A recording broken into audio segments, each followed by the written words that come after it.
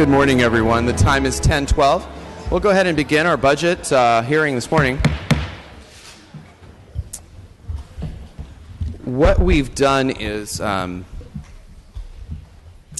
usually the rules require that that the comments that public comment are germane to the agenda item. So what I did was I talked to staff. We went ahead and moved City Council offices, council to the top. So we'll hear a presentation on City Council budget, and then the comments from the public will be more germane to that than public utilities or public works. So that's what we'll do. So there's a little bit of an agenda change. I've already spoken to the clerk and council colleagues as well. So we'll begin this morning with City Council offices, then Public Works Department, then Department of Public Utilities, and our last item today will be Mayor and City Manager's Office. A couple items of housekeeping. I do have 2 yellow cards for people who wish to address Department of Public Works. 2 cards. So rather than, there are 4 now. Okay, so rather than having those people wait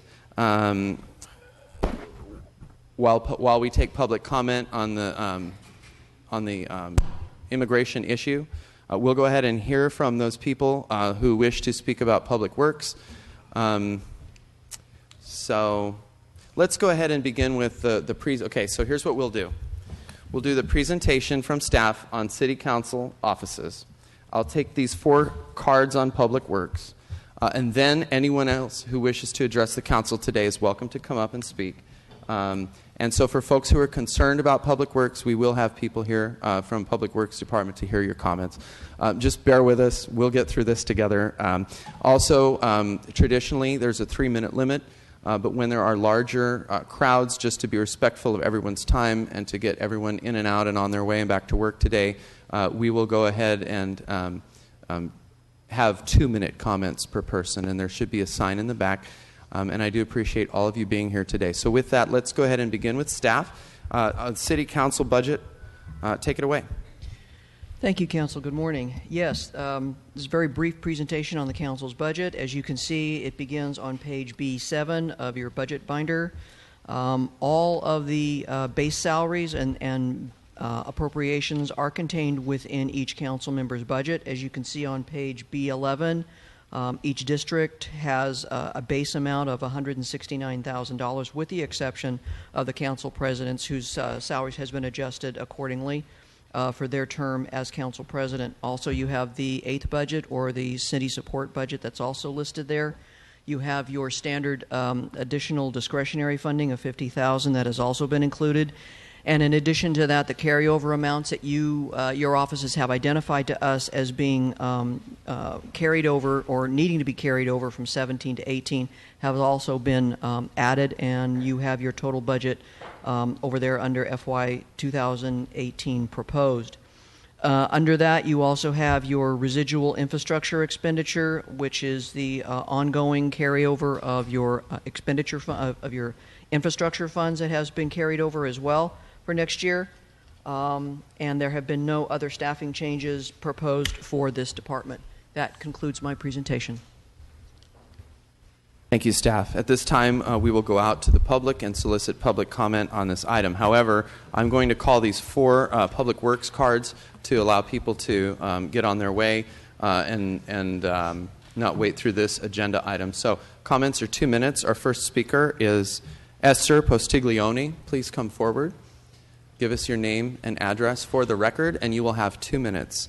About halfway through the time period, you'll hear a chime. It doesn't mean your time is up. It's just the 1-minute alert. Welcome. Good morning, council members. My name is Esther Postiglione. I live at 111 East Terrace Avenue, Fresno 93704. I'm here on behalf of Cultiva la Salud. We are a community-based organization that works to promote healthy eating and active living. So this morning, of course, our interest is around active transportation. We know that one of the best ways to prevent chronic disease is by walking, and it's the easiest thing that you can do. It's something that doesn't require any funds. You can just step out of your house and walk for physical activity and for the benefit of your health. What we also know is that there are many neighborhoods in Fresno where you can't do that. You can't walk safely. There are sidewalks that have large gaps. There's non-existent sidewalks. It's just not safe to be walking in a lot of the neighborhoods in Fresno. And so we're here to support. There is I believe it's $1.25 million that's been allocated to active transportation in the budget, and we're here to recommend that more funds be allocated to active transportation so that these projects can be brought to fruition. I think something that Councilmember Soria brought up yesterday was the active transportation plan that you all unanimously voted on back in March, and we think it's really important to continue to implement that plan. And there was a prioritization tool that was adopted with that plan, so we encourage you to enforce that prioritization tool. There's also a general plan policy that, again, you all voted on that prioritizes areas around schools. And we've heard unanimously from residents that their priority is making sure their kids can walk and bike safely to and from school. So we would definitely encourage our city council to enforce those and to look for ways to continue to invest in these communities so that they can walk and bike safely for their health and for the benefit of community. Thank you.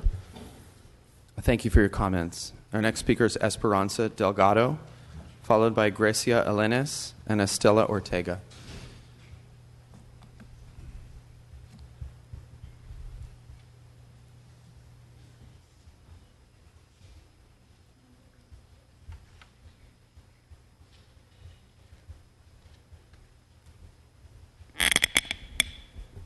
Buenos días, mi nombre es Esperanza Delgado, vivo en la 3436 y Salta. Mi comentario es que por las calles de la Orange y Butler hay unas banquetas quebradas y con hoyos, y cuando llueve mucho ahí se junta mucha agua y pues es muy peligroso para caminar. Y también ahí mismo en la Orange y la 8, en la Butler y la 8, ahí es un cruce que caminamos mucho para ir de una escuela a otra. Quisiera que por favor ahí pusieran stop porque hay mucho peligro ahí. So this is Esperanza, and her comment is around the streets that need repair on Orange and Butler. There's also a lot of sidewalks that are broken, and that it's very hard to walk when it's raining because a lot of water puddles up there, and that it's really dangerous to be walking on that section of Orange and Butler. And she also mentioned a crossing on Butler and 8th that's very hard to cross and that it's very dangerous. It's also near 2 school sites. So thank you. Gracias. Thank you.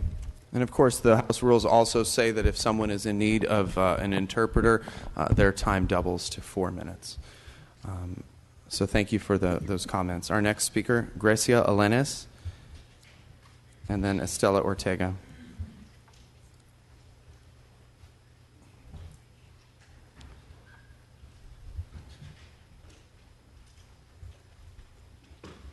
Sorry, one of the parents had to run out to take her other child to go to the bathroom. So No I'm watching her problem. right Babies now. are welcome. Yeah. Hi, good morning, council members. My name is Grecia Dennis. I'm with Leadership Council for Justice and Accountability. I'm here to comment on an increase in fund, and I want to echo what Esther and Esperanza had mentioned of increasing the funds in the active transportation plan, especially making sure that the plan that had such great community outreach and had so much input directly from community that to ensure that their priorities are really realized, to make sure that we have that funding. So increasing not only the $1.25 million to ideally $2 million to make sure that that plan is being able to implement. I was just speaking to one of the residents that we work with, and she was just mentioning how it's just so hard when kids get off of get off of the school bus and off of the city bus and have to walk on the dirt roads. And this is found in your council district, council member or President Olivier, where they literally have to walk on the street just to go to Yosemite, or on the street just to go to Yosemite school, where kids are walking alongside the canal where there's no fence. And so we really need this this funding to be able to implement such a great plan, which the staff worked really well and tremendously well with us on this and with the community. Thank you. Thank you for your comments. Our next speaker is Estela Ortega, our final speaker on Public Works this morning. Ms. Ortega? Excuse me, Public Utilities. Public Works.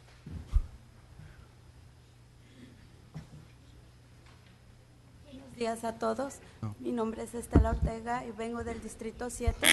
Vengo aquí a hablar porque en la comunidad donde yo vivo todavía no hay banquetas y las señales a veces no están bien pintadas y quiero que por favor pongan más atención en estas cosas como son las banquetas, las señales de tránsito, las carriles para bicicletas. Hi, my name is Estela Ortega. I'm here to ask for more funding for streets, for sidewalks. Where I live, there are currently no sidewalks. We really need to have the crosswalks and the bike paths better painted and better delineated. Y la limpieza de las calles, que a veces están muy sucias. Quiero pedirles por eso también. And street cleaning, which oftentimes they're very dirty. We would really like to see more funding for that. Y yo pienso que somos una de las comunidades que estamos más desfavorecidas y no nos ponen mucha atención a nosotros. Yo pienso que ustedes deben de hacer algo porque miran que estamos en desventaja y no miro el cambio. And I think my community is one of the more disadvantaged communities here in Fresno. I'm here to ask you guys to really pay attention to our community because we ask you guys and yet we see no change happening there. Muchas gracias por su atención. Thank you so much for your attention. Okay, thank you. I'm getting more cards now for Public Works. So we'll go ahead and continue with Public Works. That presentation will be following, that staff presentation will be brought forward following the council budget portion of the meeting. Juan Castillo, Raquel Vargas, and Araceli Sanabria. So, Mr. Castillo?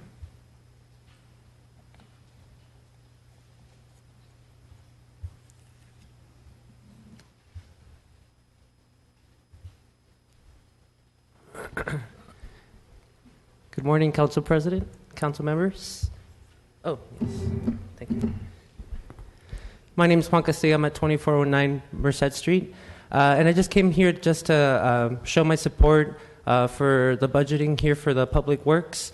I know that you guys are taking into consideration a lot of asks from the community. You guys are taking into consideration a lot of needs and a lot of stuff that you guys have prioritized around your districts and have heard from your constituents. But I really would ask that you guys really take into consideration projects that are really going to help benefit Fresnans as a whole and not just outside or not just within the district. And I would just really urge you guys to really take into consideration today's public comments, and I'm here to support you guys as well. So thank you very much. Thank you for your comments. Raquel Vargas?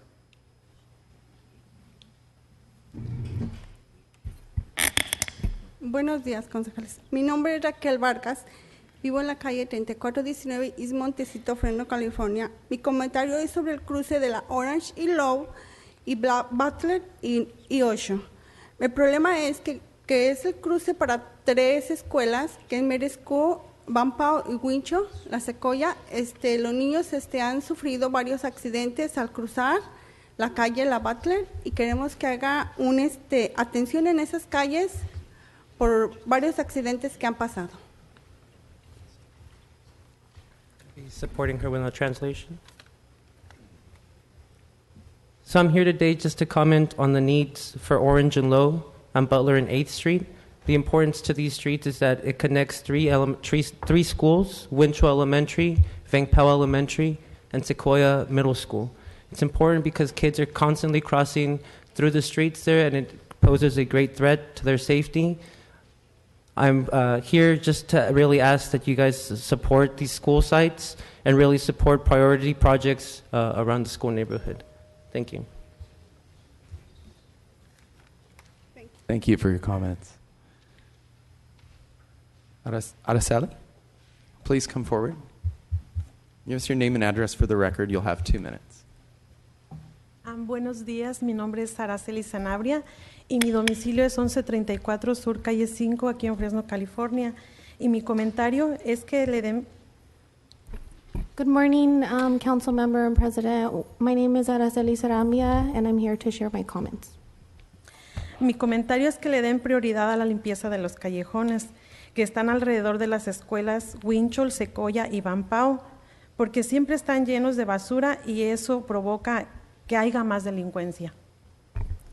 My comment here today is to prioritize the cleanliness and make sure that our alleys that are in the Winchell, Sequoia, and Vang Pao area to be prioritized, because as we know, with consequences of lack of maintenance within our alleys, it brings more delinquency within our neighborhoods.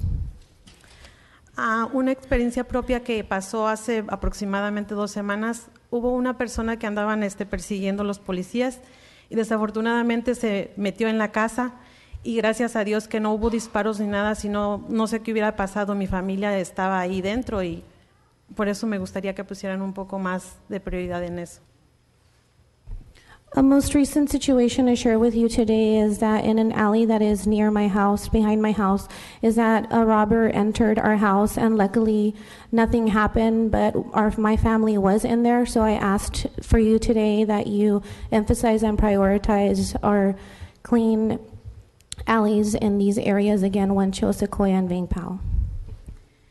Y pues mi recomendación sería que pongan un poco más de fondos en obras públicas para mejorar estas áreas que están cerca de las escuelas, porque lo que es banquetas, calles y todo están muy descuidados, siempre nos dejan muy olvidados. Usted, señor Luis, que es nuestro representante, espero que no nos olvide.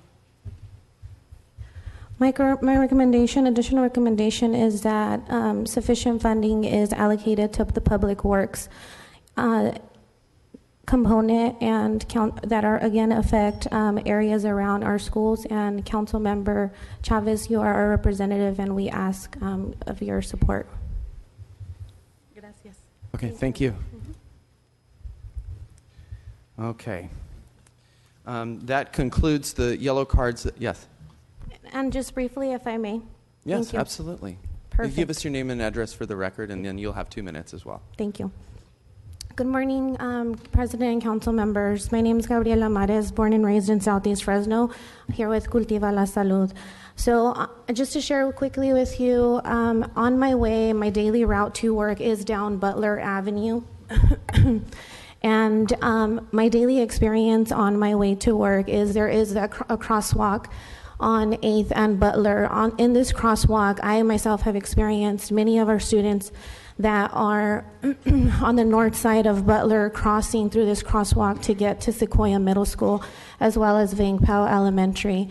And my experience has definitely been, I've waited a few minutes there.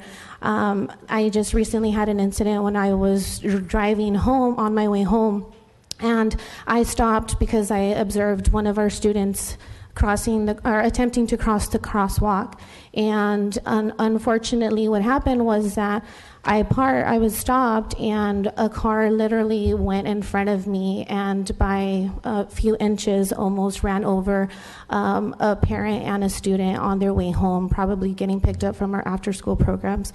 So we definitely, my recommendation is that our prioritization tool that was recently adopted in March, that we honor that and make sure that areas like Butler and Orange, as well as, Butler and 8th and Orange and 8th, Orange and Low are prioritized, and ensuring that our students are getting to and from school safe and sound. Thank you for your time.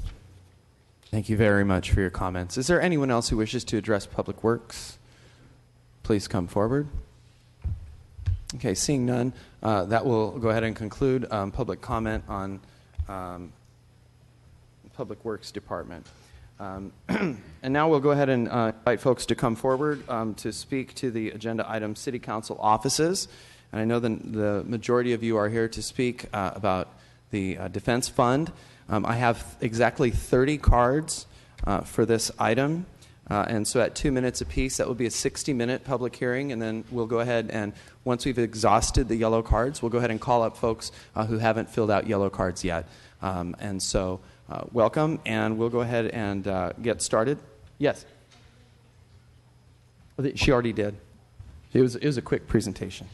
Our first, and then what I'll do is I'll call like we saw a few moments ago, and thank you, staff.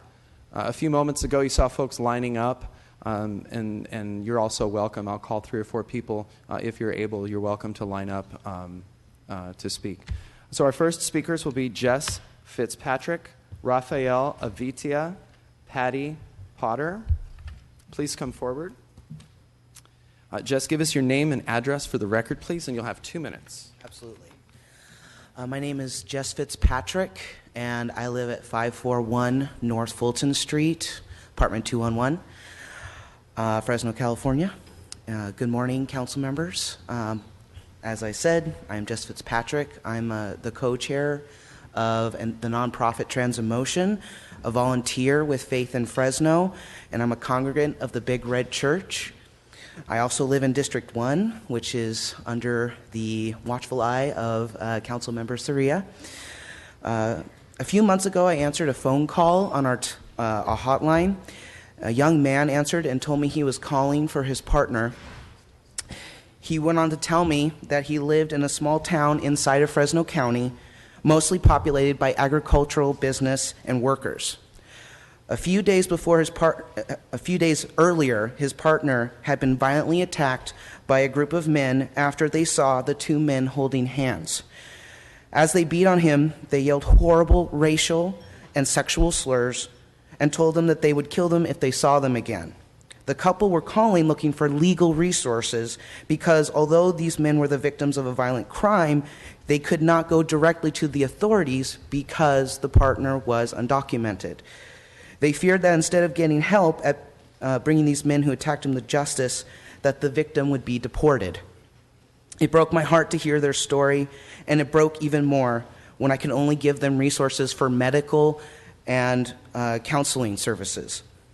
Faith in Fresno is asking the City Council to approve and contribute $200,000 to the Legal Defense Fund. In my humble opinion, it is a small contribution, a tiniest of investments in the protection of the families and workers that sustain the economy of the Central Valley.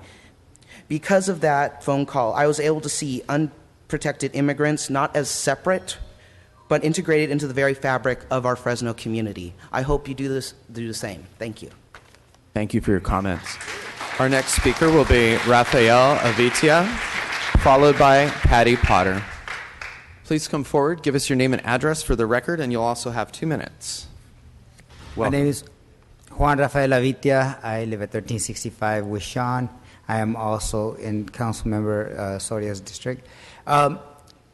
This proposition that's being put forth, and I know it surprises some people possibly, and maybe not, it's something that is serious to many of us in the immigrants' rights community. I myself was an immigrant to this country. We lived in South Central Los Angeles where the landlord would call immigration after pocketing the money. We'd have to hide underneath our beds and in our closets at the direction of my father and my uncle, 2 grown men.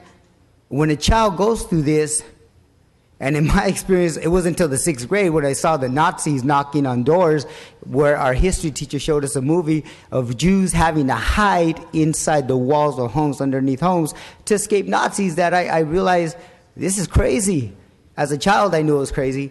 But you put this together today in 2017, we just had some raids that took place underneath the nose of Fresno and some of the leaders here. And we appeal to you, many of us, from different groups. I represent the Fresno Brown Berets. I'm a member of that group as well. But we appeal to you, your decency at a time where there's lack of decency. We appeal to your sympathy and your civility to do something for immigrants in Fresno. Sacramento has done it. Los Angeles has done it. And we talk about taking Fresno forward. Lately, I felt we've gone backwards. And that's a shame, because we're supposed to be a diverse city. We're supposed to be one nation, quote unquote, under God, as some of you yourselves all unanimously voted, with the exception of Councilmember Baines. So I'm appealing to you all, and we're asking you all to support this proposition to make it possible for families not to be broken up in the manner that many of us have seen take place. Because when those families are broken up, and some of those families did nothing wrong, when they're broken up, the after effects, the consequences are brutal in our community, with broken homes and poor schooling, etc. Thank you. Thank you for your comments. Patty Potter, James Alvarado and Stan Santos. Please give us your name and address for the record, and you'll also have 2 minutes. I'm Patty Potter. I live on Cornell Avenue. I'm a member of Faith in Fresno. And you were successful in getting the words "In God We Trust" on the wall of the chambers, and it's going to be unveiled tomorrow. And you now have the opportunity to put those beliefs and that faith into action. And with respect to the motto, I know God is not a Christian God, but forgive me, I am going to quote a Christian proverb. And in Proverbs 31, 8-9, it says, "Speak up to those who cannot speak for themselves, for the rights of all who are destitute. Speak up and judge fairly. Defend the rights of the poor and the needy." If a person believes those words, it necessitates that you support and pass, in addition to the upcoming budget, to have a legal defense fund. And it protects undocumented immigrants who are threatened by deportation and that don't have access to legal representation. There's no public defender in an immigration court.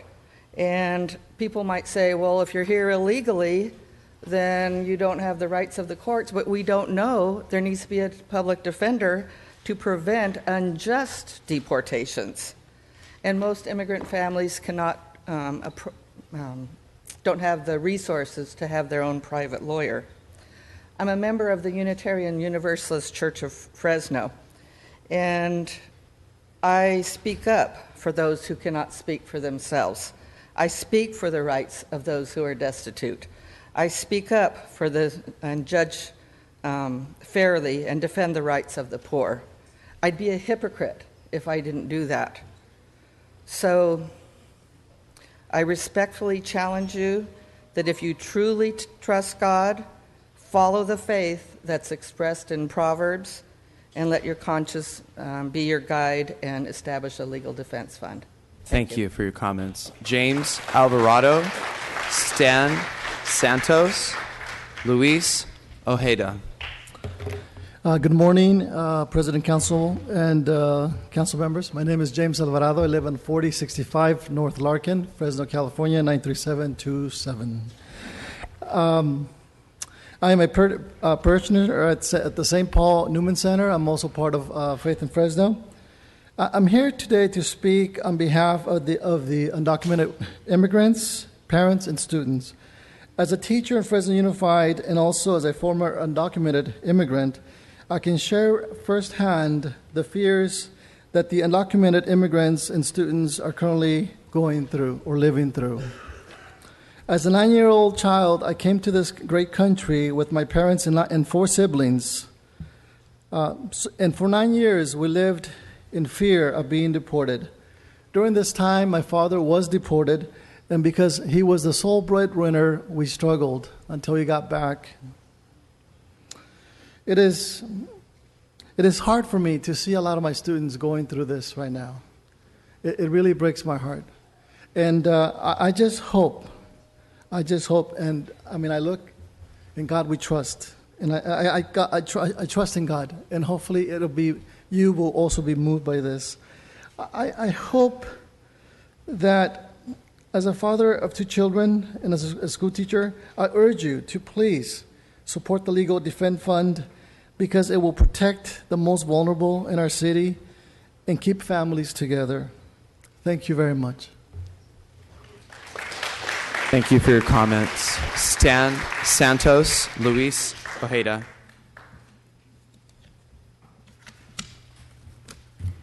Good morning. My name is Stan Santos. I reside at 4353 Kenmore Drive South. I also have additional properties in the city of Fresno. I'm a lifelong resident in Fresno. My father fought in World War II and became a G-man, if anybody remembers what a G-man is, garbage collector for the city of Fresno, and retired from the city of Fresno. However, my parents were born in Texas. My grandparents were fleeing the violence of the Mexican Revolution. Right now, we see a similar cycle of violence in Mexico and in Central America and other parts of Latin America. Through no faults of their own. The individuals and the families that are coming here due to those circumstances.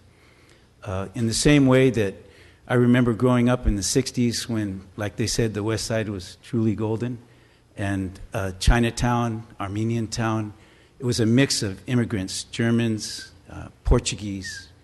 Everybody came, and everybody found a place and joined their little circle in that community, in the larger circle of the community of Fresno. We're asking for the opportunity for immigrants to do that now. And I've seen it. I've had a builder's license since 1994 and worked with AT&T since 99. I've seen immigrants move into those jobs from the bottom up, take the worst jobs, digging the trenches, pouring the cement, working themselves into the higher level building trades, and eventually into the technological trades, telecommunications and others. They have the ability to do it. They're young, they're healthy, they're hard workers, they'll contribute greatly to this community. There's plenty of room. We have plenty of wealth in this community, and I think we can do it. But we have to start here, so we ask you to pass this resolution and make it happen for these people in the same way that it's happened for so many generations in the past. Thank you very much. Thank you for your comments. Our next speakers will be Matthew Gendian, Tim Rios, Francisco Pineda. Matthew Gendian, please come forward. Give us your name and address for the record, and you will have 2 minutes. Good morning. My name is Matthew Gendian. I'm a professor at Fresno State at 5340 North Campus Drive in Fresno. I'm here today to share Reverend Dr. King's reminder that public budgets are moral documents, and to encourage you to consider the city's responsibility in protecting and serving all of our residents by setting aside some funds for a legal defense fund.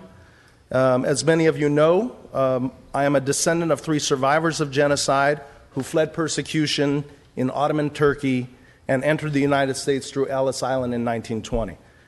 I see a version of myself, my family, and my 3 grandparents who fled persecution and genocide in Ottoman Turkey and came to the United States. I see a version of myself and my family in many of my students at Fresno State and their families, many of whom themselves have fled their home countries for the same reasons. And it pains me to hear their stories about the daily fear they have in simply being who they are, and even worse, when their families are being broken up by the Federal Immigration and Customs Enforcement Agency. Recently, week-long ICE raids resulted in the arrests of 54 people in 7 Central California counties targeting what are being called at-large criminal aliens, illegal re-entrants, and immigration fugitives. However, of those 54 arrested, nearly 20%, or 9 individuals, had no criminal convictions. Also, it's important to keep in mind that most immigration violations are civil offenses on par with violating a contract, not criminal offenses. It's important for the city and others of us to come together to support a legal fund to defend our neighbors. I'm reminded of a quote by Pastor Martin Niemöller in World War II, which I've updated for today.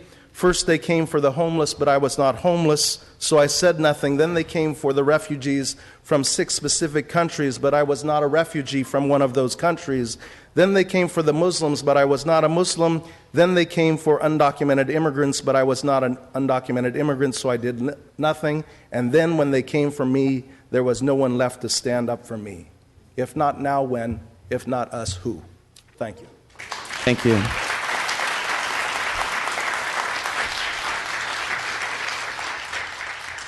We have Tim Rios, and then everyone bear with me, please. Okichu Kuiu Egbuzium is the next speaker after Francisco Pineda. So, Tim, give us your name and address for the record, and you'll also have 2 minutes. Thank you, President. Tim Rios, 2995 East Granada, 93720. Good morning, city leaders, council members. My family was deported in 1976. It was a late spring day. I walked home from kindergarten and found a van parked outside of our little apartment in Selma. Walked in the door, found my mom crouched down near the little stove that we had, and she whispered to me to hide. And so I huddled down underneath the little metal dining table that we had there in the living room. 2 immigration agencies came behind the little complex of apartments. One poked his head in through the window in the kitchen, took the butt of his gun and tapped me on the head and said, "Okay, let's go." They found my parents and all my brothers and sisters, 6 of us, and quickly loaded us into a van and then in a bus to Tijuana, Mexico. We didn't have anybody to call, no family, no friends, no attorneys. They were all documented. Our friends were documented, so no one to call, no organizations, lawyers. My parents had $350 to their names. It was a difficult, degrading experience, and we would eventually find our way back, became permanent resident citizens. All 6 of us kids graduated from college. We even have a Harvard graduate in the family. Our immigrant community is among the hardest working, the least paid, in some cases completely invisible to all of us, and they need our support today. If immigrants are to have a voice, if they're to have advocates, let this start with this city here. And we heard this earlier, if not here, then where? Our path to success of the city will become successful if we stand up behind the most underserved and underprivileged and most vulnerable in our communities. Our families deserve the support of each of you council members, and our city needs to take a stand not only for our folks here, but also other cities across the country and across the state. Thank you for your time, and thank you for voting yes on this very important initiative. Have a wonderful morning. Thank you. Thank you. Francisco Pineda. If you could give us your name and address for the record, then you'll have 2 minutes. My name is Francisco Pineda. I'm from the St. Paul Newman Center, 1572 East Barstow. I strongly urge the council members to support the Legal Defense Fund. This will allow the poorest of our community to help put food on our tables, the immigrant families, to qualify for legal representation. I spent my first 18 years of my life working in the fields, so I can personally relate to the struggles and hardships that these people go through. I personally asked Paul Capriolo, who's the Newman Center is part of your constituents, ask you to take a leadership on this very, very important proposal. Thank you very much. Thank you. Okay, our next speaker is Okachu Kuyu Egbuzium, and then followed by Rosemary Pineda. Welcome. Give us your name and address for the record. You have 2 minutes. Okechukwu Egbuzium, 6477 North Mariposa, Fresno, California, 93710. And so my name again, I'm a member of St. Paul Catholic Newman Center. And we're in Paul Capriolo's District 4. We're also part of a Fresno Catholic Diocese.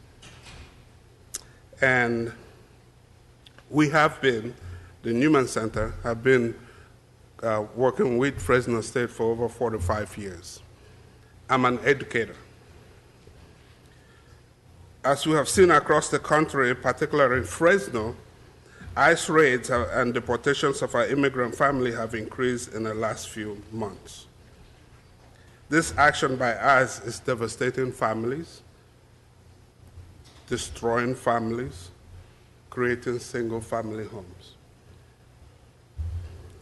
If our citizens of Fresno are scared to go outside and go to the grocery store, how then do we say in God we trust? How do we say in God we trust? What we want is our city to take the moral high ground. Even though I'm in this district, but it affects every one of you in your district. We need to take that moral high ground to help these families. We need to reunite families, not destroy them.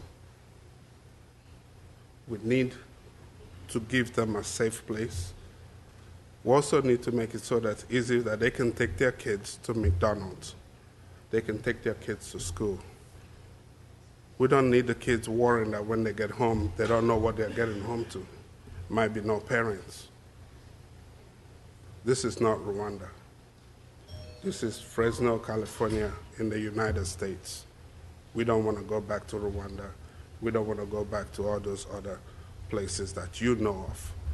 So I'm in here in support of the Legal Defense Fund, and I hope that you'll give it the same too. In God we trust. Thank you. Thank you for your comments.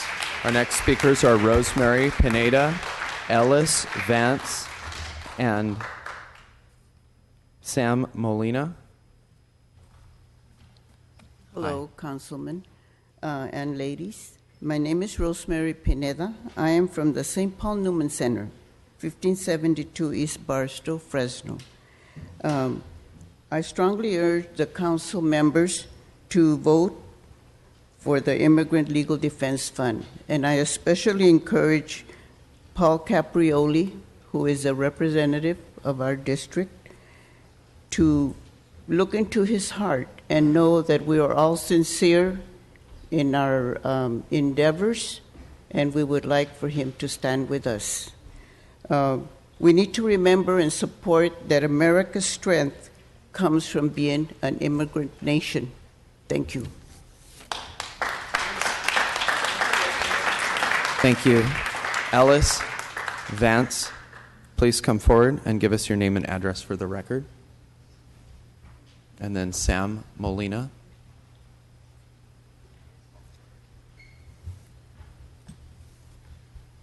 We're going to have a quick card switch because somebody has to go, so Ellis is going to go during when her card gets called.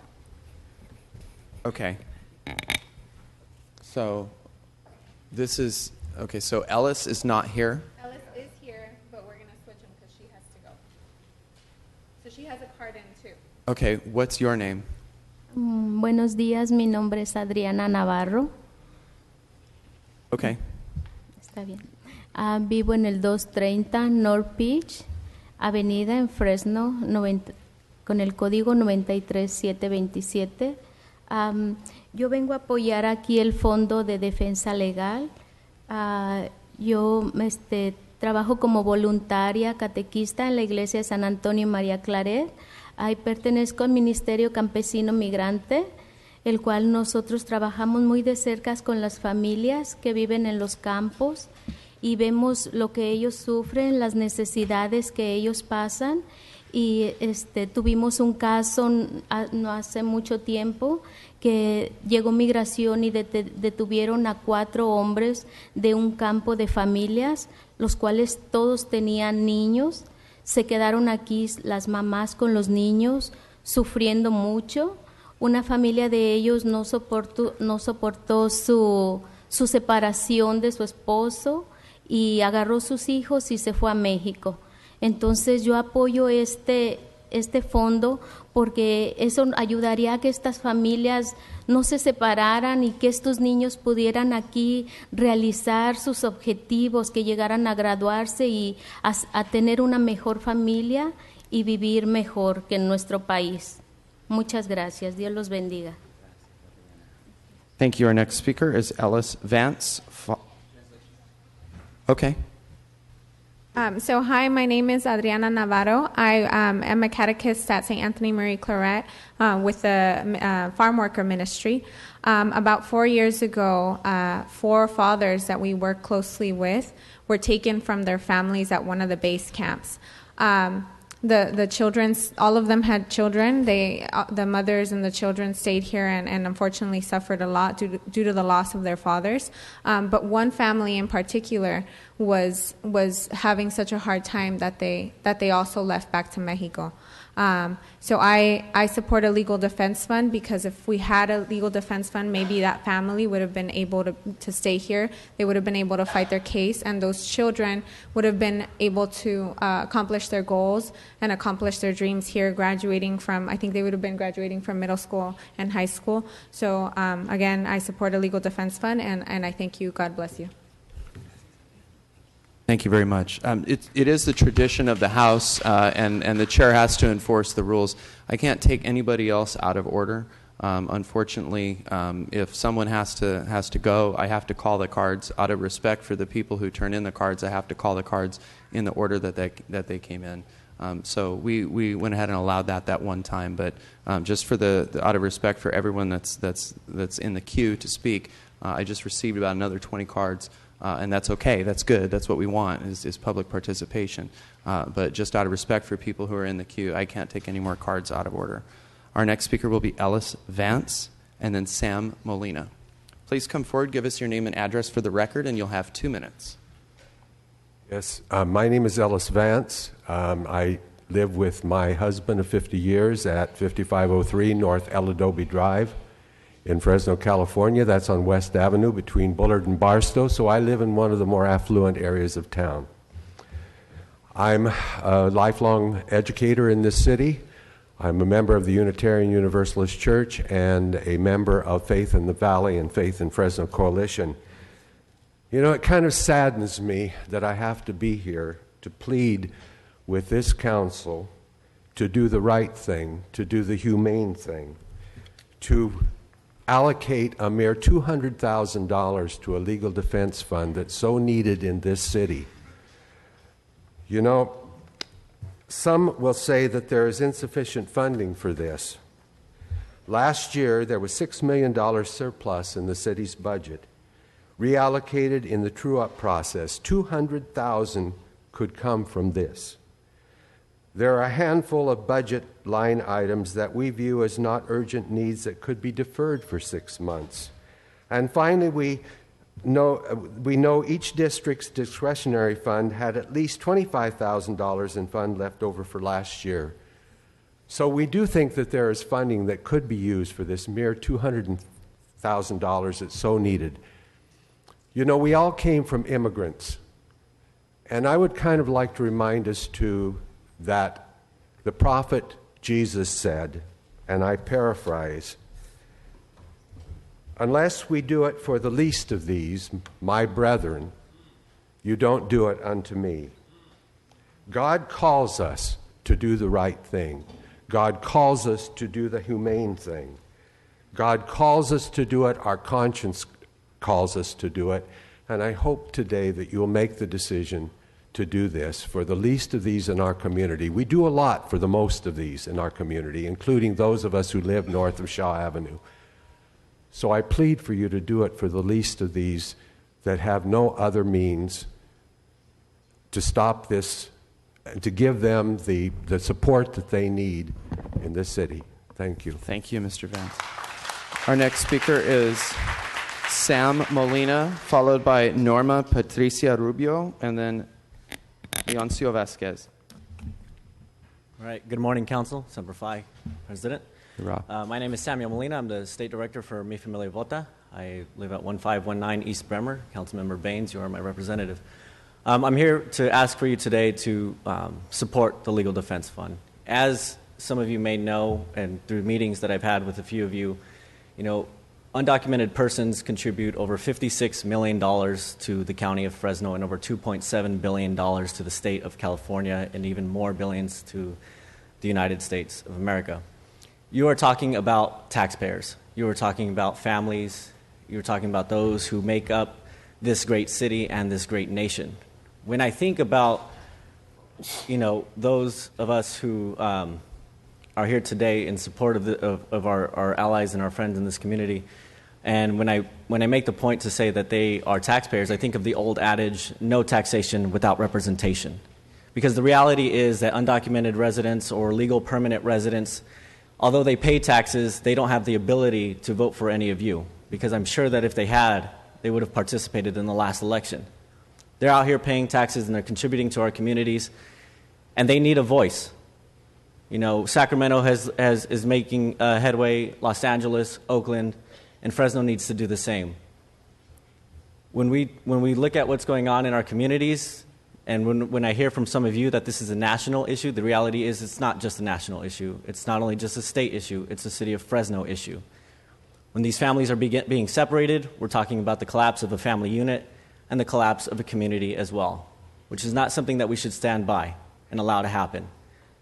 The fact of the matter is that this issue is spinning out of control, and it is hurting our families, and it is hurting our community, and it is hurting the city of Fresno, and we need to stand up and do something about it. So please support the budget. Thank you. Thank you, Mr. Molina. Our next speaker is Norma Patricia Rubio, and then Leoncio Vasquez, followed by Saburo Masada. Please come forward, give us your name and address for the record, and then you'll have 2 minutes. Hi, everyone. My name is Norma Patricia Rubio. My English is not good, so I need a translator. Okay. Thank you. La migración no es un término reciente. Yo creo que ustedes, sus padres o sus abuelos, son migrantes. Al menos en la conformación de este país como nación comenzó desde la llegada de los primeros europeos a la nación. Immigration is not a new term. I imagine many of you, your parents or your grandparents were immigrants. And since the beginning of this country, it started as a country of immigrants with the first Europeans. Desde los primeros europeos, como dije, hasta la proclamación de la independencia de las 13 colonias. Sin estos peregrinos ingleses, irlandeses, españoles y alemanes, Estados Unidos no sería lo que es hoy. From those first Europeans, as I mentioned, to the Declaration of Independence of the 13 colonies, these pilgrims from England, Ireland, Spain, Germany, the United States wouldn't be what it is today. La riqueza de este país radica precisamente en la diversidad de su gente. Por eso hoy no demos la espalda a los migrantes que, como los primeros europeos, vinieron a hacer de Estados Unidos lo que es hoy, un país fuerte, poderoso y maravilloso.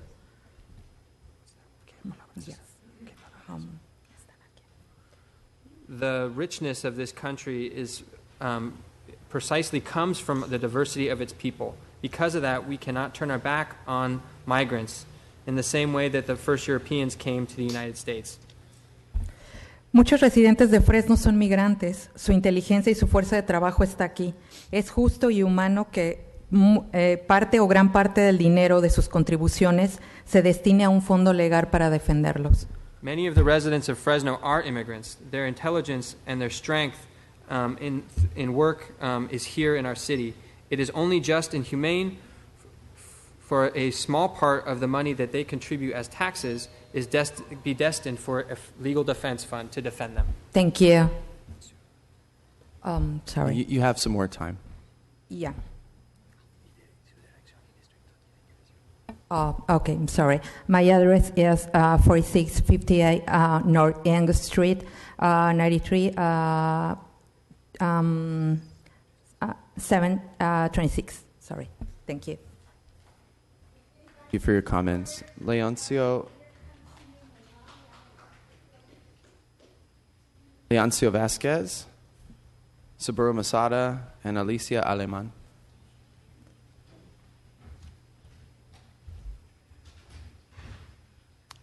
Mr. Vasquez here? Okay. Our next speaker is Saburo Masada. Do we have Mr. Masada? Please come forward. Give us your name and address. Record, you'll have 2 minutes. My name is Saburo Masada. I'm living on 2089 East Shea Drive in Fresno, California. Thank you for this opportunity to share some words. I didn't expect to have this opportunity, so I just quickly jotted down some notes. But I wanted the City Council to remember what happened to 120,000 Japanese Americans who were innocent and were incarcerated in 10 America's concentration camps for up to 4 years during World War II. We had no charges against us, there were no trials held, and no one defended us. And so I speak for the 120,000 Japanese Americans who had no defense provided for them to defend the legal defense fund for those who need it today. That was in 1942, and we don't want to repeat what happened then again today. Those in power in our beloved America failed to defend us. And so I strongly recommend that the Legal Defense Fund be established so that those who need defense can have the funds to defend them. The trauma we went through silenced us from speaking up, and so you could see that there's hardly anyone here from the Japanese American community. But we should be the first to stand up for those who are facing this problem today, since we had faced it in 42 with no defense. Thank you very much. Thank you for your comments. Alicia Aleman. I have a card here that just says Jose is next. From Faith, Jose from Faith in Fresno, and then I have Maria Romero. Hi, welcome. Excelente y productivo día. Mi nombre es Alicia Alemán. Vivo 4815 North Weiner Circle, Fresno, 93726. Good morning. My name is Alicia, and I live in 4815 North Weiner Circle, Fresno, 93726. He trabajado en diferentes organizaciones desde que llegué a este país alrededor de hace 12 años. I've worked in different organizations over the past 2 years since I arrived here. It's 12 years, I'm sorry. Oh, 12, thank you. Por mencionar algunas, son PICE, Margie Manson Center, Chats Program, EPU y algunas iglesias como el Sagrado Corazón de Jesús en Clovis. Some of these are PK, Marcy Mason Center, Chat, EPU, y alguna iglesia de and Our Lady of Perpetual Help in Clovis. Trabajando en estos lugares me he dado cuenta en las estadísticas que realmente es muy importante que nosotros detengamos, que sigamos separando familias inmigrantes. Working with these different organizations, I realized the statistics around how many families are being deported and separated. The main reason, I'm just trying to do it in English, sometimes I'm nervous if I need help. The main reason is because the next generation is in danger because of those broken families. When a human is broken, I don't know how to say it. Cuando un ser humano está quebrado emocionalmente, es muy difícil que una persona pueda ayudar a su comunidad. When somebody is emotionally broken, it's very difficult that they can contribute to their community. Personalmente he sido sobreviviente de violencia doméstica de hace algunos años atrás. Personally, I am a survivor of domestic violence a few years ago. Eso fue en el condado de San Diego. Cuando llegué a Fresno encontré muy buenas personas que estuvieron dispuestos a ayudarme. That was in San Diego County, and since I arrived here in Fresno, I've been able to find a lot of people who are open to helping and supporting me. Está bien, tienes 2 más minutos. Lo que me he dado cuenta es que en estas comunidades y en estas organizaciones hay muchas familias, hay muchas personas soñadoras, emprendedoras, con muchas ganas de seguir creciendo la ciudad. I've learned in a lot of these organizations and groups that there are a lot of people who are who have big dreams, who are dreamers, and also who are very entrepreneurs. Yeah. And they are willing to, do their best to make Fresno go bigger. That was in English. Confused. Pero la razón principal que me he encontrado es que muchas de estas personas no tienen voz y no tienen voto. But the reason I'm here today is because a lot of those people don't have a voice nor a vote.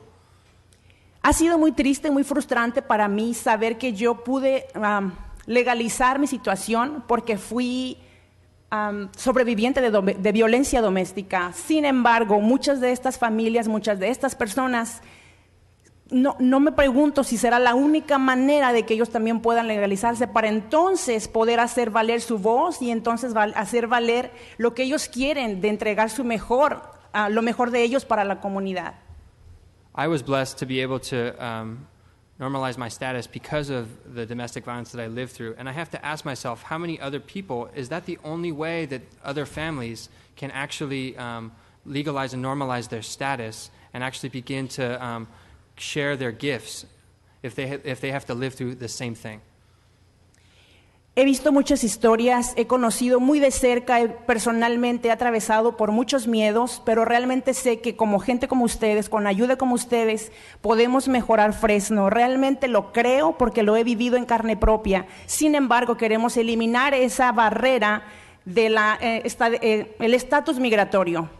So I've seen a lot and I've heard a lot from our community, and I know that together with your support, we can do a lot to begin to change Fresno and contribute to healing. Estas personas no piden nada porque ya estamos pagando taxes, solamente necesitamos su ayuda y juntos lo podemos hacer. These folks are not asking for anything. We are all taxpayers. All we're asking for is your support. Thank you. Thank you. Thank you, gracias. Okay. Are you Jose? Buenos From- días, mi nombre es Oh. José Serna, vivo en 3441 Mayfair Drive Sur, Fresno, California 93703. Good morning. My name is Jose Serna. I live on 3441 Mayfair Drive Sur. Mayfair Drive. Estoy aquí pidiendo la ayuda para la defensa y no voy a decir sobre la defensa legal. Estamos sufriendo un ataque terrorista porque es lo que se está viviendo. I'm here today to advocate for defense, not legal defense, but because what we are experiencing is an attack noted by terror and fear. En lo que es mi trabajo, me ha tocado ver muchas familias aterrorizadas de que cuando yo llego a hacer un trabajo, primero están mirando por las ventanas antes de abrir, y eso es mucho. So through my work, I've gotten to see many families who are very terrified. When I show up to do work at their home, the first thing they do is look through the window and try and understand who is there. Entonces, yo pienso que no se les está pidiendo un favor, no se les está pidiendo nada regalado, porque estas familias le han dado mucho a la ciudad de Fresno. Fresno está hecho por inmigrantes, trabajadores del campo. Y What we are asking for is not a favor, or it's not a handout or a gift. This is something that Fresno has been created and built by immigrant families. no sé en lo de nuestro presidente cuando dice que él está peleando sobre el terrorismo, pero está aterrorizando a nuestras familias. Eso ya no puede continuar. We know that the president says he is fighting against terrorism, but he is also contributing to terror in our communities and in our families. Yo creo es todo. Es todo y muchas gracias. That's everything. Thank you very much. Thank you. We have Maria Romero, Ariana Martinez Lott, Camille Russell. Hello, hi. My name is Maria. I'm from not quite sure what district, off of Maple and Olive. I part of the LGBT community. Of course, immigrant. The immigrant fight affects me personally. I got here in '98, and at that time, right before they passed DACA, my only choices growing up, getting here as an immigrant, growing up, getting my papers was the first thing on my mind the whole time. My sole purpose was to get here, get an education, succeed, make my parents' plight and anybody else, who took part in bringing me to this country worth it, So before DACA, the only choices to, I'm not quite sure what her name was, but she just spoke like she was saying, was either going through domestic violence, or if you were really awesome at your job would do it for you. Those were your only two choices. So it's basically jump in front of a car and get hit, or be really good at my job. And I definitely can relate, and I've worked in the fields. I know what it's like. I remember one evening my dad came home from work. He had been walking for about 2-3 hours because immigration had hit his packing company, and so the packing company rounded up everybody who didn't have papers, shoved them in the back of a semi, and went and dumped them off really far away in the field somewhere. so that they could get home safely to their families. My dad had to go to Mexico because we had a family member pass away, and when he tried to get back, we were basically bribed for everything we had because they told the Coyotes told us, if you guys don't send us this amount of money, we can just dump him off in the middle anywhere, and I promise you he will not make it back home. So many stories, so many things that happen to us day to day. My mom, till this day, will not and refuses to step into any government office for any type of help. She's epileptic, so she needs a lot of help. It took us about 2 years to convince her to. Thank you. Ms. Romero, your time is up. Can you please Sorry. wrap up your comments? Okay. Thank Well, to me, it's very important. I know that we all come from immigrant backgrounds, and I know that today you guys will make the right choice and help a part of the community who is so important and Thank you. crucial. Thank you. Appreciate your comments. Our next speakers are Ariana Martinez-Lott, Camille Russell, and Dan Yassin. And just so folks understand the procedure, what's going to happen today after public hearing, public comment, is we'll go ahead and return the debate to the council. The item, of course, that we're all speaking on is a city council office budget. At that time, council members are free to make motions. And then it would require, your item would require a council member to make a motion that we establish this fund or establish a committee to study this fund or whatever that council member's motion is. Then it would require a second, would require a council member to agree with that first council member. Then that item would go into a holding area, and that item would be heard, I think it's next Wednesday, so next Tuesday. So there would be no action today except for council may choose to discuss this item. It may choose not to. A motion may be made. A second would require that second. So with the motion and the second today, there still would be no vote. There would be no resolution to this issue today. The item would go till next Tuesday to be heard. And have final action on that. So just wanted to do that item of housekeeping for you so that everybody is on the same page as to the kind of the end game of today's item. So with that, Ariana, it's all yours. 2 minutes, please. If you could give us your name and address. Absolutely. My name is Ariana Martinez-Lott, and my address is 322 North Calaveras, 93701. So good morning, council members. I want to first start off by saying that I know that we are bringing forward to you a very complex and divisive topic in our nation. I know that there is no easy answer to this, and I do not expect you all to agree with each other, to agree with myself on this topic, and especially because I know that even considering everyone who's spoken before me, I know that I can't even agree with every single individual. It is a very complex conversation. So we have to figure out where can we find a common foundation because it does affect Fresno. So we're not asking you to make a stance on what you think about immigration in our nation. I think everyone that is here today, whether they talked about public works or whether they talked about the Legal Defense Fund, we're here because we care about Fresno. And I know that you have stepped into this leadership role because you care about Fresno. And so we have to acknowledge that our undocumented community is a very important part of the fabric of Fresno. So they are our students, they are our workforce, they are our neighbors that are volunteering at their schools and meeting with many of you guys. So we have to ask ourselves, can we figure out where we can stand together? And I personally think that this is one of those places where we can stand for Fresno. So again, we're not asking you to make a stance on immigration, but we're asking you to invest in the future of Fresno, in the health of Fresno. And we are asking you to continue helping us as we unite our communities together. Thank you. Thank you for your comments. Camille Russell, Dan Yassin, Reza Nukmanish. Good afternoon.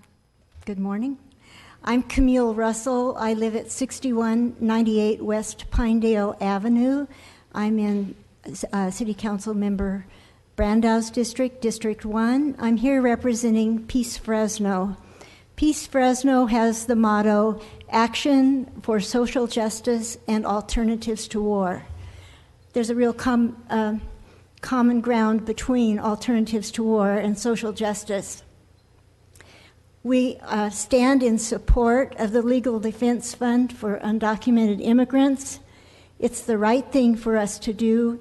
It's a small way of beginning to pay back a large debt that all of us in the United States owe to the undocumented immigrants who have been in our country for decades. Some of them even ancestors came centuries ago, and because of their willingness to work for low wages in this country, we as other people have benefited from housing, from the production,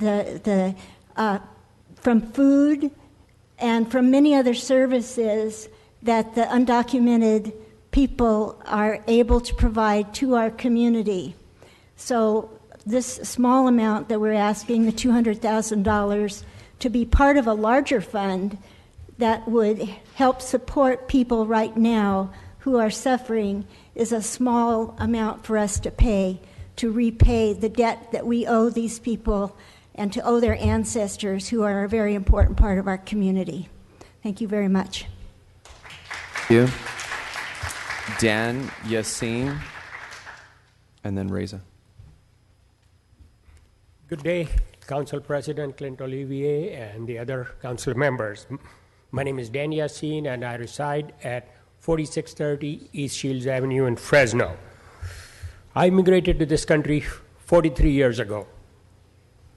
All of us are either immigrants or descendants of immigrants. Some of us, our families came 500 years ago, 300 years ago, 100 years ago, 50 years ago, or 5 years ago. But we are all immigrant to this country. I'm here to speak for the voiceless and most vulnerable community, which is the undocumented community this time. I urge you to designate $200,000 for a public-private legal defense fund to protect this community. Undocumented immigrants are very vulnerable at this point. They are facing the dire consequences of our immigration policies. There are social, political, economic, and historic extenuating circumstances that they are here. And they do the jobs that most Americans do not want to do. They provide valuable services, and all of us benefit from them one way or another.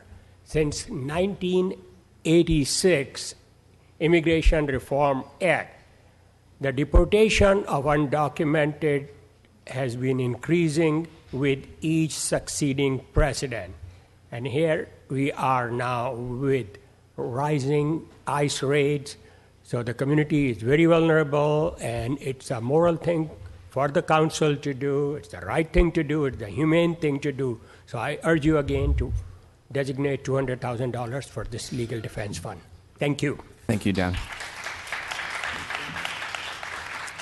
Welcome. Please give us your name and address for the record, and you'll have 2 minutes. Council President Olivier, and esteemed council members, my name is Reza Nikumanish, 2111 East Nice Avenue in Councilmember Bredefield's district.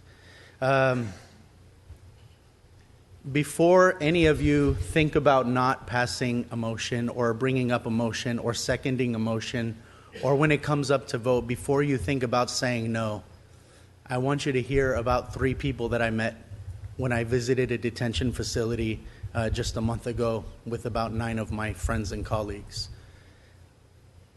I met a woman from Sierra Leone who was held down with a machete to her neck by her uncle while her aunt circumcised her because she left her religion of Islam to go to Christianity.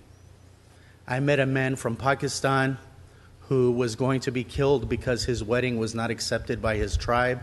His marriage was not accepted by his tribe, and he flew to Brazil, and from there either walked or hitchhiked his way up to our country seeking protection.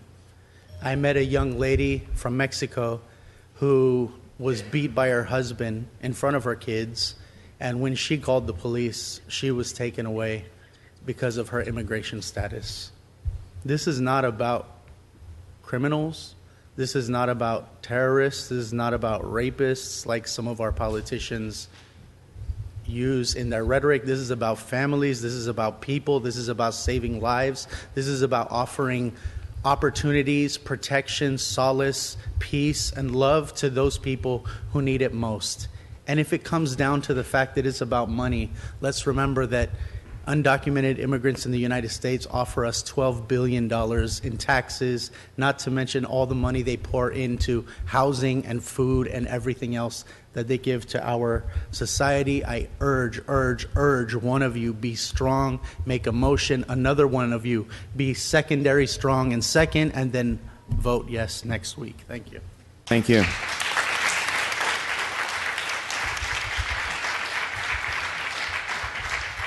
Okay. Our next speaker is Valeska Sanchez Reyes, Maria Cervantes, Dr. James Mendez. Do you have Valeska? No, okay. No Valeska.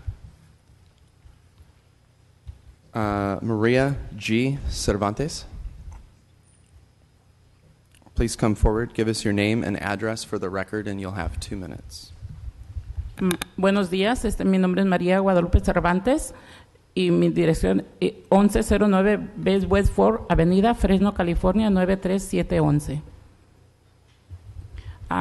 Me gustaría empezar diciéndoles que deberíamos de agradecer a nuestros campesinos, que son los que ponen nuestra comida en nuestras mesas, la fruta y la verdura que comemos. Ustedes se han preguntado qué pasaría si toda esta gente sale deportada. Todos pensamos nomás en lo que nos beneficiamos, pero no nos ponemos a pensar qué pasa con esos taxes de esos campesinos que no tienen documentos. ¿Dónde va este dinero? ¿Qué hacen? De ese dinero podían crear un fondo para poderlos defender, para poderlos ayudar. De aquí de las personas que son hispanos, saben que vienen de familias que trabajan en el campo, saben lo que es el trabajo en el campo. Yo creo que si alzáramos la voz y les diéramos el reconocimiento a nuestros campesinos y se tentaran su mano en el corazón, pensarían diferente y apoyarían.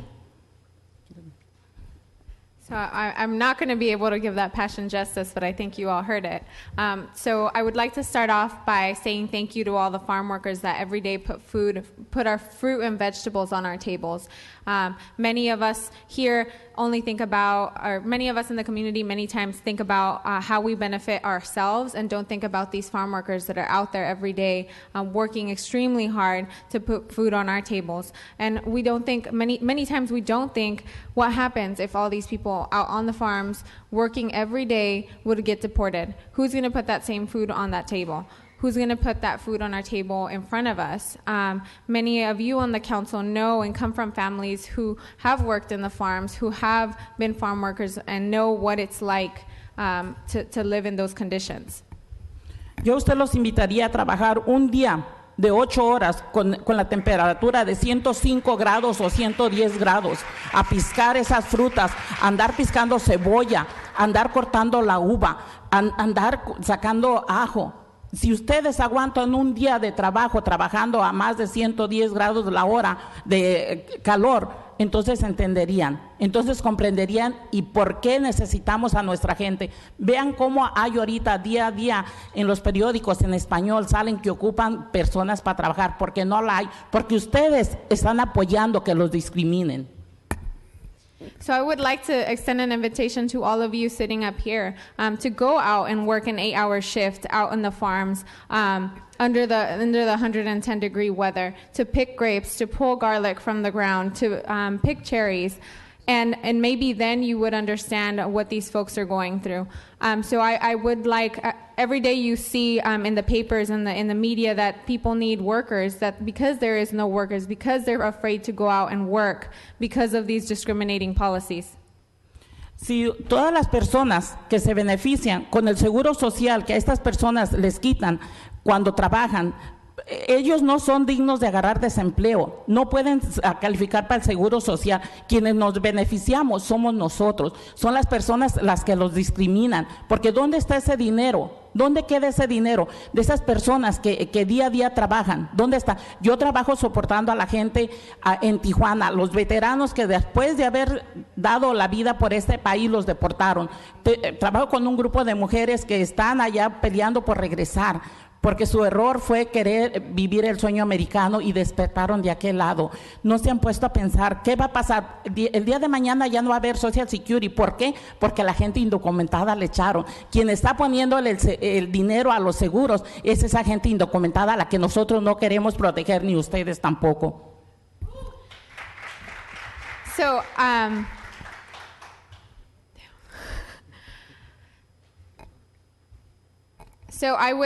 all of these people that are working out in the farms are pouring into our taxes, are pouring into our Social Security, and yet they're not able to take any of that money. They're not eligible to receive Social Security. They're not eligible to apply for unemployment. They're not eligible to receive any of these benefits that all of us up here, including myself, benefit from. I myself work with a group of women in Tijuana who work with other women, but also veterans who have been deported across the border because their error was to cross the border to try to live out the American dream.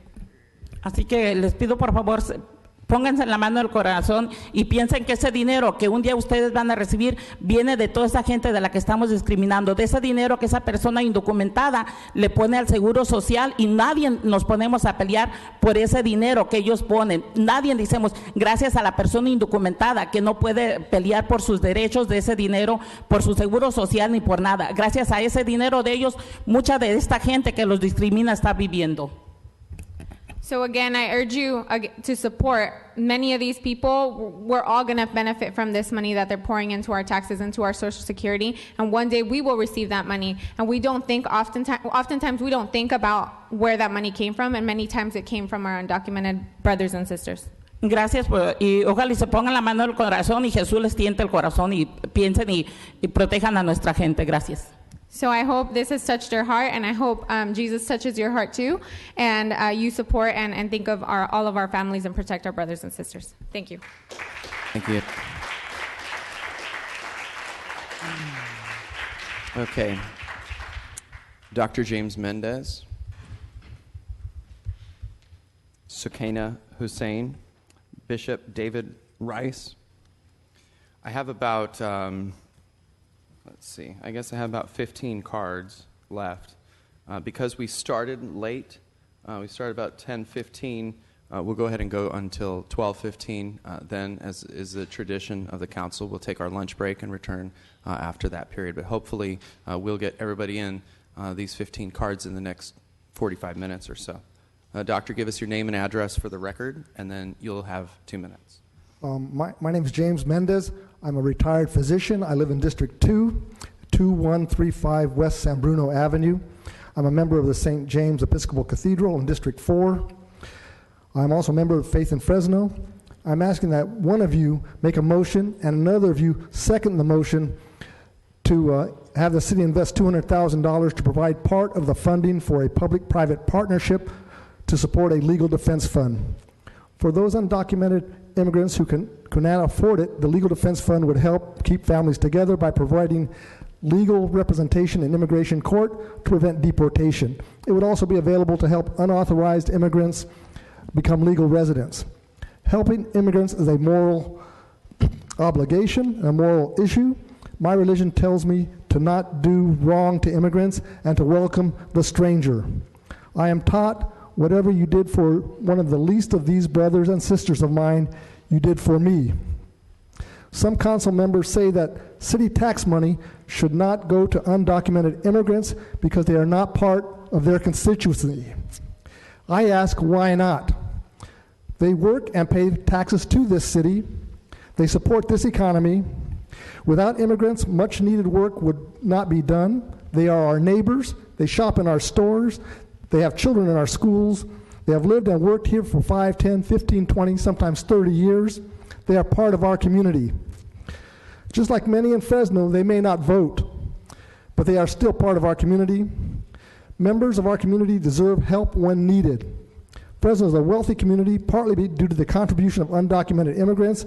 With a $1 billion budget, this city has $200,000 to support some of the most vulnerable members of our community. Again, I'm asking that one of you do what is morally right. One of you needs to make a motion. Another of you needs to second this motion that the city invest $200,000 to provide part of the funding to support a legal defense fund for undocumented immigrants. Thank you. Thank you for your comments.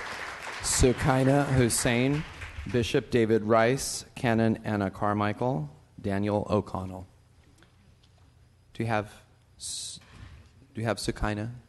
Please come forward and forgive me if I mispronounced your name. You have 2 minutes. Please give us your name and address for the record. Thank you. Good morning, Council. My name is Sukaina Hussein, and I'm in 6655 North Fresno in Councilmember Bretto Falls District. I am here as a resident of Fresno. I'm here as a member of the Muslim community, and I stand before you as an immigrant. My family came here, just like many of immigrants in this country do, seeking a better education, educational opportunities, seeking jobs, seeking a better opportunity for livelihood. And we've been blessed to have that because of the resources that we found in our community. In the past couple months, I've heard countless stories from undocumented families, those who are afraid to go to work, those who are afraid to leave the shutters open in their homes, those who are afraid to send their kids to school because they may not be there at the end of the day for them to come back to. I'm asking you how we can look forward to a city that'll continue to thrive if we have children that are not in school, if we have folks that are not going to work. And as you've heard from countless people today, these families are an integral part of our economy. They're an integral part of what makes Fresno so beautiful and such a vibrant and diverse place to live. I know this may seem like a difficult task. I know that there's some opposition. I know that it's not very popular to do something like this, but you've seen the support from across the community. Today, we're providing you an opportunity to stand with the most vulnerable in your communities. We're calling on you to do something that's right, something that's necessary, even though it may seem tough in the beginning, because in the end, we all want Fresno to succeed, and we want the families who thrive here to succeed.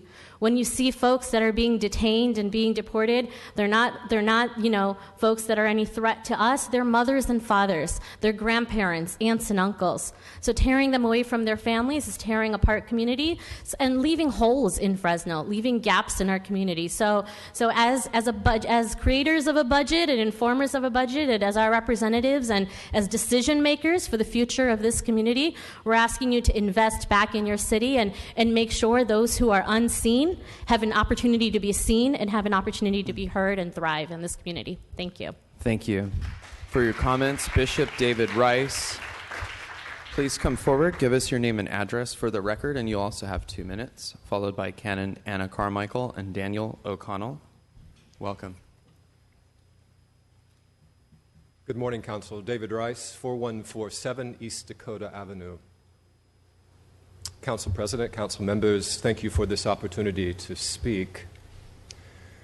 I'm the Bishop of the Episcopal Diocese of San Joaquin, so I stand here with Episcopalians. I stand here with faith in Fresno, and I stand here, more importantly, with those who work our fields, those who provide labor up and down this Central Valley in which we live. I stand here with our undocumented sisters and brothers. I want to suggest that the singular most defining aspect of any city is the heart of that city. And so I rise here to appeal to your hearts, those who are entrusted to hold the heart of the city. And one of the most significant indicators of where a city is and where the heart is what we do with the money entrusted to us, entrusted to you. Please, please hear us as we make this appeal for some of the most vulnerable and marginalized in our landscape, our sisters and brothers who are undocumented. Please hear our voices as you consider the budget. Please consider our voices and their voices as you consider the Legal Defense Fund. Thank you for your time. Bless you. Canon Anna Carmichael, Daniel O'Connell. I have a Charles. I'm sorry, I can't read the handwriting for your last name. Okay, give us your name and address for the record, please, and you'll have 2 minutes. Thank you. My name is Anna Carmichael, 4147 East Dakota Avenue. I come to stand before you today along with my colleagues of various faith traditions. On behalf of the thousands of folks in Fresno, we represent collectively across our congregations and community partners. We are here today in strong support and urging for your consideration of modest investment into a legal defense fund in your upcoming budget. As you know, immigrants in our city are living in heightened fear of deportations, whether for themselves, family members, neighbors, and as a result of both rhetoric and actual federal policies. This includes recent executive orders, which are now casting an unprecedented broad net for those who can be targeted by ICE and for deportation, resulting in the 150% increase this year in arrests of undocumented immigrants with no criminal record. Because undocumented individuals are not provided with public defenders for immigration courts, far too many find themselves unable to afford basic legal representation when threatened with deportation. Recent studies have estimated that only 37% of immigrants nationally have legal representation, and only 2% of immigrants without representation are able to successfully avoid deportation. Many of these deportations are avoidable or at least could be delayed with basic legal representation. Several California cities, most recently the city of Sacramento, have approved funding to support public-private legal defense funds to support their most vulnerable residents. Your council's move to fund and spur a similar fund in Fresno would send a resounding message to our immigrant community, prospective private and philanthropic partners, and to broader public. It also makes fiscal sense. According to a new study from the Institute on Taxation and Economic Policy, undocumented residents of Fresno County contributed over $56 million in state and local taxes last year alone. We ask that you consider this in your budget proposals. Thank you. Thank you for your comments. Daniel O'Connell. Charles, maybe Arol Desami. Welcome, Mr. O'Connell. Give us your name and address for the record, and then you'll have 3 minutes. Daniel O'Connell. Or excuse me, it's 2 minutes today. Thank you. Daniel O'Connell, 3260 East Kirkhoff. This morning, I woke early thinking of speaking here and decided to view historic photos of lynchings and civil rights events like the Woolworths lunch counter protests of 1960 and school desegregation campaigns in '64. Initially, our gaze viewing these scenes is towards the hanging bodies, tormented nonviolent protesters, a lone schoolgirl being escorted by police through hate-filled crowds. I ask you to revisit those photos yourself and to shift your focus to the face of the Anglos surrounding the horrific scenes. They mug for the cameras, stand expressionless, some laugh. The only takeaway we can make is that these events are ordinary, socially accepted, normal to their daily lives. Today I request you and the broader Anglo community to not normalize our extraordinary times. Our country has elected a president who is endorsed by the Ku Klux Klan, made explicitly racist comments, proposed discriminatory programs, and undermines foundational institutions of our democracy, including freedom of the press and an independent judiciary. This administration is actively moving to enact discriminatory policies, including those involving our undocumented neighbors. Where will you now stand? If those faces from the past could speak, would they remain so callous? Are their grandchildren ashamed of their conduct? Be sure history watches us and you today. Do not normalize these times. Stand against racism and discrimination. Protect the residents of your city, a city of immigrants. Thank you. Charles Arolsamy. Miguel Villegas. and Adriana Navarro, who I think already spoke, but we'll call it anyway. Charles, give us your name and address for the record, and then you will have 2 minutes. I'm Charles with the unpronounceable last name, Arokiasamy. Oh, that's a tough one. And equally bad handwriting on my part, I guess. I'm a retired professor. I live in 5523 North 7th Street. And I guess I don't need 2 minutes because it didn't take Jesus more than 2 minutes to say, love your neighbor as yourself. But that teaching is what brought me up here to speak, because I don't have any immigration issue myself. But to sit here and listen to so many people share these painful stories moves me if I want to care for my neighbor. To watch the government say that the purpose of the deportations is to move illegal hardcore criminals, and at the same time be using the time to sweep in so many people who are not criminals and who are law-abiding, is painful to watch. And so I want to speak up against that. And then to hear that people are contributing $56 million in taxes, but none of that money can be used in a legal defense fund for them, is also disturbing. So if they're already paying the money, why not use just a little bit of it to provide that legal fund? And if that doesn't move you to love the neighbor, then I don't know what else can. Maybe my last name can. Thank you for your comments. We have Miguel Villegas and then Adriana Navarro, who I think probably already spoke. Yeah, okay. Is Miguel here? Miguel Villegas? Okay. And Adriana, we determined already spoke, right? Jim Grant, followed by Akiko Miyake Stoner. Give us your name and address for the record. You'll have 2 minutes. My name is Jim Grant. I live at 4098 West Harvard Avenue in Fresno 93722.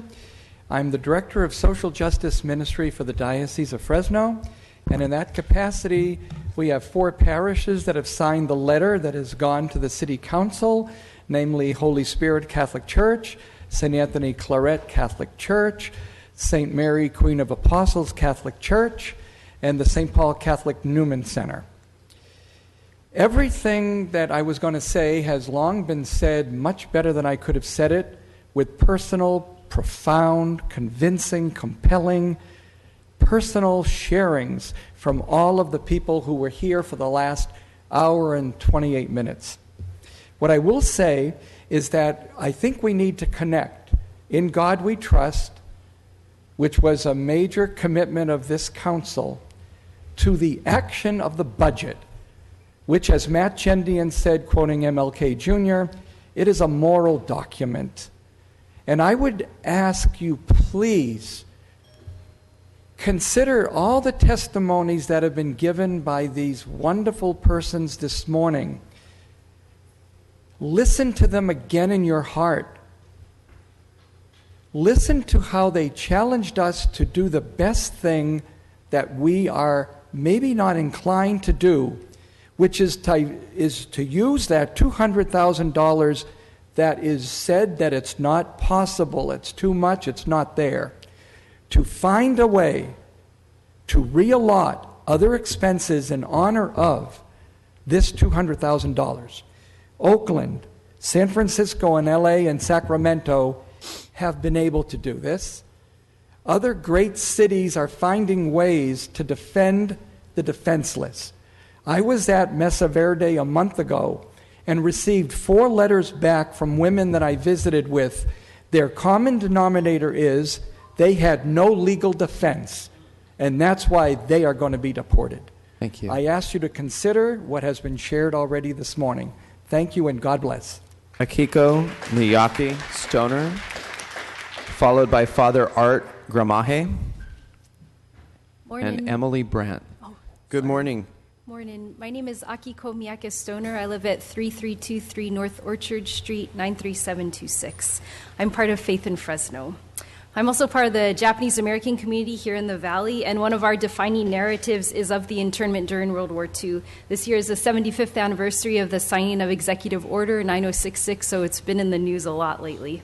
But one of the parts of the story that isn't told too often are the neighbors of those Japanese American families, people of faith, mostly white, who did what they could to support the Japanese Americans in a time of fear and uncertainty. These unsung heroes came to their aid by storing their belongings, by processing their crops they couldn't harvest before they were evacuated, and by keeping their fields cultivated while they were away. Some of these white farmers even made trips to the concentration camps using their own rations of gas to give the Japanese farmers their earnings. Before the signing of the executive order, many Japanese men in community leadership were arrested and taken away without warning or explanation, separating them from their families who had no idea where they were. I imagine that these white neighbors must have been an extra important support in these situations as well. Still others, including Methodists and Quakers, were present on the day of evacuation. As these Japanese Americans boarded buses taking them to locations and fates unknown, these neighbors were present with coffee and cookies, much more than refreshments, but symbols of care and concern and solidarity. Our city of Fresno has a similar opportunity now in building the budget to stand with our neighbors who are living in fear and uncertainty, neighbors who are part of our community and who are integral to our economy. Like these white neighbors during World War II, Fresno can stand on the right side of history by supporting the Legal Defense Fund, keeping families together, and showing that our sweet city is a place where all are welcome and can flourish. Thank you so much. Thank you, Father Art Gramaje, followed by Emily Brandt. Good morning, Council. My name is Father Art Gramaje. I'm a Claretian missionary and the pastor at St. Anthony Claret Church, 2494 South Chestnut Avenue, and I'm in Luis Chavez's district. Because of deportations, literally thousands and thousands of people in our area of Calwa live under a cloud of fear that a mother, a father, a relative can be taken away. The vast majority of these people are hardworking, good people contributing to the good of our city. I stand in support of the Legal Defense Fund because it is something that can help families stay together.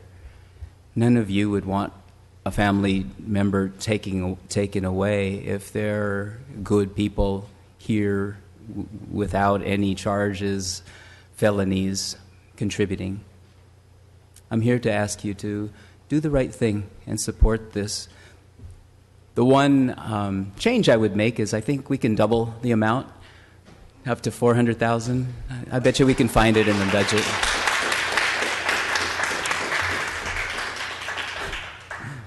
I was asked to also speak on behalf of Faith in Fresno, of which we are part. The June 12th letter that was sent really outlines a strong argument for this Legal Defense Fund. And a number of folks are part of that of Faith in Fresno who signed the letter. So I'd like to take 20 seconds to list the others who represent thousands and thousands of Fresnans in all of your districts. Reverend B.T. Lewis, Reverend Tim Kutzmark, Rabbi Rick Weiner, Reverend Cheryl Averill, Reverend Nancy Key, Reverend Steve Laszlev, Reverend Ara Gezian, Rabbi Laura Novak Weiner, Reverend Sophia DeWitt, Reverend Kathy Denman, Reverend Kathy Landis, Reverend Jason Locke, Deacon Alan Gendian, Dr. Darren Dirksen, Reverend Zach Dorea, and Reverend Chris Breedlove. Thank you for your considerations. Thank you. Our next speaker is Emily Brandt, followed by Amparo Sid, followed by Alicia Jacobo. Good morning. My name is Emily Brandt. I live at 3335 West McKinley Avenue, Fresno 93722. I'm here speaking both for Velasca and myself. We both work at the same school. I'm a teacher. She and I both hear the stories of our students who come to school terrified to leave their parents because they are not sure if they're going to be home when they return. We are really afraid for these children who have no recourse. They rely on us to give them advice. They rely, in many cases, on our schools to provide social workers and legal advice informally. Please, do take this very seriously. Our students deserve the love and support of this community. Thank you. Thank you. Next speaker, Amparo Cid Alicia Jacobo. Hi, give us your name and address for the record, please. You'll have 2 minutes. Good morning, almost good afternoon. I'm Amparo Cid, 5343 West Roberts Avenue in Steve Brandu's district, Councilmember Brandu's district. I want to thank you all today. I stand here before you as the proud child of immigrants, a proud American, and a proud Fresnan. And I stand here before you because today I felt compelled to speak, compelled to share with you about the tremendous leaders that are here in our city of Fresno and who need leadership from you today. I'm speaking about youth, adults who have served in our American military, who are undocumented, and who are afraid. We should not be in a position where those who have served proudly our nation are in jeopardy of being deported. And I hope each and every single one of you understand that sacrifice. I know Councilmember Olivier has served in the Marines, and I hope that today that you stand in support of this. I also stand here because there are undocumented immigrants who have dreamed of going to medical school, who have said, let me heal with these hands, let me give to my community, and who have shown that leadership by going to school, by doing everything right, and who today, in this moment, stand with the fear of being deported. These are Fresnans. These are members of our community. These are members who go to our churches, who stand with us in those moments that have been difficult, whether that is serving before Mass and helping us all, whether that is by serving our economy that is driven by agriculture, or whether that is individuals like my own parents who dreamed of the American dream and who came to this country, had 3 children who have all obtained master's degrees, in my case a law degree, in my sister's case is graduating from Stanford and other places, and who are standing here as proud Americans and who have so much more to give to this country. So today, support this. Thank you. Thank you for your comments. Alicia Jacobo, Aida Macedo, Genoveva Islas, and then after that, 2 more cards. Thank you. Good morning. Let me start off by reading from the good book, Luke 12:48. From everyone who has been given much, much will be demanded. And from the one who has been entrusted with much, much more will be asked. I'd like to read a letter by that's been submitted for the record by the Latino Community Foundation. I just realized I forgot to give my name and address. My name is Alicia Jacobo. I live at 101 2nd Street, Kettleman City, 93239. I realize I am in no one's district here, but I do work in Fresno. I work for SEIU Local 2015, and we represent 13,000 home care workers in Fresno County, and many are your constituents. Again, I'd like to read a letter by the Latino Community Foundation for the record. And it is to dear Fresno City Council members and Mayor Brand. We are writing in support of the creation of the private legal defense fund for Fresno immigrant families with the city general fund allocation. The Latino Community Foundation exists to unleash the power of Latinos in California. We fulfill our mission by building a movement of civically engaged philanthropic leaders, investing in Latino-led organizations, and increasing civic participation in California.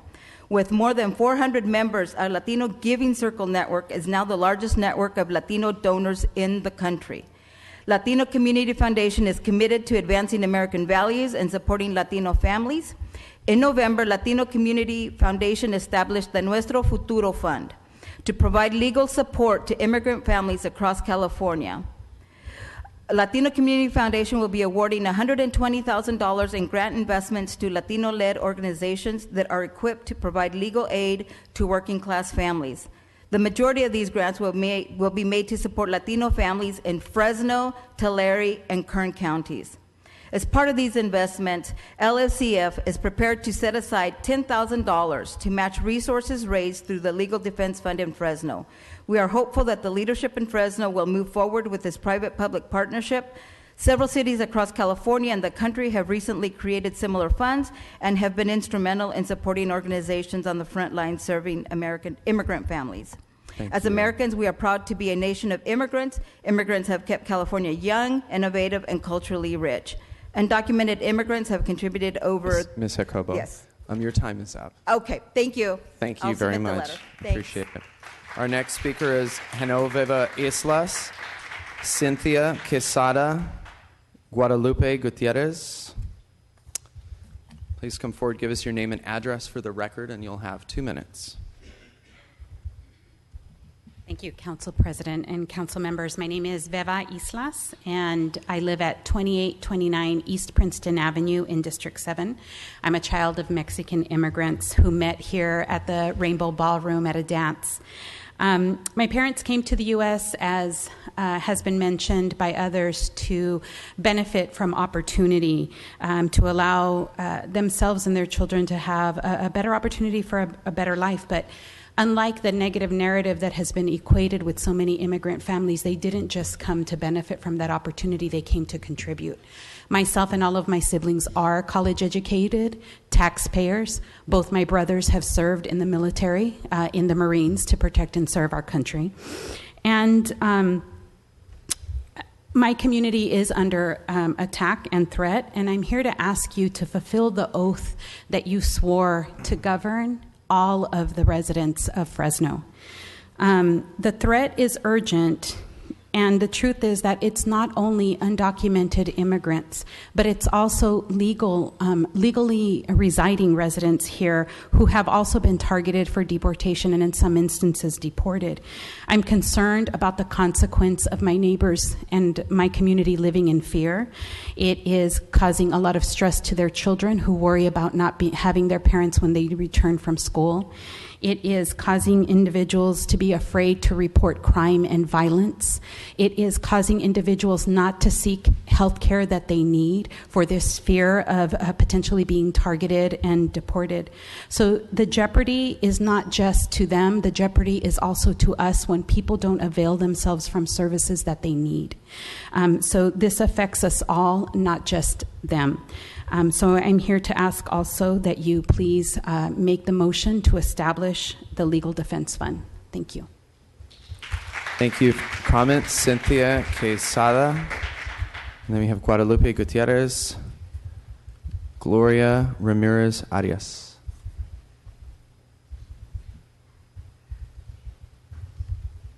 Hi. Buenas tardes a todos. Good afternoon. Gracias por extender el tiempo para que... I'm sorry. Are you Cynthia? Oh, I thought you said Guadalupe Gutierrez. Yeah, you're next. Okay, I'm sorry. But if we don't have Cynthia, or you guys want to switch? All right, since you're up here. Sorry about that. No. Apologies. I didn't see nobody come. If you could give us your name and address for the record, you'll have 2 minutes as well. Okay, yeah, gracias. Guadalupe Gutierrez, 1240 Broadway Plaza. Guadalupe Gutierrez, 1240 Broadway Plaza.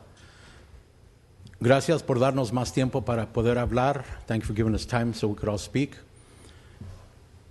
Soy presidente estatal, vicepresidente estatal nacional de MAPA, Asociación México-Americano. I'm State National Vice President of MAPA, Mexican American Political Association. Es importante de que tomemos posición y piensemos más de nuestro corazón, no nomás de nuestra mente. It is important that we take time and that we deal more with our heart, not only with our mind. ¿Qué queremos decirle a nuestros hijos cuando están en la escuela, a los niños? No jueguen con este niño, no jueguen con esta niña porque es inmigrante. What are we going to tell our kids when they're in school? Don't play with this young boy, don't play with this young girl because they're immigrants. Tiene que haber más paz. Tiene que haber más amor. There has to be more peace and more love. Qué bonito que se puso esto aquí, que en Dios confío. How beautiful, the national motto, in God we trust. Entonces, a unirnos más y ayudar a todo inmigrante. Fui a una marcha hasta San Diego, a Murrieta, California. I went to a Trail of Humanity to Murrieta, California. Allí alguien trae una playera. There was a guy who was wearing a t-shirt que decía, it said, si el inmigrante no es tu hermano, Jesucristo no es tu padre. If the immigrant is not your brother, Jesus is not your father. Gracias, Dios los bendiga. Thank you, God bless you. Thank you, Cynthia Quesada, Gloria Ramirez Arias. Chairman, I thought you had called my name, Aida Macedo. Do you know if I was on your list? I can check. Okay. You'll get an opportunity anyway. I'll call for people who missed or whatever after we're done with the cards. So name and address for the record, please, and you'll have 2 minutes. Hi, my name is Cynthia Quesada. I'm at 4835 North Cedar Avenue, 93726. I'm a proud child of immigrants, and I would just like to remind you today what the First Amendment of the Human Rights United Nations Declaration of Human Rights says. All human beings are born free and equal in dignity and rights. Our own U.S. Constitution says all men are created equal and are endowed by their Creator with certain unalienable rights, that among these are life, liberty, and the pursuit of happiness. It does not say all citizens. These rights are not conditioned on citizenship. The Constitution grants all people in the United States certain freedoms and protections under U.S. laws, regardless of whether one is a citizen or non-citizen, documented or undocumented. An estimated 244 million people currently live outside their country of origin, including thousands in the Central Valley. And many moved for a variety of reasons, including the search for protection and opportunity. Whilst for some, migration is a positive and empowering experience, it is increasingly clear that a lack of human rights-based systems of migration governance at the global, regional, and national level is creating a human rights crisis. Migrants, notably those in undocumented situations, tend to live and work in the shadows, afraid to complain, denied rights and freedoms, and disproportionately vulnerable to discrimination, exploitation, and marginalization. Human rights violations against migrants, including denial of access to fundamental rights, such as the right to education or the right to health, are often closely linked with discrimination laws and practice and to deep-seated attitudes of prejudice and xenophobia against migrants. We must stand with our neighbors and protect their rights, and that's why I ask for your support for the Legal Defense Fund. Thank you. Thank you. Last card, Gloria Ramirez Arias. Good afternoon, President, Council Member, and City leaders. My name is Gloria Ramirez Arias, 5250 North Brawley Avenue, Apartment 116 in Fresno, California 93722. I am here to speak on behalf of myself. I was an undocumented child, and I lived, matter of fact, in San Diego before moving here to Fresno. And I am a living proof of what it means to live in fear. I constantly had to go to school on a daily basis, worried that my parents could be deported. As a child, I didn't know I was undocumented. But every day I worried because this was very common. One of our neighbors was deported, and on his way coming back, he died in the desert. We have to find out like 3 months later on the news where they found his body and completely dehydrated, and it was powerful for us to see that, for my friends to see that. And unfortunately, we lived in a neighborhood where we had a lot of violence, and there was a lot of crime, and we would not report this because we were afraid. And if my neighbor would have reported that, if my neighbor before being deported had addressed that, he would not have most likely been deported because he would have been a victim of crime. And I am here to plead to have these funds available for those who are unable to represent themselves. Like I said, I'm fortunate to be a U.S. citizen now. I am fortunate to be here and continue my dreams. And I hope that those children who don't have a voice, like I didn't have a voice at one point, can have a peace in their mind that their parents are going to be represented before even being deported, if that's even their case. Thank you so much for your time. Thank you for your time. Okay, at this time, we are all through the yellow cards. Is there anyone here who didn't fill out a yellow card who wishes to be heard? Okay, you can come. If you folks wanted to go ahead and line up in the center aisle, if you didn't fill out a yellow card but still wish to speak, give us your name and address for the record, and you'll have 2 minutes. Thank you. My name is Aida Macedo. My address is 841 East Beverly Way in Fresno, District 7. I'm here representing the National Lawyers Guild local chapter as a co-director. I'm an attorney, and I think the crisis for this fund is so severe right now. We have been doing Know Your Rights around the Central Valley, in Fresno, for many, many communities, many families who do not have legal representation and don't have anywhere to turn to. We're a volunteer organization of lawyers and legal workers, and none of us have the capacity to take on these cases.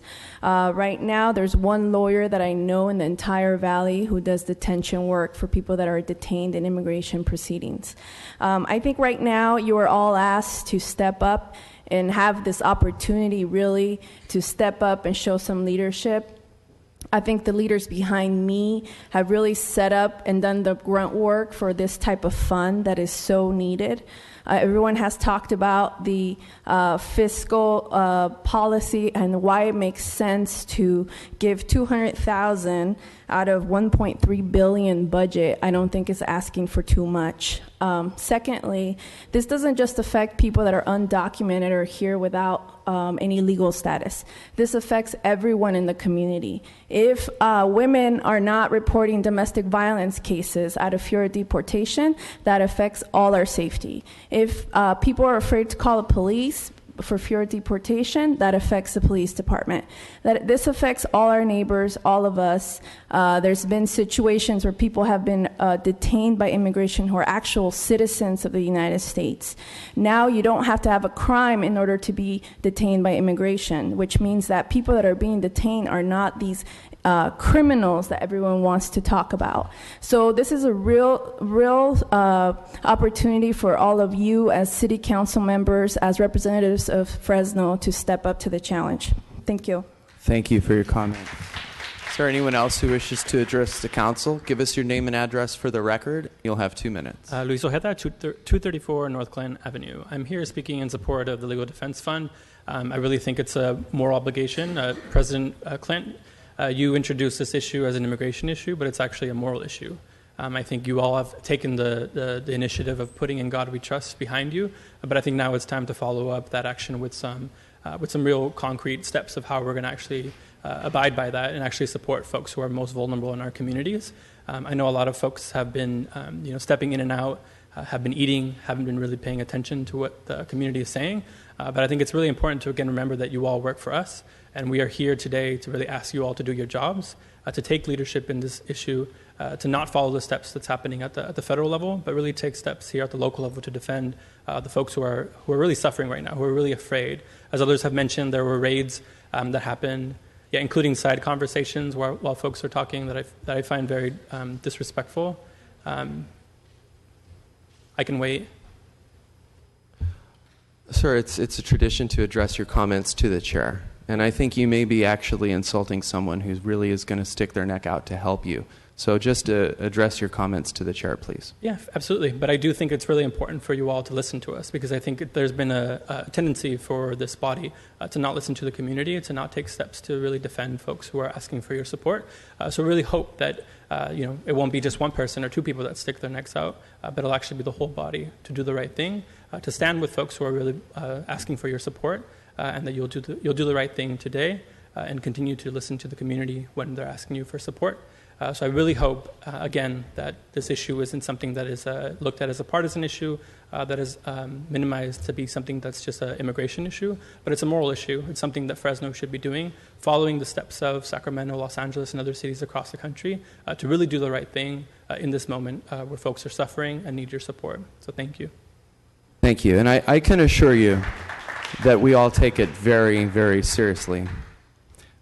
Please come forward, give us your name and address for the record, and you'll also have 2 minutes. My name is Ben Burquam, address 4947 East Dakota. So we all support immigration. Everybody, I believe, in this room does. I stand here as a husband of a refugee immigrant who became a citizen, absolutely 100% for immigration.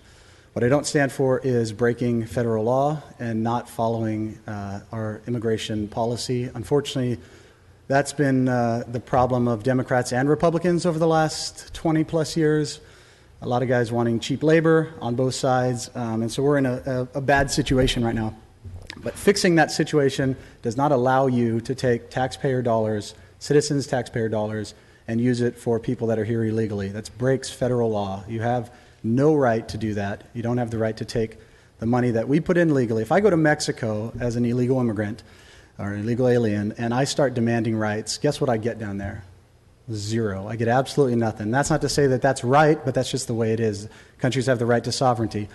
Most immigrants here are good people. Most of them work hard every day. I work with a lot of them that are awesome people and deserve, in my opinion, to be here and have eventually become citizens. If you've been here 20 years and you're not a citizen and you don't have your green card, you have no excuse. It's a total joke to me that somebody can be here that long and not get their citizenship. But beyond that, we have a right as a society to determine our laws, and you don't have the right to go against federal law. I had students when I was at Fresno State. I've got 80 grand in student loans. I had students there that got full rides that were here illegally. It's not, if you talk about fairness, it's not fair to the citizens of this country. My big concern, though, are with the leftist communist groups that are really behind this movement, the La Razas and these groups that still believe that California belongs to Mexico. The majority of immigrants are good people, but there is an undercurrent of anti-American sentiment in this that is trying to undermine this country, and I urge you to stand against this. Thank you.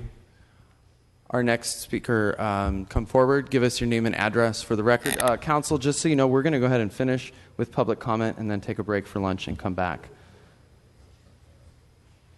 Okay, well, let's talk about that when we're done with this. All right, you have, good afternoon, Council. 2 minutes, please. My name is Santos Garcia, 546 Fulton Street here in Fresno. I take offense to anyone mentioning undocumented immigrants as aliens. That is not what we use. They are human beings just like we are. I come back forward to you to ask for your support for the resolution regarding the funds, because these people here are paying taxes just like we are. They are contributing to society. They are just as have every right to be here and get help from the council just like we do. I want to go on record today to mention the fact that the Central Labor Council of Fresno, Madera, and Tulare Kings counties is supporting this resolution. We have members who are in need of support, and we are here to support them. So we ask you to do the same. Thank you very much.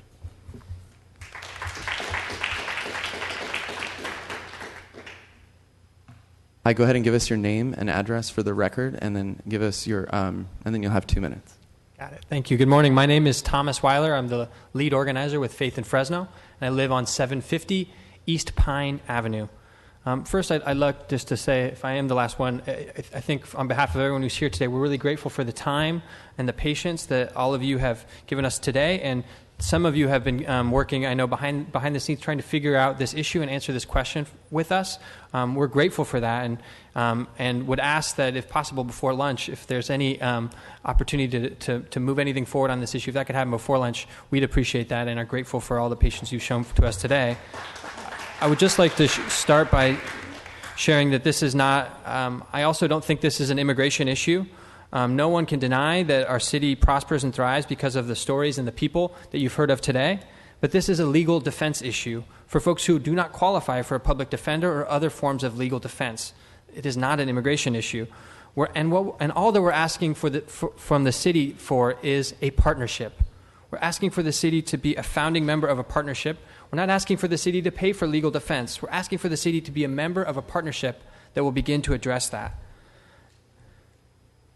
There are people who have been working. Just last week, one of our parishes here locally that we work with had a family member of one of the parish staff who had been working for 16 years. His wife is a citizen. He has been working for 16 years to try and legalize his status. And because of various issues, in no large part or no small part, because of not being able to identify qualified legal support, he's been working for 16 years and is still on the verge of getting deported. This is a real issue that faces families.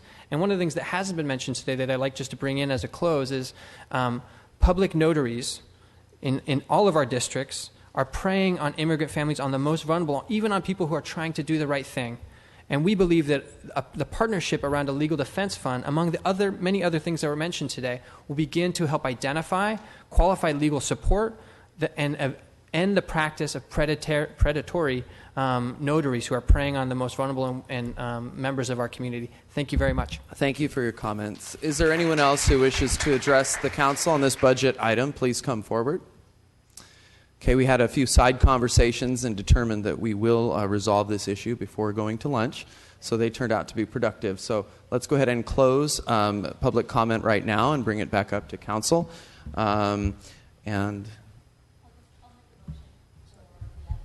Okay, we have a motion and a second, and those go into the hopper. The screen is clear, and that item will be heard next Tuesday as part of our budget motion session. Does any council member wish to make any remarks? The screen is clear. Madam Clerk. Yes, can you repeat who the second was? I was the second. Thank you. What is, can you read the motion? What is the motion?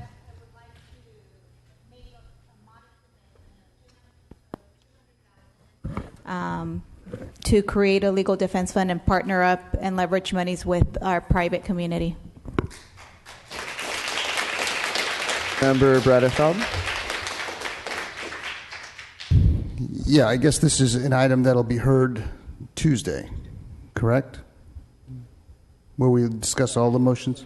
Everything from somebody made a motion for a park bench in their district on up to this. Yeah, okay. It will be heard with all the budget motions. Okay, I mean, I know it'll be heard. I know these folks have spoken very passionately on this issue. I guess they would have to be here Tuesday to hear it. I suspect that you'll be disappointed. I don't know. We'll have a debate. It's not something that I'm going to support. But you will walk out of here believing, I think that you may be getting this money, and I'm not sure that you will. And so, but I will not be supporting this, and I don't want the message going out to the community in Fresno that there was a motion and a second and somehow we're giving this money out, because I'm not going to support it and I'm going to vehemently oppose it, and I think others will not support it as well. I don't know. Nobody's punching up to discuss it, but I just want you to know, and I think I owe that to you since you came here today. Thank you, Member Bredefeld. The screen is clear. Member Soria, Can I just add a couple of remarks? Yes. Thank you. Well, I actually had a question to put maybe on the motion. You want me to do that? Okay. I am interested in obtaining the exact number of veterans, military veterans, who are being deported out of our city. And I don't know if it has to be a part of the motion, but if city manager can try and endeavor to determine how many veterans. I think somebody brought that up, and I mean, if they have that statistic, if it could be included that as part of the motion that we determine how many veterans have been deported out of the city of Fresno over the course of the past 6 months, 1 year, 4 years. I think it was very interesting to me to hear that, and I think that it's important that before I make a decision, I want to know how many veterans have been deported or how many are under threat of deportation? Does that need to be part of the motion? I don't or? think it needs to be part of the motion. I think that we can try to get that information. I know there's a number of people that work with that are here that work with the immigrant community and are aware of cases directly. So I'm sure that we could work with folks in the audience to That would be get that helpful to me. information. Thank you.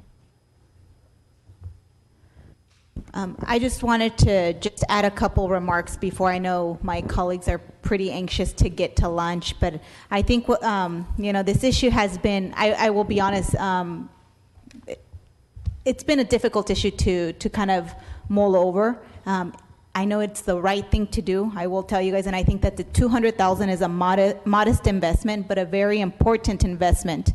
It does send a message to our immigrant community, which we all know is the backbone of our local economy. Regardless of status, we have documented and undocumented both.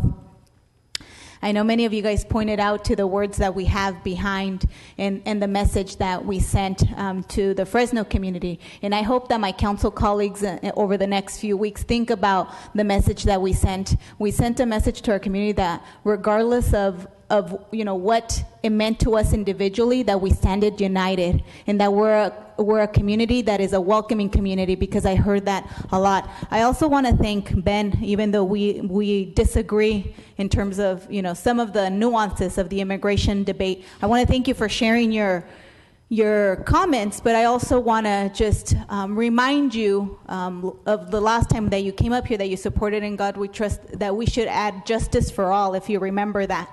And I think that when we're talking about a legal defense fund, you can't put a price to justice and having due process. And when we're talking about vulnerable communities, and we're talking about an issue that today, it is an imperative moral that we take action and stand up for what is right. We need to stand up for communities that don't have a voice. It would have been, I think, in my opinion, really, I'm doing a disservice to my community, because I know that people elected me here to be a voice for those that don't have a voice. And today I want to thank all of you guys for the strength, for the courage, for all the work that you guys have put in. I know that there is willing private partners to step up and match. And we do this every day, guys. We did this with the previous administration on the homelessness issue. Didn't we put in some seed money for the first home? Bruce Red, would you want to answer that? I think we invested some city dollars to start up the first home initiative. Maybe we can look at that in our budget records, but I know that during the administration, the previous administration, we did something like that, because we think it's a valuable investment, and these critical times do call us to step up to make these choices and to really have a budget that reflects the values. And behind those values, we need real action. I think that this modest investment would demonstrate real action, and will also demonstrate our commitment and our support to all our communities. And we got to remember that the legal fund is not just for undocumented. Just because you're documented doesn't mean you're guaranteed that you wouldn't be deported. You could still be put in deportation proceedings. And so we want to make sure that with this type, and we haven't outlined, and we would. I imagine if this does get approved, so I hope that you guys work on these my council colleagues up here.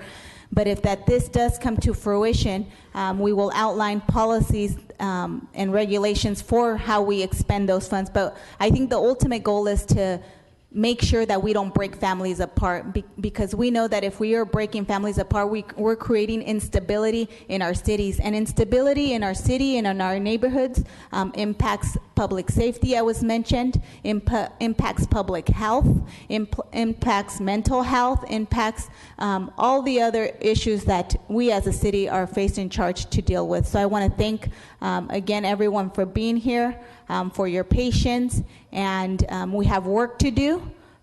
So as we heard, we already have one in opposition. I look forward to a healthy debate. I hope that you guys show up here on Tuesday and fill up this room even beyond these doors to really demonstrate that there is a need, because I think today's turnout shows that there is a need, but there is much more, and there are many more people that couldn't be here that could have also spoken in support of this modest investment. Thank you.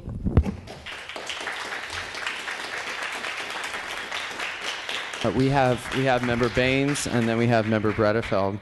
But I have a question, just because you were just speaking so articulately, and I want to kind of piggyback on what you're saying.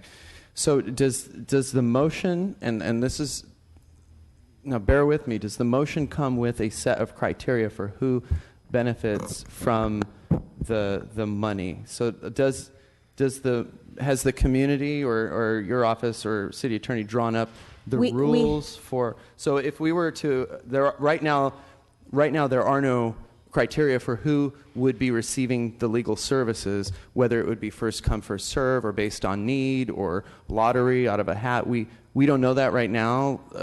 We don't know that. We will work out the details just like what we do with some of the appropriations. So we won't give the money out until we have all of that. So the first thing would be to appropriate the money and then set the rules.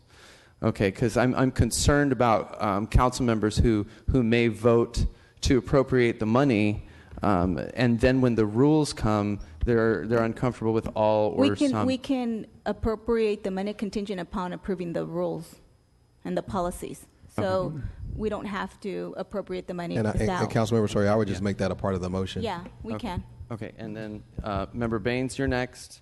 Member Bredefeld, you're after Member Baines. Thank you, Council President, and I'll do my best to be brief here, because I know we're going to talk about this. We're going to have this discussion again, but I felt it important, and joining my colleague, Councilmember Bredefeld, in saying that you all stayed here, and you all you deserve to hear some comments from us before next Tuesday. So that's why I'm speaking this. That's why I'm going to speak for a few moments. And although I recognize there will be probably more discussion about this next week, I wanted to let you know why I seconded this motion. So there's been a lot of discussion about money and what have you, and I'm going to be very frank with you all. I don't care about the money. This is not about money to me. I don't see her in the audience right now, but a Japanese American woman came up to the lectern and said that she was speaking here for her community that was interned here in this country. And Japanese Americans know all too well what this country is capable of and some of the moral challenges that we have, that we face as a country. Well, my perspective is one of being African American in this country, and knowing and being very familiar with the history of this country and how it effectively oppresses the most vulnerable populations. January 14th, 1963. Some of you in here remember that date. Governor George Wallace stood on the steps of the Alabama State Capitol, and he said, segregation now, segregation today, segregation tomorrow, segregation forever. In 2014, I had the opportunity to visit the Alabama State Capitol and listen to Peggy Kennedy Wallace, who is George Wallace's daughter. She stood on the Capitol steps right where her father stood, amongst a very large delegation of people that were there on a civil rights pilgrimage. And without going into all of her remarks, she apologized for her father being on the wrong side of history, not standing up for people who needed to be stood up for as a part of the government. So what I do today, while I'm supporting my colleague, is because I am not going to be on the wrong side of history. And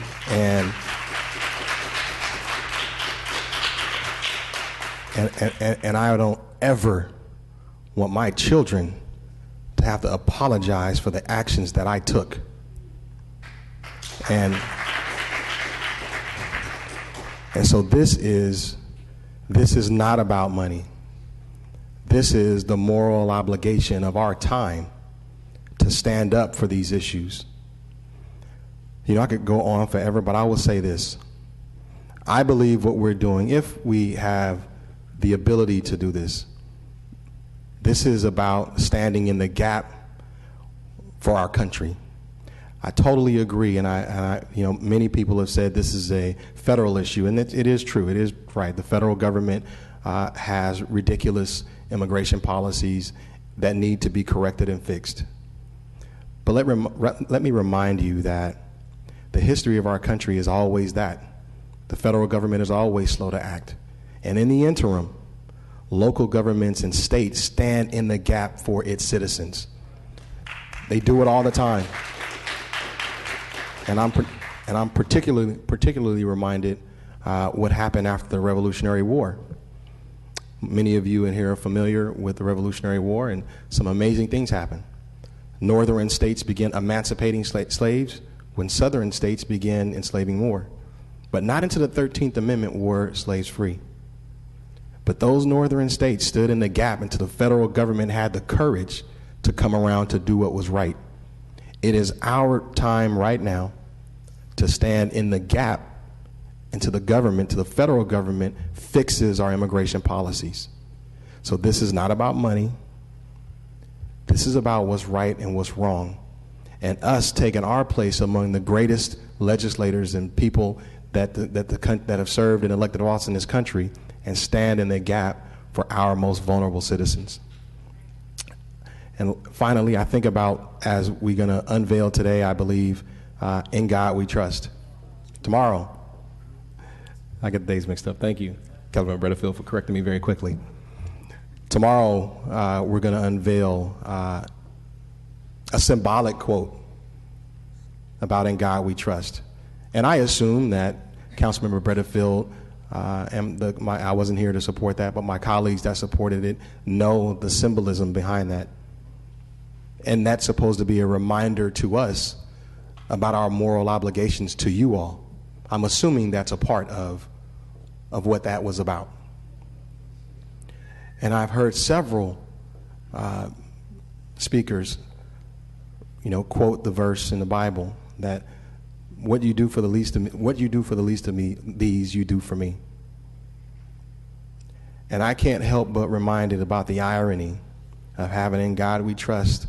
That's supposed to be a reminder to us of our moral obligation to you, and we don't stand up for the least of these in our community. So with that, Council President,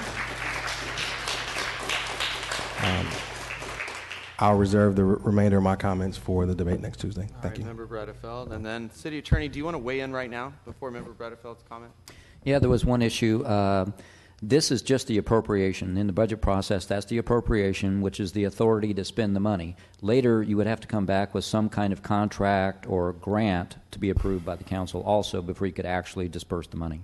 You could set all the terms of dispensing the money then. Yeah. First of all, I want to thank everybody for coming, and I appreciate your feelings on this, your passion on this.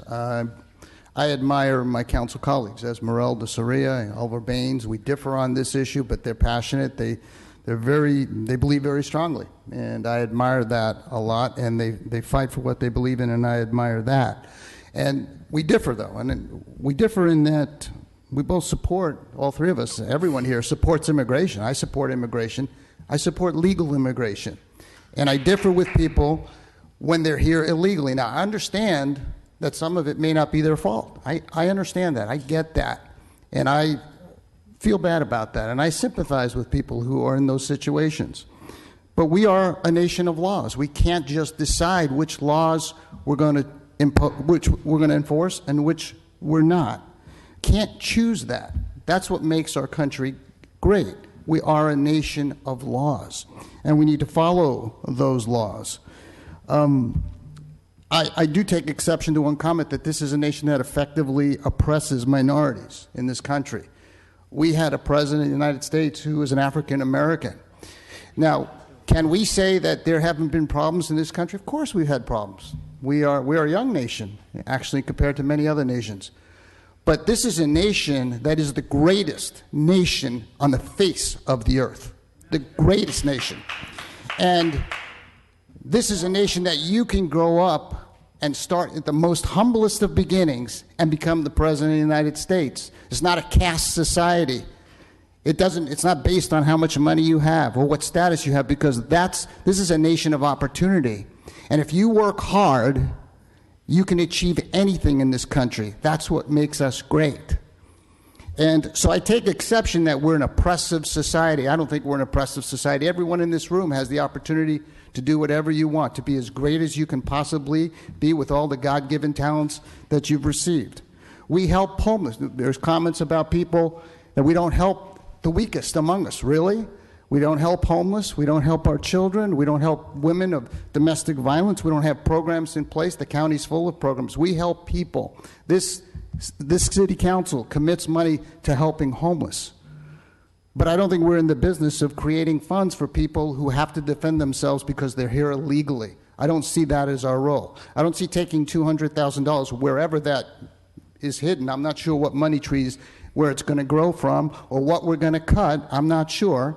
But I'm not going to support that, because we have an obligation, all of us do, to take our taxpayer dollars to provide public safety and to provide essential city services. There's not a pot of money laying around for $200,000. It sounds like there is, but there isn't. And so I'm going to be very curious to see where this $200,000 is going to come from. I'm not sure that there's a pot of money. In fact, I know that there isn't. And that's why I don't know if this is going to pass. I mean, people who support it are going to have to come up with something that they're going to cut or find some money somewhere. I don't think it exists. And I don't think we want to be following the lead of Los Angeles or San Francisco creating these kinds of funds. I don't think this is the right course of action. But I will tell you, I think this is the greatest country on earth. And I really take exception when people criticize it. When we just elected, proudly in this country, our first African American. It will not be our last, I'm sure. And there will be a woman. And everybody has the greatest opportunity. Everybody gets a free education in this country, all through high school. Free education. That doesn't happen everywhere. And if people had gone to other countries, as we all know, and come in illegally, there wouldn't be a debate and there wouldn't be free speech where they could come and talk about it. They'd be in jail or they'd be murdered. That's what would happen in other countries. That's why this country is great. We have the First Amendment right and the freedom of speech. We can differ, we can disagree, and people can come here and talk about the right or the criticism of government, and they can walk out of here and be safe. That's why this is the greatest country. So I'm going to oppose this, and just as they passionately support it, I'm going to passionately oppose it. I want you to know that. I don't want you to walk out of here thinking you're getting $200,000. You may get it. I don't know. We'll see what the council does. But I'm glad people did speak up and let you know where they're coming from. And I thought I owed it to you to let you know where I'm coming from. Very good. Thank you very much, Council Member. Let's go ahead and break for lunch and come back at 2 o'clock for Public Works. Thank you all for coming.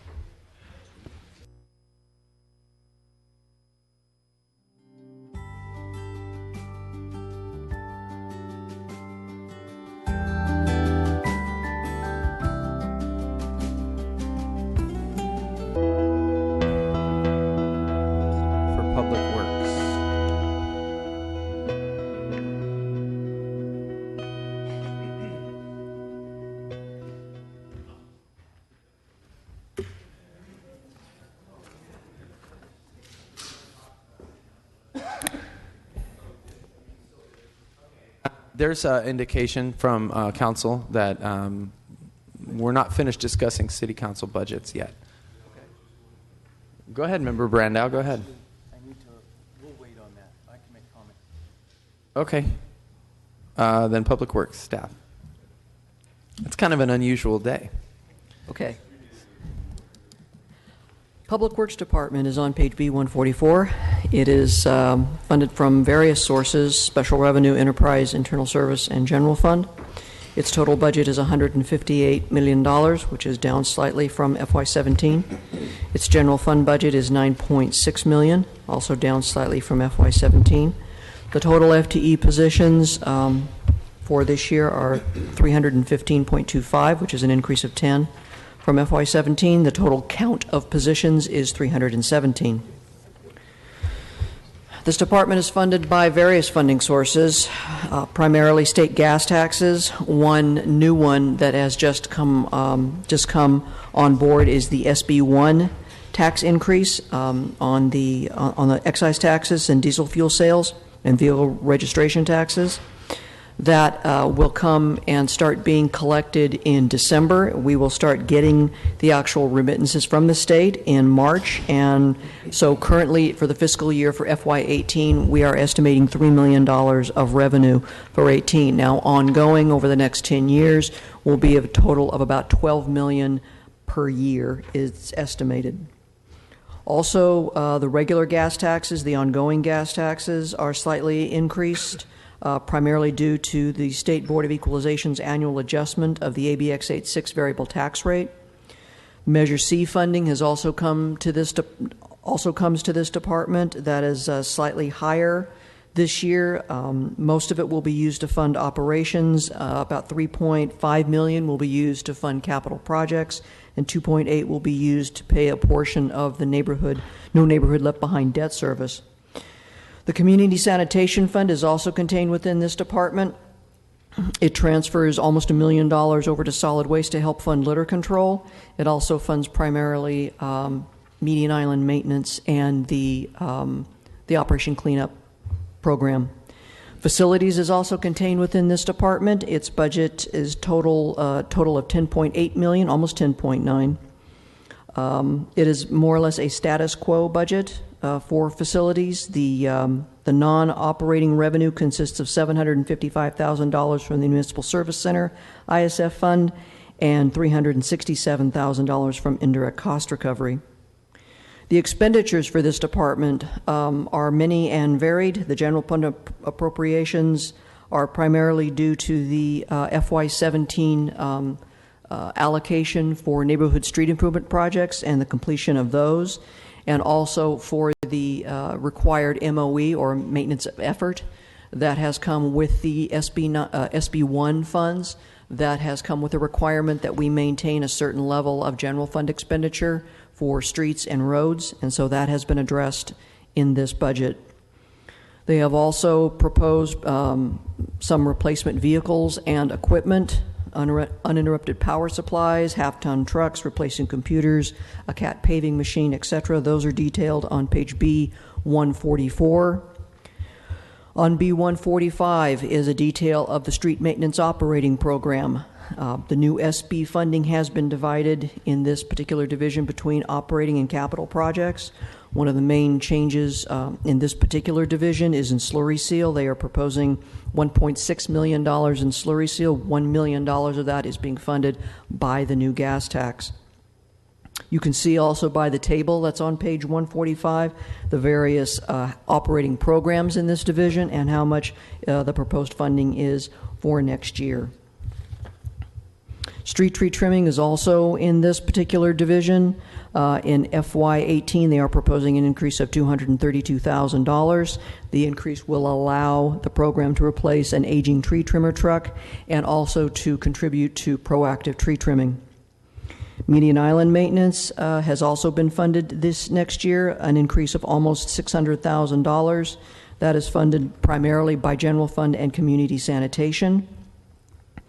There's also funding for landscape lighting and maintenance districts and the CFD program. This is a special revenue that can only be used in those specific geographic areas. Traffic signals and street lights, the FY18 budget for them is $550,000 for copper wire theft. Overall, their budget is going up approximately $600,000. They also are anticipating using $850,000 for streetlight relamping using LED fixtures when feasible. For community sanitation, they are planning on the purchase of 3 new street sweepers to replace those that are nearing their end of life.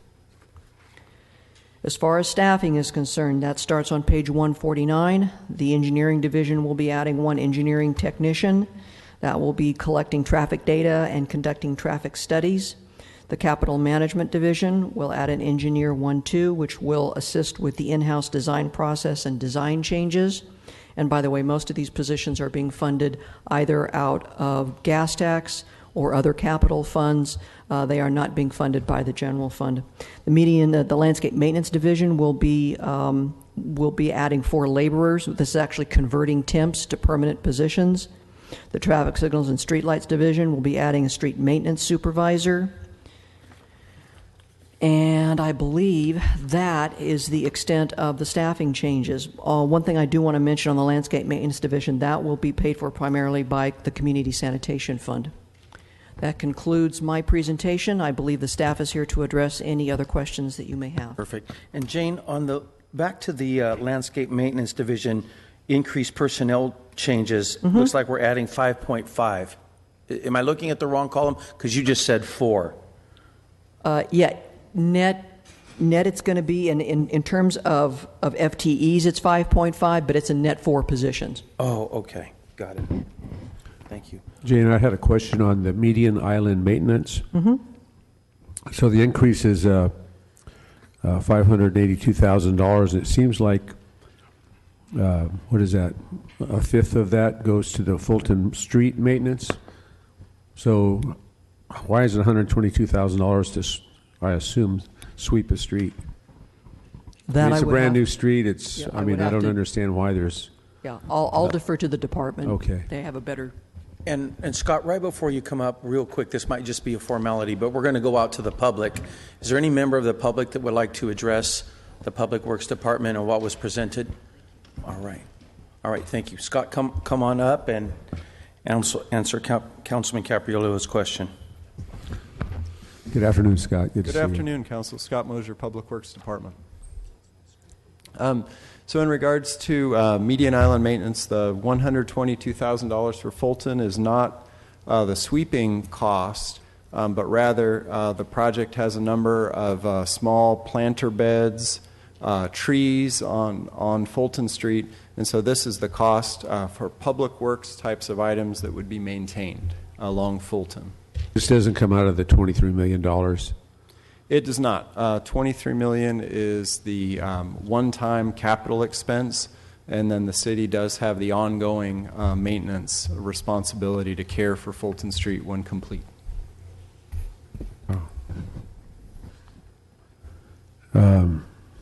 Wow, must be pretty fancy stuff.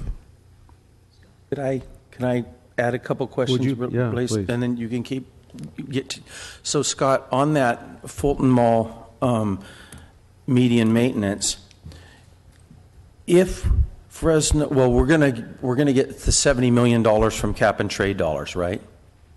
We believe so. It's going to come next year, not in time for this year's budget, right? We're looking at you, Bruce.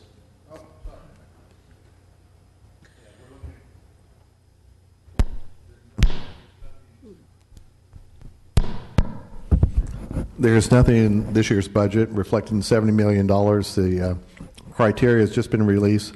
So once final determination's been made, it'll most likely show up in next year's budget.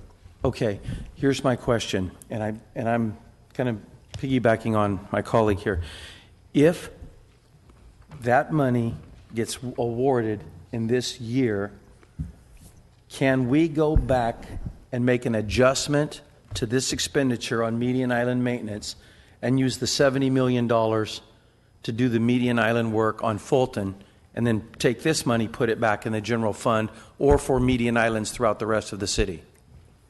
Council, if I may clarify, median island maintenance is really organizationally, that's everything in Mr. Aaron Aguirre's shop that's not park maintenance, that's not street trees. So within that, median island maintenance, just the whole program is our medians.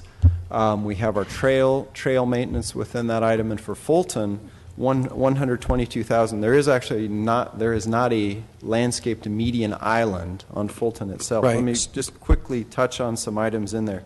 The small planter beds along the sides has approximately about a $14,000 a year estimated maintenance cost. We have water features on the project, things like the decorative lighting to take care of the event power systems that are being built on Fulton Street.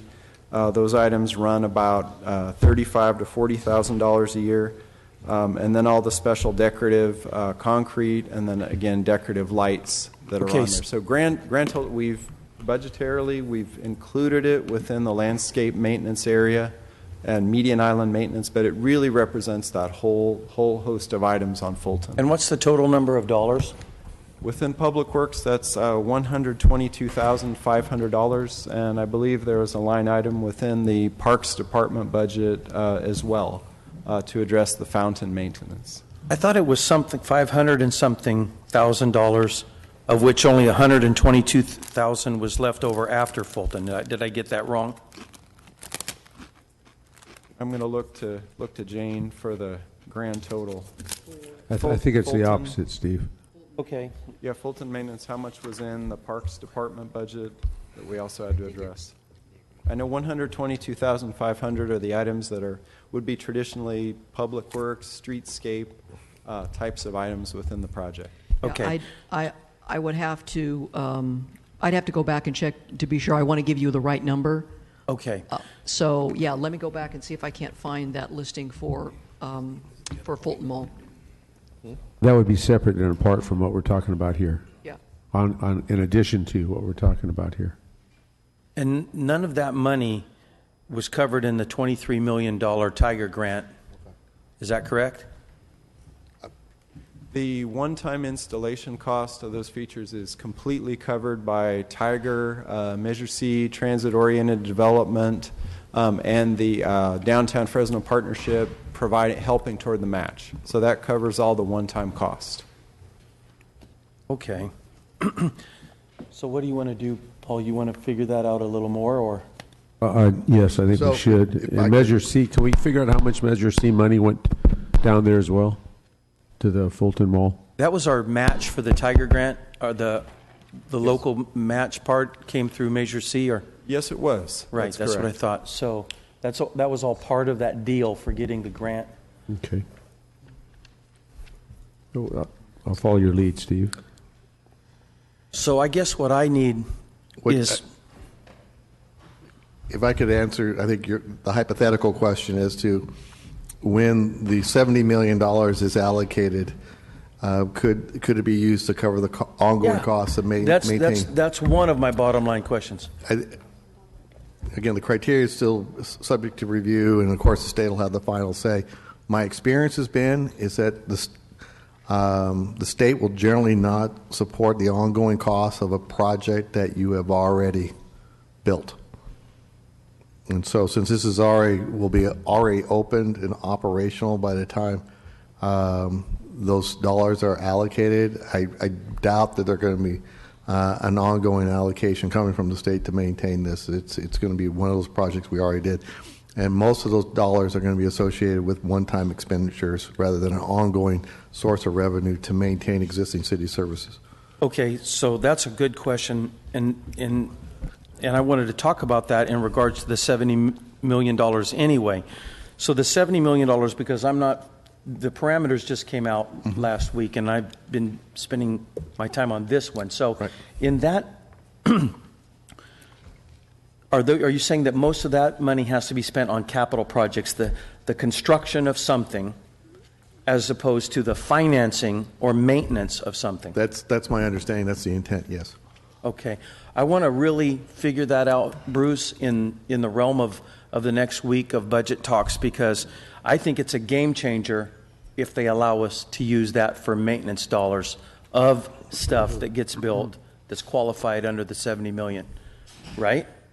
Well, again, there may be an opportunity to incur some of the maintenance costs of something that is built with those dollars after the fact, let's say a warranty period or an extended warranty period of 1 or 2 years.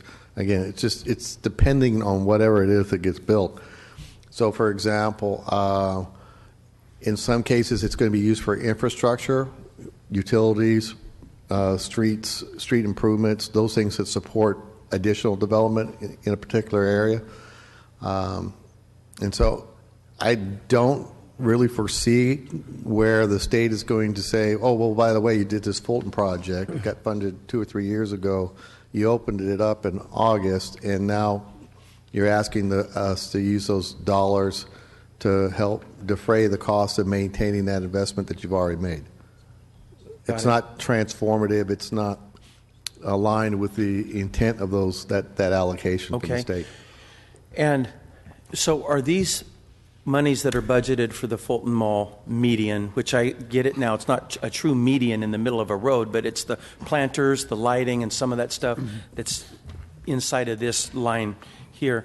Is that for the length of Fulton Mall or the segment that's just about to open? That dollar amount is for the length of the Fulton Street reconstruction project. So basically from Inyo at the southern end by the baseball stadium, all the way up to Tuolumne by the Grand and Warner's Theater, along with the side streets, Kern, Merced, Kern, Mariposa, and Merced. Okay. All right, cool. Thank you. Hey, Steve, if look at page 144, under General Fund, bottom left paragraph, it says SB1 gas tax, $122,500 was added to the Fulton Street landscape lighting maintenance. Is that the same dollars or additional dollars? Same dollar. Same dollars. And then the next column over says landscape maintenance division.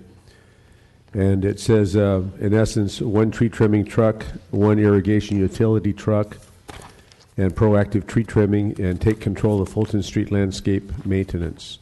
Cost $739,500. So does that mean District 4 is on the short end of that tree trimming list, or is there? It seems to say it's all dedicated toward the Fulton Street landscape maintenance. No, only the $122,000 would be for Fulton Street. The balance of those are really citywide. So when we talk about expanding or proactive tree trimming, that's what we call geo-based tree trimming. Come in and do full neighborhood. And I know we've talked with a number of council district offices about those opportunities. Typically range $20,000, $25,000 for a full neighborhood.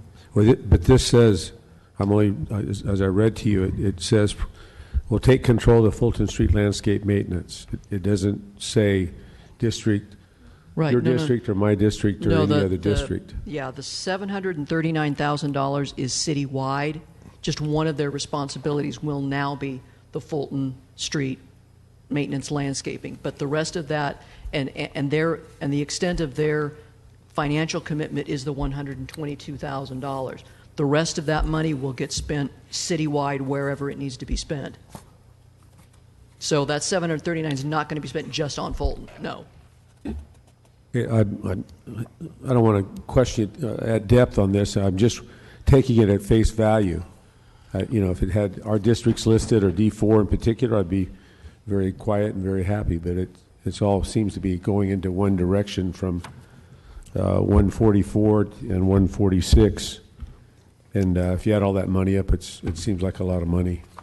I guess a way of asking this question also, is there a way of getting a map, citywide map of tree trimmings that occurred in last year's budget, this budget that we're wrapping up?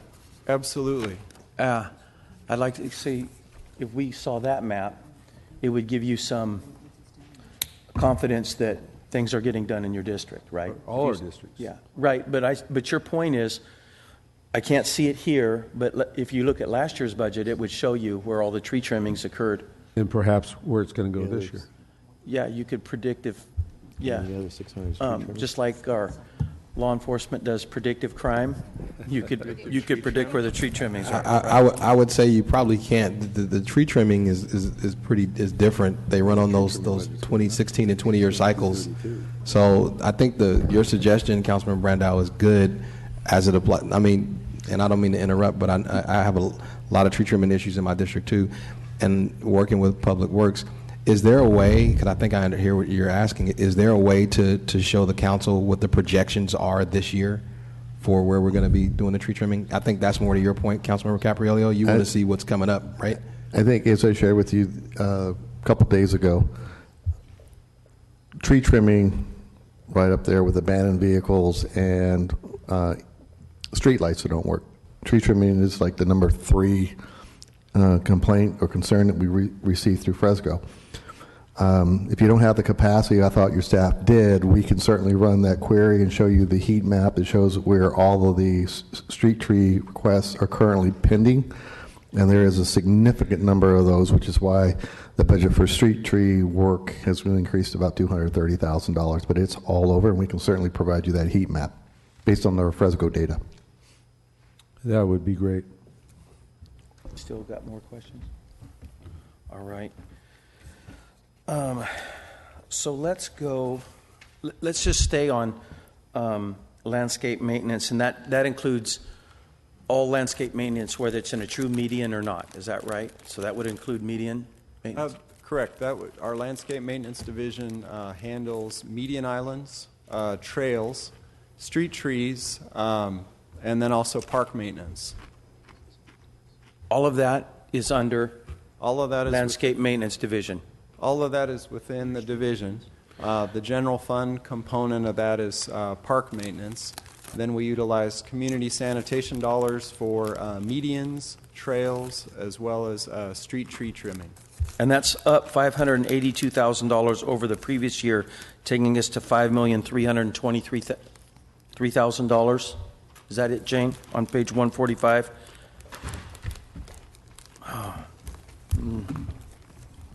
No, I don't know, because this now is called median island maintenance on the chart on 145. $582. Oh, I'm sorry. The median island maintenance at 5.3 million. That's not just the gas tax. That's also the LLMDs and the CFDs. So that's all put there together. I'm sorry. One moment, please. Okay, so the median island maintenance is strictly for gas tax and general fund, and that's that's citywide. Citywide at $5,323,000. That's correct. Okay. And the boost of $582,000 that we see coming in this year is largely part to the percentage of the new gas tax?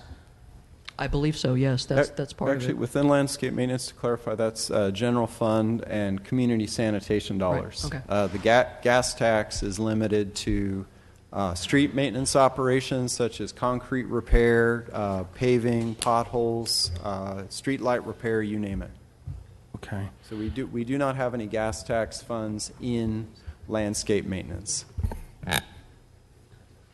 Okay. I think, Scott, I'm going to have to schedule a personal meeting with you over the Public Works budget. And then, so I am going to ask a couple of questions. Could you point, and by the way, you guys are doing great work, and I was out earlier today on Herndon and Van Ness where we completed a median island overhaul. My gosh, it's gorgeous, actually. It looks like a parkway level design on Herndon and Van Ness. I asked you to go out there. You're gonna really think it's cool. A lot of granite, rock, color, trees, blooming trees. It's fantastic. So, and then we did another one on Blackstone Avenue where we added, I think, 56 dwarf crepe myrtles. This is all fantastic work. And by the way, just so my colleagues know, this really resounds with the residents. They do want their potholes fixed for sure. We know about that. But when you do a little thing that beautifies a neighborhood, they like that as well. So, and so that's why I want to focus in on a little bit on median island maintenance and talk about how those dollars are dispersed. And really, when I was out 2 weeks ago with Aaron, in the middle of that median, we start talking about grants that are coming in that allow us along the BRT corridor, I believe, to use money. Aaron, is this correct? Money for median island work in addition to what the city of Fresno has? Or Scott, maybe that was you.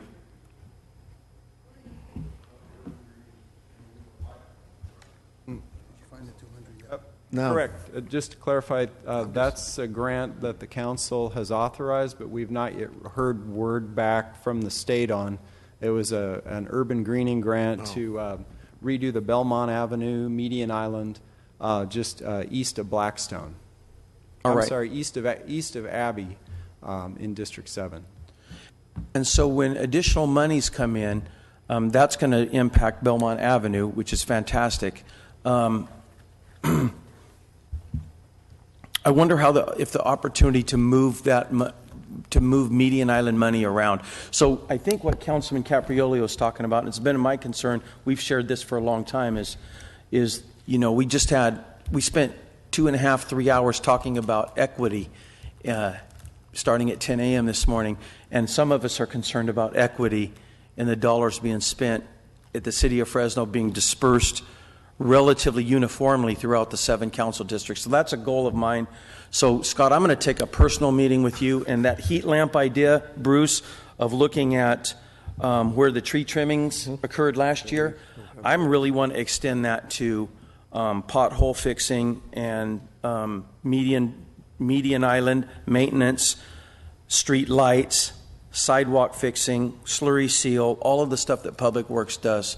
I'd like to, if we could, I'd like to see what the projects looked like last year broken down citywide, so I can determine if we truly have equity. So that's been one of my concerns. And now, on top of that, and actually, what's that? I'll know it when I see it. I'll know it when I see it. Council member, downtown Fresno is going to have a $70 million influx into certain neighborhoods within 5 miles of the high-speed rail deal. And meanwhile, a lot of the rest of the community is struggling getting stuff done. So in my mind, the way that could work is if we do get that $70 million, would that allow some other funding monies to be pushed into the rest of Fresno? Because that project is going to be taken care of, thankfully, by another income stream. So I'm thinking like that. So if we get awarded that $70 million, is there some aspect that allows us to use what would have been spent there elsewhere in the city of Fresno? Are you following me on that? Yeah, and you got where I'm going with that? Good. Let's see, and I had some other thoughts. Okay, then another thing that I've been interested in, another thing that I did today is I went to our latest neighborhood street project, which is on a frontage street on Herndon Avenue. That also turned out fantastic. It just looks really dialed in, and you guys painted the curbs red and everything, so it just looks super great. Thank you. I wanted to, so in this year's budget, I think it's already built into the budget, but I would like for you guys to point it out to me where it's at, where council has the direction and how much money council has by direction to choose the neighborhoods that need immediate service, to choose it in this upcoming budget. Okay, and I know those numbers. I know Jane and Mr. Motzenbacher are looking up the page on that. There are 2 line items for neighborhood streets where we'd work in coordination with the council district offices. There's a general fund component of $600,000, and that would be basically divided by 7. And then there's also a $700,000 component of the new Senate Bill 1, the new gas tax revenues that again wouldn't be expected until spring. So the 2 together would be $1.3 million. So that's what we're looking at this year, $1.3 million divided by 7? No, actually, you also have almost $2 million in CDBG. Got it. Yes. So you add there's all 3 that pots of together, money. and the total is $3,298,600. Divide that by 7. Divided by 7. All right. But the CDBG are a specific list of projects that the council's considered and adopted. They can be used to pick projects that are eligible based on that district's. Yes. Yeah. And what I like about it, in previous years, I had to make amendments to fight for that money with my colleagues. But in this year, which I do appreciate, you could pass this on to the mayor, it's built into the budget. So it's in there already. So, like, for instance, Oliver, you know how every year I've made that motion? Yeah, right. And this year, Mayor Brands built it into the budget. So it's already there. The part where the neighborhood streets where we get to choose the neighborhoods is already in this budget. Okay. Can I add a question to that? On that note, with those fundings because I think it's the funding that we have had over the last couple of years, is it all the same type of money, or is it, because my big issue has been the CDBG funds and how we've technically have supplanted rather than augmented for So purposes, I as guess, we've of, talked about, for we're purposes of equal distribution over here, Mr. wants to distribute equally throughout the districts, but the reality is that we know that some districts, some older or districts that have older neighborhoods haven't had the same type of investment, and so that's why CDBG was created, to help augment. And so I just wanted to get your answer. Is CDBG going to be part of just distributing so that everyone gets the same amount, or are those areas where there is a greater need going to have a little bit more because that's what CDBG is for? The funding is being spread out from various sources, so each council district has an equitable amount or equal amount of money, depending on the council district. So in some districts, we're using a combination of CDBG with Measure C. Some other districts, we're using gas tax and Measure C, no CDBG because they're not eligible.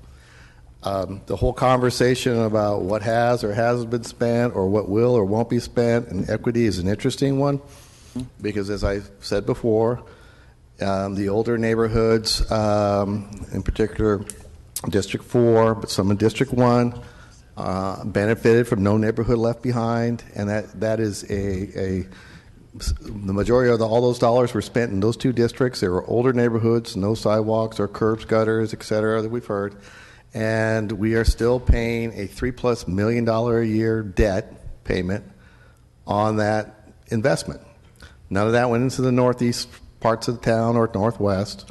Conversely, Herndon Avenue widening project, well, while it's a Measure C project, the district that benefited more by Herndon being widening or Willow being widening are districts 2 and 6. So it just depends on the color of money and the type of day and everything else. But if you look at the totality of transportation dollars, I think there's been effort, at least on staff in this year's budget, to try to allocate as much as we can equitably, knowing that all of you have very old neighborhoods now. None of you have many new neighborhoods.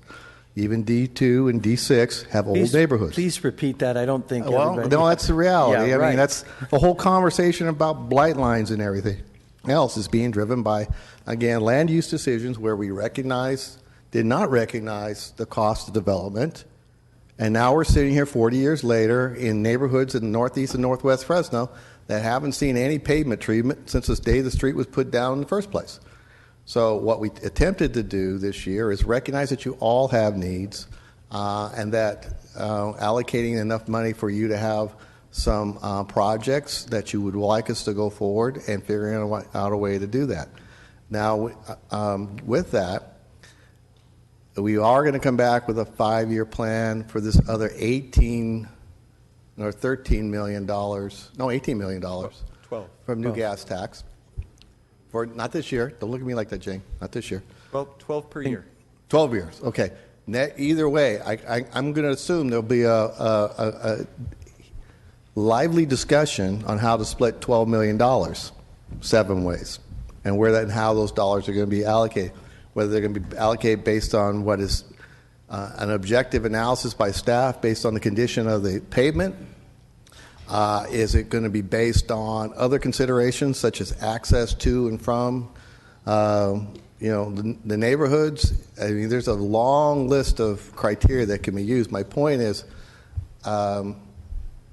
there is additional gas taxes coming in, and the ability to allocate those dollars is going to be based on ultimately some discussions between the administration, the mayor, and council. But for right now, we did try to allocate funding as equitably as we can for projects that allow council to determine what those projects are and where those investments are going to be made.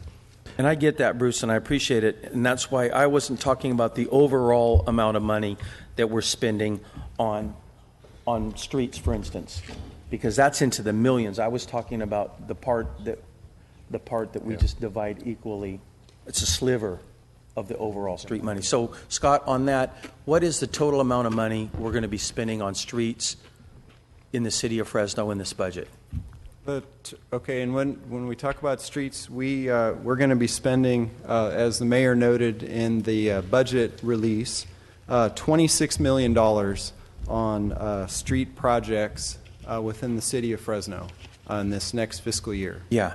So the 26 million, you guys hear that? But I was talking about the 3.3 million divided up. Okay, so 26 million, and that's an overall increase, Scott, from last year's budget of Steve, how much? no, Yeah. really, right here, really quick. The 3.3, the sources for that are. It's a mix of CDBG, gas tax, and general fund. Right? I think that's what Jane just said. That is little general fund. And the color of money, I'm just use that phrase because we talked about it in a meeting that I had. In Esmeralda's district, some of that could be heavily coming from the CDBG pot of that money. In mine, it might come from the gas tax pot of that money. And in another council district, it might be a mix. So, but we all get the same amount. Did I get that right or wrong? Yeah, and I just want to clarify on the CDBG funding, DARM has been before the council this spring, and as part of the annual action plan, the council has approved the list of CDBG projects for this next year. That's not to say it could not change, but it is already adopted by the council. There are 4 sidewalk projects, basically new sidewalk projects, and then there are 3 projects for conversion of high pressure sodium to LED street lights in some of the older disadvantaged neighborhoods.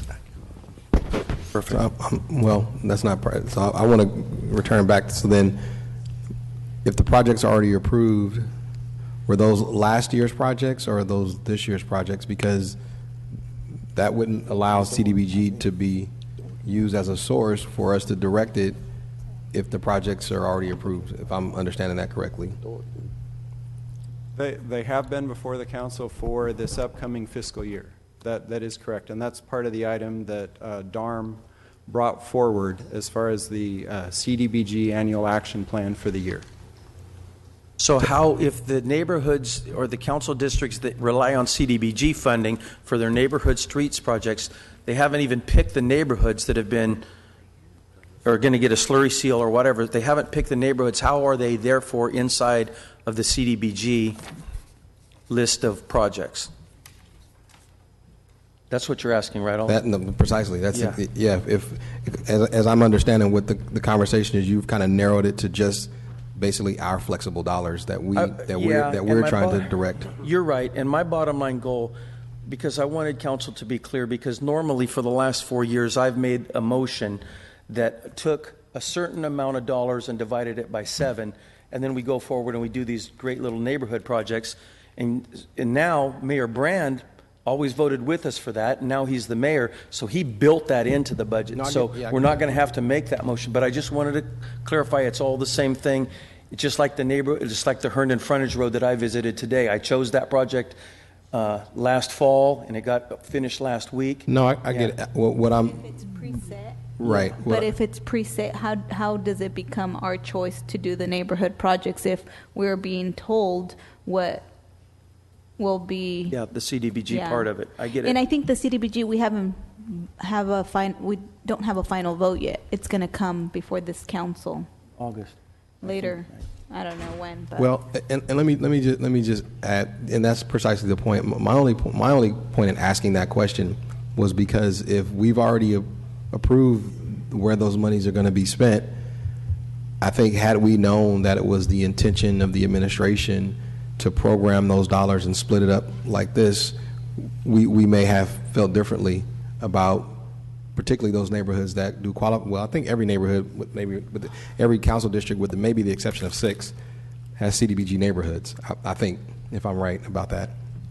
And I think if we had known that it was going to be programmed the way you intended it, Councilmember Brandow, is where we have some discretion, then we may have felt differently about what the recommendations would have been. And that was the only reason I asked the question, because if these dollars are intended to be discretionary for us. Oh yeah, yours are still going to be discretionary. Now they're over there powwowing. How does that happen that CDBG dollars are spent inside of this neighborhood streets and they haven't been allocated or put on a program chart yet? Because you guys haven't chosen the neighborhoods. Well, we haven't yet. even adopted the budget right. to do it. Yeah. So that's That's a good question. That wasn't, that was you jumped on my line of questioning. It's a real great question. I don't know how they're going to figure that out. And only because they threw the CDBG in there. And I'm fine if we back it out and just do the gas tax and general fund if we've already done it. But I think we should all know, so we're all clear, because 3.3 million divided by 7 is somewhere in the range of 470,000 or so. If you back out the additional $2 million, that's a very different number, and we should know what number we're working with is. I mean, if that makes sense. Yeah, totally.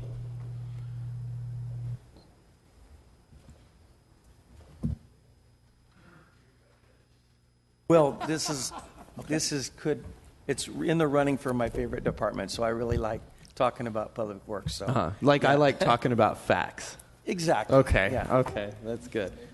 All right. So are you finished? I'm done for now. Member Baines, are you finished? I'm gonna start clearing you guys off of here.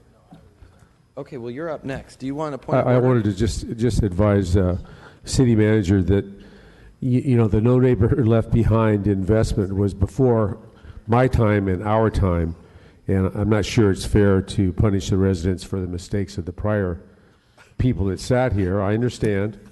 And quite frankly, I got a whole list of those. Yeah, well, bond is not in my language. I don't do that. We're the council that doesn't kick the can down the road. Previous administrations and councils, or both or either, have done that. And we are of the mindset in this council, to my knowledge and recollection, that we're not going to be doing things like that. So, because we don't want to punish future generations for bad decisions of some of our predecessors. I just want to put that on the record. The second thing was on that map thing that we asked for, could we get the map list would be, let me check my note here. Rather than the heat map from Fresno, could we get the project map list? There's a difference, right? I'm looking at, we have a capital improvement project, and we can take those projects and put them to a map, and then we can compare that to the heat map that comes from Fresno. Now, when you look at that, you're going to have projects, which is a one-time capital expense, versus things like tree trimming, which is an ongoing effort of maintenance. So, for example, I appreciate that we have some median islands that look great now, but that was probably a one-time expense, capital expense. But then what we always continue to forget about is that, as soon as we put in the nice trees and the nice rocks, someone's got to maintain those trees, pick up the trash, make sure the irrigation system works. So that capital cost now shifts onto an ongoing expense. So part of the conversation needs to be, when we're making these improvements or looking at these projects, the difference between what is a one-time capital project funded from the variety of different sources that are available to Public Works versus a project or something that is an ongoing expense, like replacing street lamps or trimming trees. So we'll do our best, because it's the capital, and those are capital, and those should be kind of a one-time, and then we'll show you the Fresno, which is more of an ongoing effort of maintenance. That'd be great. Thank you. I'm finished. Member Baines, then Member Soria, then Member Chavez. We should have you guys line up too. I don't think we're going to do that. Thanks, Council President. Really quick, Councilman Randall really asked some of the questions that I was thinking about, but I do kind of, in some sense, I don't feel like we buttoned up your last discussion candidly, and I want to try to run that down. And I know Scott may not be the guy to completely answer it, so I want to acknowledge that, because Jane, if you can read off, you said that there's $2.2 or $2 million and $2 million in CDBG. Yes, I have the list. And gas tax is $700,000. And there's $600,000 for general fund. That's correct. Okay, so and the CDBG. So Scott, I'll ask you, because I'm gonna run this down a little bit of the rabbit hole a little bit here. The CDBG dollars, we've already, so the $2 million that we're counting towards the discretionary council public works dollars, has that $2 million have we voted on where to spend that money already? My understanding from Jennifer Clark is yes, and that is the same as occurred in the 12 months ago in the budget cycle. What occurred last year was there was a list of CDBG projects approved by the council as a whole. That happened with the budget adoption, and then this current fiscal year, we are building those. No, I got it. So I think that's a very important point, because in my mind, out of the 470,000 or so, that if we split that 3.3 million up 7 ways, we really need to be mindful that we actually don't have 470,000 to spend. We have less whatever the CDBG projects that have already been decided are. So that, am I saying that right, Scott? So we've already, in essence, as a council, we've already decided where that $2 million of CDBG money is going to be spent, right? That is correct, to my Okay. understanding. So really, sure. No. I'm really not sure about that. For instance, let me ask some of the council members that had CDBG funding in their neighborhood. Did you, in the fall, meet with Brian and Scott about neighborhood streets and get to choose some neighborhoods where you get to say, we want a slurry seal going in here, or were your projects already predetermined and you didn't have any say in it? So, because that will determine if you really got to, if Jennifer was correct, that you really got to choose last year. Well, I think it's a combination. I think that it's a combination. It's not kind of either or. But I think what's important, just from the standpoint of what I think is important for us to realize, is that when that process was occurring with CDBG, I'm not entirely sure that we fully understood that is counting toward those discretionary dollars, at least in the way that I'm understanding it now. So what I was assuming was that starting in July 1, we have 470,000 or so, and then we sit with Scott and his department and decide how to allocate those dollars. But that's not the case. So we're really not starting with. I think it is the case. Huh? We're not starting with 470. We're still in a jam up here, Oliver. I think we're in a jam up because you got to choose neighborhoods last year. I got to choose neighborhoods. Well, I'm talking about this year. Yeah, but they're saying that we did this last year, and that we didn't do it like this last year. Last year, you had full discretion over your full 475. Whatever it was last year. Yeah. And the current fiscal year had CDBG, and those were approved capital projects through the whole annual action plan with DARM that came before the council. So those were loaded in the budget. And then, in addition to that, each council district had $150,000 of Measure C and $150,000 of general fund. So there was CDBG capital and the discretionary neighborhood street program. And we met with each council district and have been delivering those projects. I would add one reason I know that was discussed before the council of that change was a HUD requirement that those CDBG dollars must be spent timely. And I do know the first year when CDBG was in the mix of the discretionary funding, some of the projects were chosen later in the year, and then given the lengthy CDBG process with federal approvals, environmental and such, some of it was not spent within the fiscal year. It rolled over, and that created a little bit of a challenge with our federal agency with the funding. So one element of the 12 months ago of putting that in the budget, annual action plan, getting them selected, was that then the department could deliver that timely and move forward. And let me just say this: this is a really good thing. So I don't want to. This is not in any way but I think, and I could be the only one confused, that's the case sometimes. But in my mind, starting July 1, we have the 470,000, and then we start selecting projects for that next coming fiscal year. But that's not the case. The case is that last year we selected projects that count towards this, that will be done this year, if I'm understanding that right, which is different than what I thought. So we're really not necessarily starting with a full 470, depending on what your district's in and what projects you chose. You may be starting with something less than that, and that's fine because we did it last year, and that's good because we got what we wanted. But I think it's important to know that we're not starting with 470 this year. We've already made some selections from last year, and we're starting with 470 less whatever those selections were out of the CDBG fund. And it's going to be different for each and every council district. So that number, what our actual starting number, if I'm using the right logic, will be different for every district. It's not 470. And it will be based on what we did last year. So for instance, like I said, I think every council district here, with the exception of Council District 6 will probably start with a full 470 because I doubt that any of the CDBG funding went to those neighborhoods. I'm not sure. Councilman Bredderfield, he may not. I don't think he has any, but the rest of us do.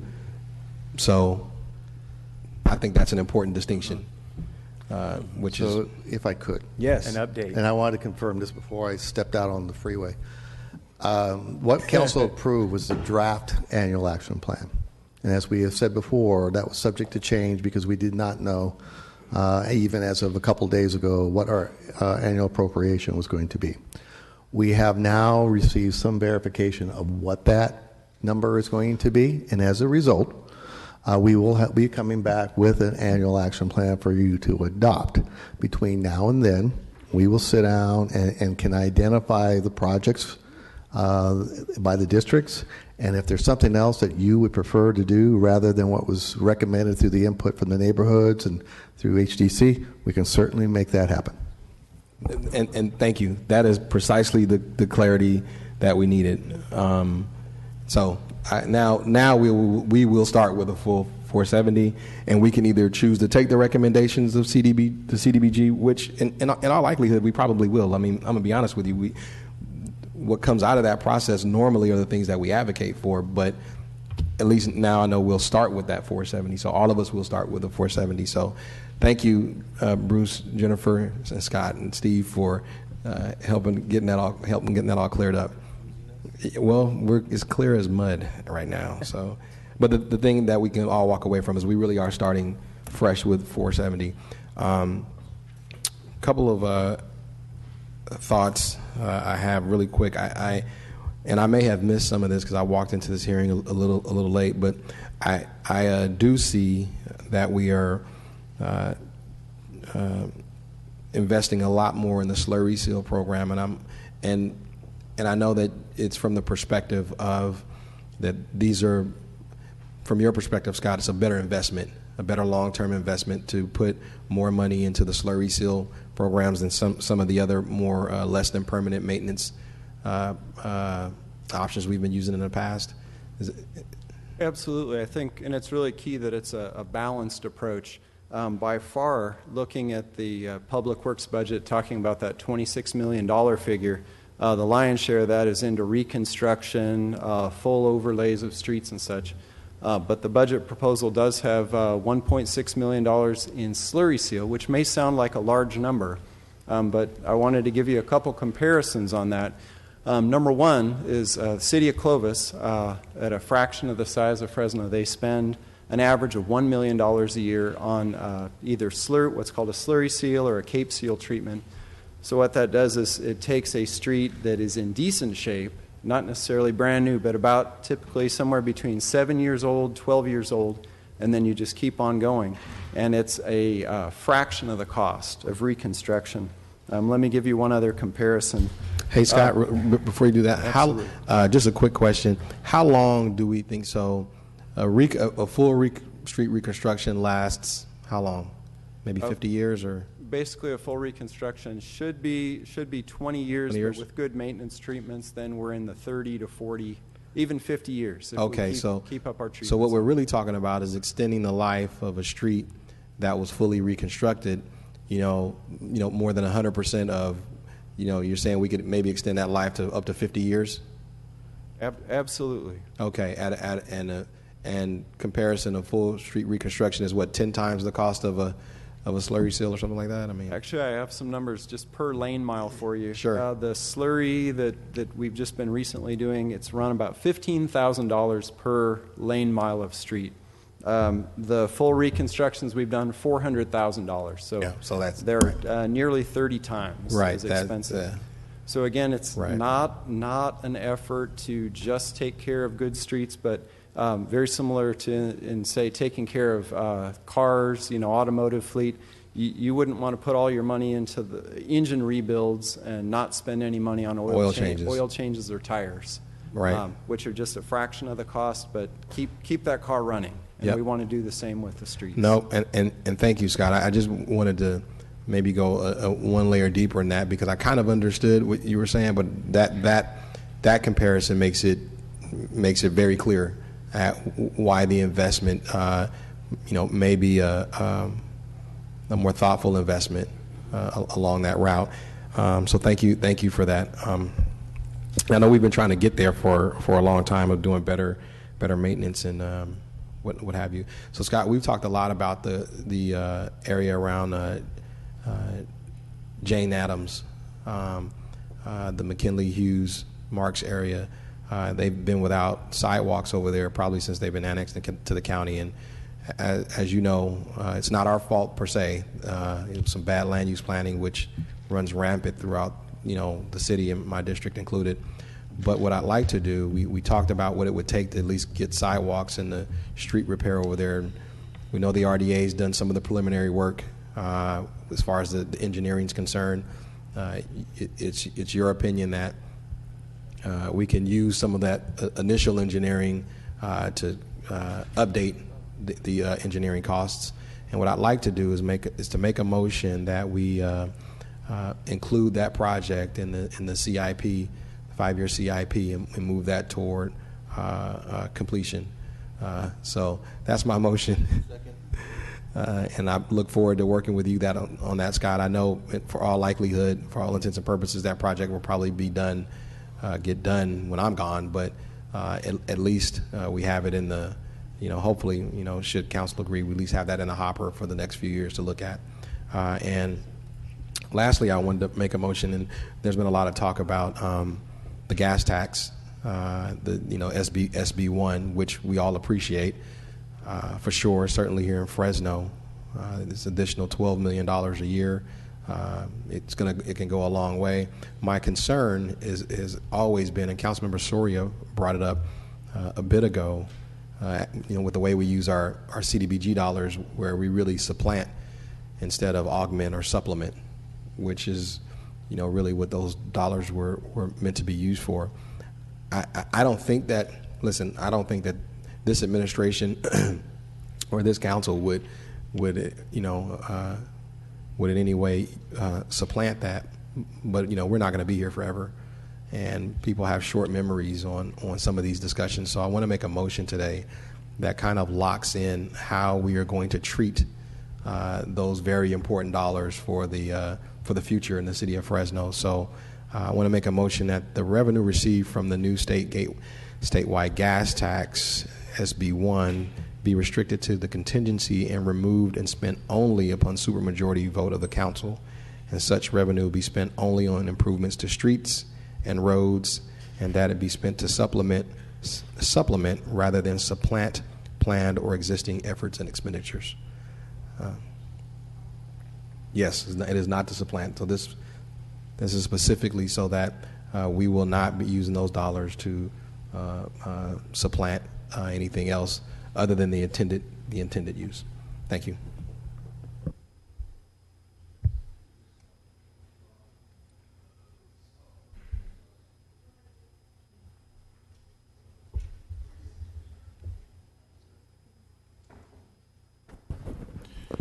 Scott, just want to thank you for meeting with our district. We've been working through a couple of those project lists, and I wanted to put a specific area, much along the same lines as Councilmember Baines did, with regards to an area around a school for some street improvement, and that would be the Lane neighborhood over by the fairgrounds between Maple and Chestnut and Butler and Kings Canyon. So I'd like to make a motion to put that on the hopper for consideration.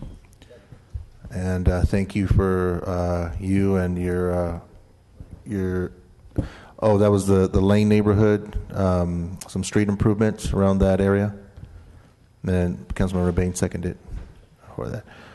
Just thank you and your department for meeting with us and keeping us in the loop of all the projects going on. And I'm looking forward to that list discussion. Thank you. Scott, I have a couple just questions. So I believe it was early last year you gave us a list of kind of the needs with the streetlights and the priorities. How are you guys going to tackle that with the amount of money that is included in this budget? Because as I pointed to the administration earlier this week, 8 out of the top 15 priorities to be fixed are in District 1. So I'm just hoping that a number of those do get funded this year or are part of the plan in terms of the streetlight repair and work, just because they are in the top 15. Councilman, you're talking about traffic lights? Yeah, traffic lights. So I brought that up, I believe, on Monday to you guys. And so District 1 has a high number, 8 out of the top 15. So I'm just hoping that as we're looking at the monies to be spent, that we truly prioritize, how we have the list of priorities in terms of trying to get those fixed. Another question that I had was with the active transportation plan that this council passed, is there a specific strategy that you guys have kind of to address some of the obviously the plan that we supported and the needs that were identified by the community? Do we have like a strategy? We do have a strategy for that. And actually, if there had been opportunity earlier just for me as director to respond to some of the community concerns, the yellow comment cards that came in this morning, I would have been eager to come up. And actually, our staff has tallied up how many projects are in this year's budget out of the council-adopted active transportation plan. And it's not $2 million. It actually exceeds $20 million that is in this year's capital budget. So out of Public Works, roughly 20% of the budget for as far as capital improvements actually are related to things like sidewalks. Councilmember Baines was just speaking about the Jane Addams neighborhood. We actually have a sidewalk project on Hughes Avenue. We haven't funded McKinley yet. We've been able to do Hughes. So quite a number of those citywide. We're moving forward. We are using the project prioritization matrix, which was a discussion topic at the council. We had some community groups who were speaking to that. We actually are using that rating system, and we're being very aggressive on grant application processes for both ATP, air quality funds that qualify for bike lanes, sidewalks, trails. And that really is a roadmap for us moving forward. I believe that in the 5-year capital summary, one of the neighborhoods that I've been advocating for over the last, now going on my 3rd year, is the Highway City. We did put the money aside for the engineering study, which you guys have been working on. And so I think I noticed that there's some monies there allocated for some of I'm assuming the acquisition first of the right-of-ways, or? That is correct. So we have the design consultant underway with the plans. They're actually due to put in their next submittal to us in the next couple weeks. But included in the proposed budget is the right-of-way acquisition dollars. So that's over $1 million in right-of-way. And our funding source are development impact fees, because that is in our new growth area. That is the purpose for which the fees have been collected. And that contributes not just toward the sidewalk, but toward the ultimate widening of Polk to 4 lanes in the future. So the acquisition will be for this next year. Do we have kind of a time frame and anticipation where we can do the actual project? The actual project itself would be dependent upon construction funding, and will come down to availability of Gas tax money? Future So grants. let's just, usually Scott, grant dollars. just cut to the chase. How much is the engineer's estimate right now? The engineer's estimate for the west side of the street is about $3 million in construction.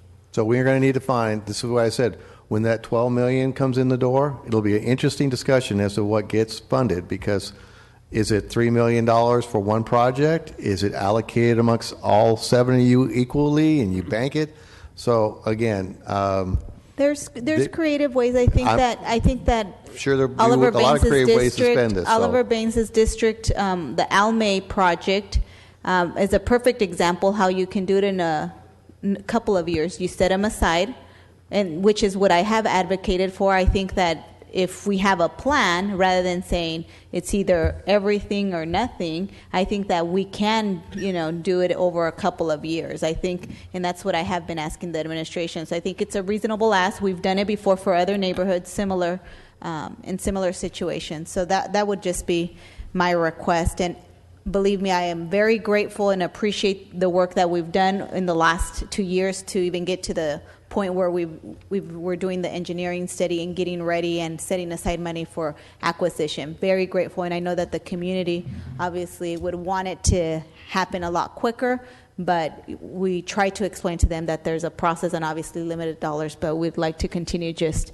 figuring out how we can, over the course of the next couple years, allocate those funds. And I understand, Councilmember. I'm just pointing out that in order to fund a such as an Almay and Roy, which truly was a neighborhood that got way left behind, that was part of the city, wasn't even something that was annexed later on. It was part of the city, so it was truly left behind. My point is, when you start divvying up or dividing up $12 million and all the competing priorities between repaving streets, signal lights, new curb gutter sidewalks in areas that didn't have any, it is something that we need to talk about how we're going to fund this over a 5-year period. Because I absolutely agree with you. Something like a highway city is probably going to take 3 to 4 years, depending on what other priorities that the council decides to fund, before there's sufficient funding to do the project.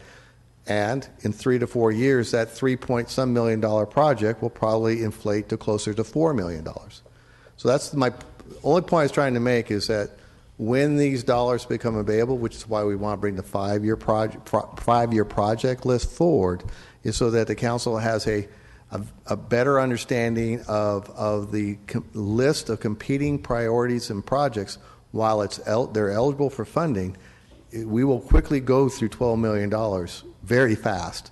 And so some projects will have to be put on the back burner in order to come up with enough to cover that expense, rather than trying to deal with it in 1 year or 2 years. That's the only point I was trying to make. And Council, when we do bring that back with the 5-year plan on the new SB1 revenues, also we're going to clarify the rules and the eligibility on that are not the same as the old gas tax. What the governor proposed and the state legislature adopted, it's road rehabilitation and safety project money. So if we wanted hypothetically to put that money toward another Peach Avenue type widening project or toward a Veterans Boulevard, we could not do it. We could put our existing revenue streams, our old gas tax, our Prop 111, our Measure C, that's all good and has that broad eligibility. But the new $12 million a year is basically for road repair and safety projects. So it is more limited. We won't have a problem with that. We have plenty to do, but I do want to highlight it's not the same as the old gas tax. And I understand, City Manager, in terms of the great need and the need to spread the love, and so that's why I'm willing to have a plan, at least that is in place. But at least the residents know that there is a plan, because this neighborhood also for over 20 years has been neglected. No sidewalks, and I know that we annexed it in, but the city also made some investments more recently with Inspiration Park, and so I think that we owe it to the neighborhood to have a plan to build the sidewalks and all that good stuff so that the neighborhood is connected. Thank you. I think those are all my questions. I may have additional ones, but I probably will do it over the next couple days with you. Thank you. While we're at it, I would like to make a motion to carry forward the unspent funds from last year for Melody Park. It was a $55,000 allocation. Thank you. It doesn't look like there's anyone else punched up, so I think we're done. We have now, is it DPU? Rise up. Thank you, Scott. Thank you and very thank much. you to your staff as well. As you leave, Scott, I wanted to thank your team again, and Brian and the people who improved the neighborhood near El Dorado Park. I still get phone calls how pleased the people are there with that project and how courteous and thoughtful your team was in making sure they were noticed in traffic diversion and explaining everything to the neighbors and the residents there. You guys are the greatest. Thank you. Thank you very much.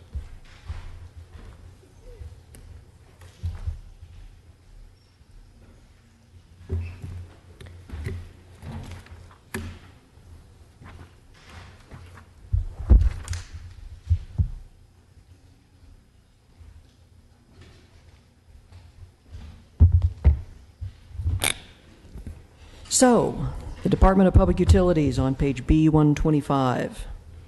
They are an enterprise and internal service fund. Their internal service is primarily utility billing and collection, and their administration division. The rest is enterprise. Their total budget is $355.3 million. That is down about 20% from last year. That is primarily driven by the completion of capital projects. They have no general fund within their department, and their total position count is 644. Just a brief note on the revenues. The charges for services for solid waste and wastewater are based on the existing rate structure. There have been no changes. The water charges for services have been projected to include a 14% rate increase effective July 1st per the rate plan that was adopted by Council in February of 2015. As far as the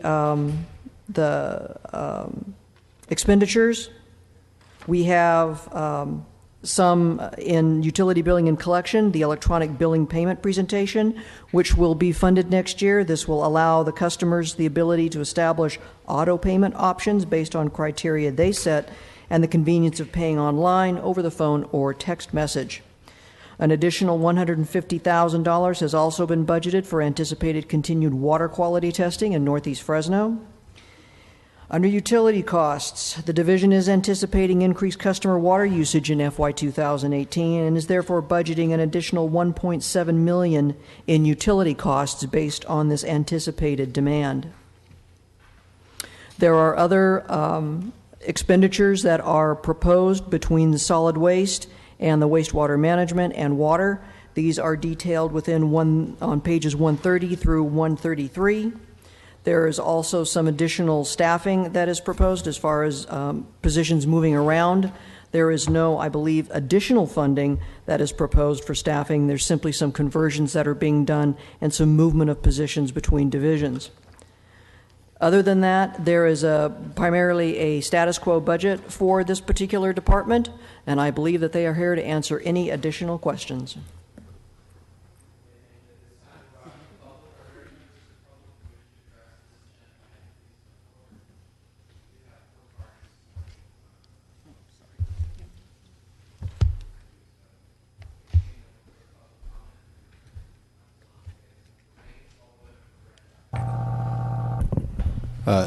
Really quick, and I'm not going to be long because I think for the most part we get more updates about public utilities than almost any department in the city, and things are going well. So let me just say that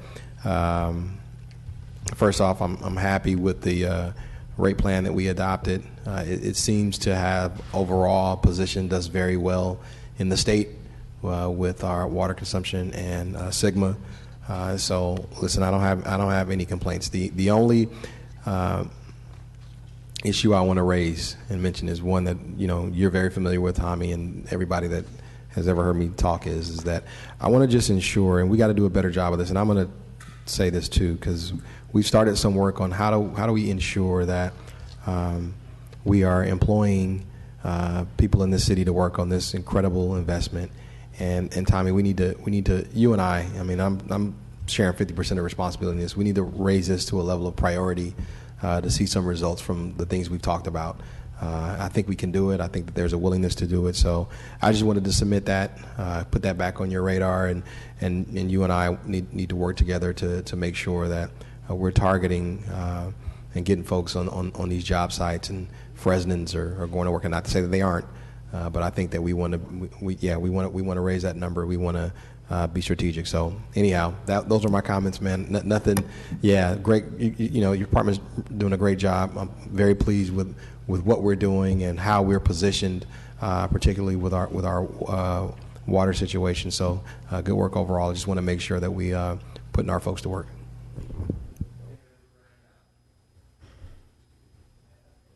Right.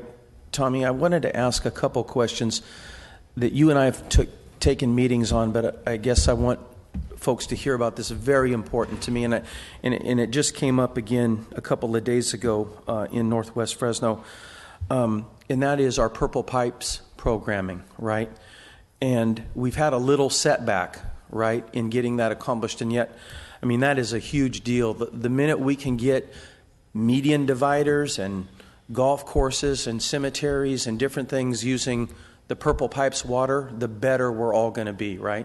So in the couple of weeks since we've talked about that, has there been any updates, or can you update us on, in general, the Purple Pipes programming? Yes. So we are busily right now. I'll tell you, I think we have a setback. There's an old saying that good results from good planning is good work. Good results with no planning is good luck. I think we relied a little on good luck, and we just realized you just got to plan better. So we got the planning back in style. We're really focused on it. We've got two farmers and a business that are ready to get connected to the first system. We've been working with Mr. Baines on a project out in the southwest, kind of the west area, to get our first single-family residential development connected. My staff took a meeting with the engineer today to get them connected to the system. And so the state's on board. The state's eagerly helping us get this thing moving. Mm-hmm. We were really focused right now. What we want to do is focus on that southwest area where we've got about $100 million invested, planning to get invested. Learn from that, get good at it, understand the operation and maintenance practices we need. And then from there, start building and growing the system incrementally and doing it a little bit smarter with a little bit better planning. And so we're excited about that. The first phase is still under construction. Under right? construction. Okay. August is where it could be sooner, but August is the deadline. We will have people connected running water to their properties. Okay. And then, so really it was the second and maybe third phases that have kind of gotten delayed a little bit as you learned from the first phase? No, it was the first phase. We were supposed to be delivering water to Roding Park October of 2016. Okay. And it's still not delivering water to Roding Park right now. We're going to still work to get water to Roding Park, but we've got some other places that are just easier to get to right now. We can get them connected to the system. We're buying the meters. We're getting the applications and the permit requirements from the state set up. We're still going after Roding. It's just going to have to be a little bit down the road that we get to them. And then how much further is it set back to get the Purple Pipes program to two things, to Freeway 41, which I have an interest in, and North Fresno, where we can start watering those 4, 5, 6 golf courses along Herndon and some of those big areas that we can shift to. Yeah, so the first one is going to be 41. Right now we're out to bid. We're adjusting the design, but we'll get out to bid here in the next 6 to 8 weeks. And we're going to that'll bring recycled water into downtown. And once we get to H Street, we're going to head, south, and we're going to hit 41 there, and we're going to hit 41 up where 41 hits Tulare. And Caltrans is already set up. They've already got theirs ready to go, and so we just got to plug and play and tie to that system, and we'll start throwing water on 41. So that's probably about 12 months out to get that water connected and into downtown, and then running it up on 41.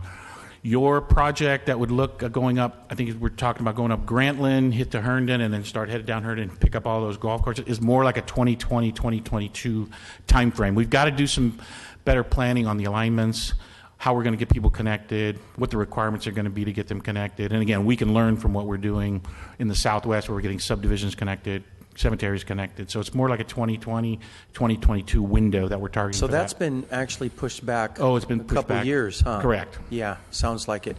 But then every drop that we use of recycled water, where we're currently watering from groundwater or our surface water, every drop that we begin to use with recycled water buys us more grace with the state of California in our fresh water needs. Isn't Exactly. that right? Yeah. Every gallon you don't take out of the ground is a gallon that's there, and we start to increase the groundwater levels. And that's the goal, is to just stop pumping and get the groundwater levels up. Do you see a way where we can peel back a couple years and find a way of moving it forward a little faster? We could.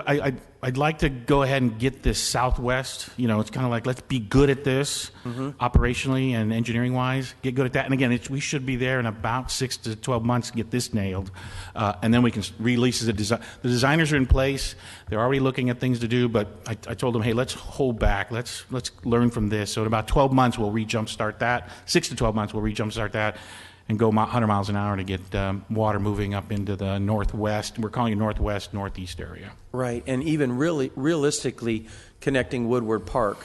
Yeah, we've got another idea on Woodward Park. Jen and I have been working on an idea related to the golf course up there, maybe taking the water that we currently produce out of the recycled water plant, and instead of pushing it into the Copper River Golf Course, actually push it south and get it into Roding Park. So that's something we're looking to accelerate. Into Roding or Woodward? I mean, Woodward, yeah into Woodward Park. Right. And all that landscaped area there. So there's a way to jumpstart that and make that go a lot quicker. And then, but really, Woodward Park is not currently set up to receive that water yet, right? Not yet, but that's part of the learning process. Is we're going through some very extensive understanding of cross connection and historical practices on tying things to irrigation systems. We'll take that knowledge, apply that at Woodward, and be a lot smarter at how we want to connect the system and get the irrigation up and running there. Fantastic. Thanks, Tommy. The screen is clear. Okay, go ahead. I just have a couple of questions. Tommy, when we did Recharge Fresno, I think majority of us here supported the low income program. Is it programmed in this budget, and how much? Yeah. So we right now it's funded. I'm going to look at my MA3 real quick, but the way we're funding that is with the charges that come into the city from late fees and delinquency fees. That runs about $2 million a year. We expect to apply about $1 million of that to the program. What's the number we're kind of running right now? Do you know? About $137,000. So it's $5 a month. So we're still getting the reach out there, but we're not quite there with what we need. And then how many customers is that? 157,000. And how many accounts is that? 2,000 accounts. Current 2,000. It's about 3,000 accounts currently have signed up in the last 2 years. Okay. Do we have a better strategy to be able to expend those dollars so that the benefit gets out to the community? Yeah. So we every year about this time we work with our one of our advertising folks to help push stuff out into the community. The numbers are continuing to pick up, but we're just not at that accelerated rate where we thought. We had budgeted thinking that we would get about 17,000. That's how we had, I think it was 16,666 was $1 million. We'll cover about 16,666,000 accounts, 666 accounts. So right now we're at about 3,000 and just growing incrementally. So we've got to come up with a plan. But you guys had asked if we could do something similar with the toilet rebates to get more. So we promoted that and trying to see. Similarly here, we've got to do a better outreach effort, see if there's some other way to get people in touch with. Right now it's just the mailer we're sending, and it's on our website, but at 3,000 accounts there's room for improvement. Yeah, no, it definitely seems like there could be. I think we really need to figure out a better strategy to ensure that these dollars go out. You know, it's not helping anyone for them to sit here. And so if we work with, the school districts, there's Fresno Parent University. I know that they work a lot directly with parents. I just think we need to be creative with other partners that are working in the community so that folks that could benefit are And benefiting. the other thing we're thinking about doing is working with the county, because one of the ways you just pre-qualify, automatically qualify, is if you're a recipient of services from the county, you automatically qualify for our programs. So seeing we can create a relationship where they're without violating any information privacy things, can we get information directly to those people that are getting those services from the county now that live in the city, and they could get direct access to this information. So, because those people automatically qualify if they're already in a program with the county. Okay, perfect. And my other question was going to be on the rebate.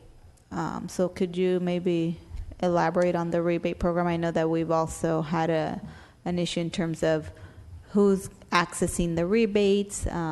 Maybe we talked about if there was a possibility, I think, of like figuring out how those dollars work, because some people can't buy, some low income family can't afford to pay up front and then wait to get reimbursed. So what we did with the program, with the rebate program, based on the input from the council and in consultation with the administration, was we're doing two things this summer. So from June 1, we wanted to understand what could be the limiting factors. So our first assumption is, let's assume it's money. So right now, between June 1st and August 31st, we are offering a $150 rebate for a low-flow toilet. And that should cover the full cost of the toilet. Now, not the plumbing piece, but that should cover the full cost of the toilet. So we're going to run that hard, and we're getting the information out between now and the end of June and July. And then starting July, the other thing we're going to do is going to do a mobile app campaign where we can actually target, I didn't know you can do this, but you can get advertisements targeted to people who have phones in certain geographic areas. And so we're going to hammer that out there to see if we can get the word out, Spanish, English, Hmong, to see if it's an awareness thing. So maybe it's not the money. Maybe it's just people aren't aware and aren't knowledgeable that this is available to them. So we're going to do that heavy campaign starting in July to see if that moves the needle. So right now we're busily trying to move the needle. So is it a cost thing? We're running a pilot to see if it's cost. And is it an awareness outreach thing? We're going to do this targeted mobile app campaign to see if we can get, that's what it is. We just need to reach people differently. And is the process of reimbursement pretty straightforward? Oh yeah, it's pretty. You buy it, submit your paperwork, and then we get you reimbursed. Pretty quick turnaround time. Do you guys have handouts that we can pass out in our meetings? Yes, we've been busily working on doing that, especially with this new campaign where we're doing the 150 versus the 50, so we can get some to all the districts. That would be great, available. Because I'd like to share that information with my residents when I have my community meetings. If you guys could get some to our office, we'll do that. That would be very helpful. The other question I had, I know that, and I don't know if it's under DPU, but I remember is it the 3 acres next to one of the treatment plants, and we're looking at solar? Yes. Is that part of DPU? Yeah, well, we're working in cooperation with the DARM. So DARM, I saw the RFP today. So DARM's got an RFP that they want to issue pretty soon here. I think they've got 4 properties listed in there as potential candidates. One is the wastewater plant, and one is the Northeast Surface Water Treatment Plant at Beheimer and Chestnut. We've got an orange grove there now, which had always been pre-planned to be a solar farm, and so we'll go ahead and get a vendor on board to kind of help us understand what's the best way to get that up and running and generate the maximum revenue. So we're going right now through the process, because I know that you guys had brought something forward to the council sometime last year, and we put it back so that we could maybe have a better, thorough process. Yeah, I credit Bruce. Bruce had suggested, instead of these one-offs, one here, let's just do a program where we look at it citywide. And so now we're going through a citywide effort with 2 of our big sites, and there's a couple of parks and some other big sites on there. And so we'll look at it globally across the city and figure out how do we maximize solar power for the benefit of the city. Is that going to include? Does that include buildings, public facilities that we own, or? So as Mr. Escueta pointed out, what we're looking at is, we're going to go back and we're going to look at buildings again. We have, a proposal. I haven't seen the numbers because we have to work out the numbers for a solar project at the convention center that supposedly will pay for the entire cost of electricity at the convention center. As I shared, it takes a lot of power to make stuff cold or warm. So we are looking at that, but from bigger, more aggressive approach is that he's got 25 acres of land out at the wastewater treatment plant, about another 25 acres of land at the New South East surface water treatment plant that's underutilized. Initial assessments have determined, for example, at the Southeast surface water treatment plant, that a 25 to 30 acre solar farm would generate 156% of the total power demand of that plant. So what we're working on, I understand we just have the RFP. I haven't seen it yet, but I understand it's somewhere on that thing I call my desk, that there's an RFP that Tommy and I need to look at. And the idea is that we would DPU would construct a solar farm on their property, which would capture 100% of their electrical demand. And then we'd have a supplementary agreement in which the city could buy from DPU the excess electricity at about 11 cents a kilowatt compared to about 78 to 80 cents a kilowatt that we're paying for from PG&E, depending on the time of year and time of day. And so that is probably the bigger ROI or return on investment for us as an organization than, as Tommy said, these little small one-off applications that are designed specifically to reduce the consumption of electricity on a particular building. Because if we're able to buy that excess power after he pays himself back for that initial capital outlay, because I know Tommy's going to remind me that, okay, I got to get paid back first. The ability to buy that power at a significantly reduced rate is probably going to provide a higher and better benefit for the city, in particular, if those savings are applied to buildings that are primarily occupied by general fund departments, should I say police and fire, than trying to figure out how to reduce the energy cost on something that may not provide the same benefit to some of those other departments, such as public safety. It's always sunny here. Well, great. So as again, we're trying to figure out how to help pay down the cost of providing public safety. So we should be seeing that then soon, and then hopefully within the next couple of years. That's when. If we can get out the RFP, I think we're going to see. We'll do RFP. We'll have a proposal in front of council before the end of the calendar year. Oh yeah. And then next year would be construction. Construction, and then we'd start. We'd have to enter into that agreement to acquire the power from public utilities. Hey, I was late to the conversation. I just want to make sure we're talking about all of our facilities. Yep. Right? Okay, good. Thank you. That's great. Yeah, I mentioned the other facilities. All right. I'm just making sure that we're talking about all of them, because that's the idea. Fantastic. I told Tom I'm going to make it a point that when I get the draft RFP that I got. Yeah, I got a homework assignment for you. Yeah. Okay, I think those are all the questions. Oh, actually, one more. I know that previously we were talking about street trimming and tree trimming, sorry. And I know that we were talking about the street trimming as a road diet, and Steve's not here to talk about those, but that's a different story.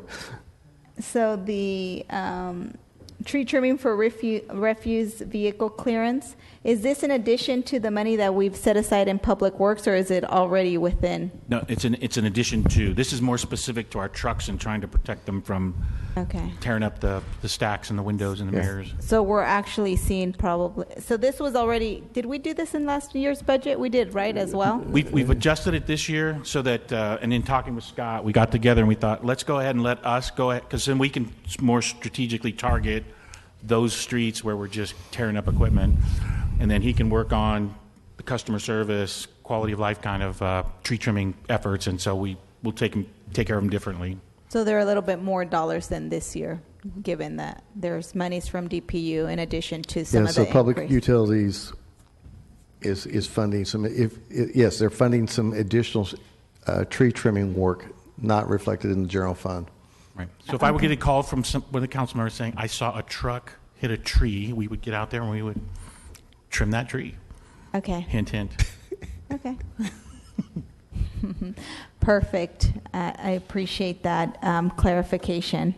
I think those are all my questions. I believe next we have Councilmember Chavez. Hey, Tommy. A couple questions. So, our Operation Cleanup, are we doing it once a year or twice a year? Once a year. Once a year. Get through. We try and go like a January through November. Try and get done before Thanksgiving and clean up Christmas, and then we start again in January. Before, we used to do it 2 times a year. I think it was a right? 2 time a year.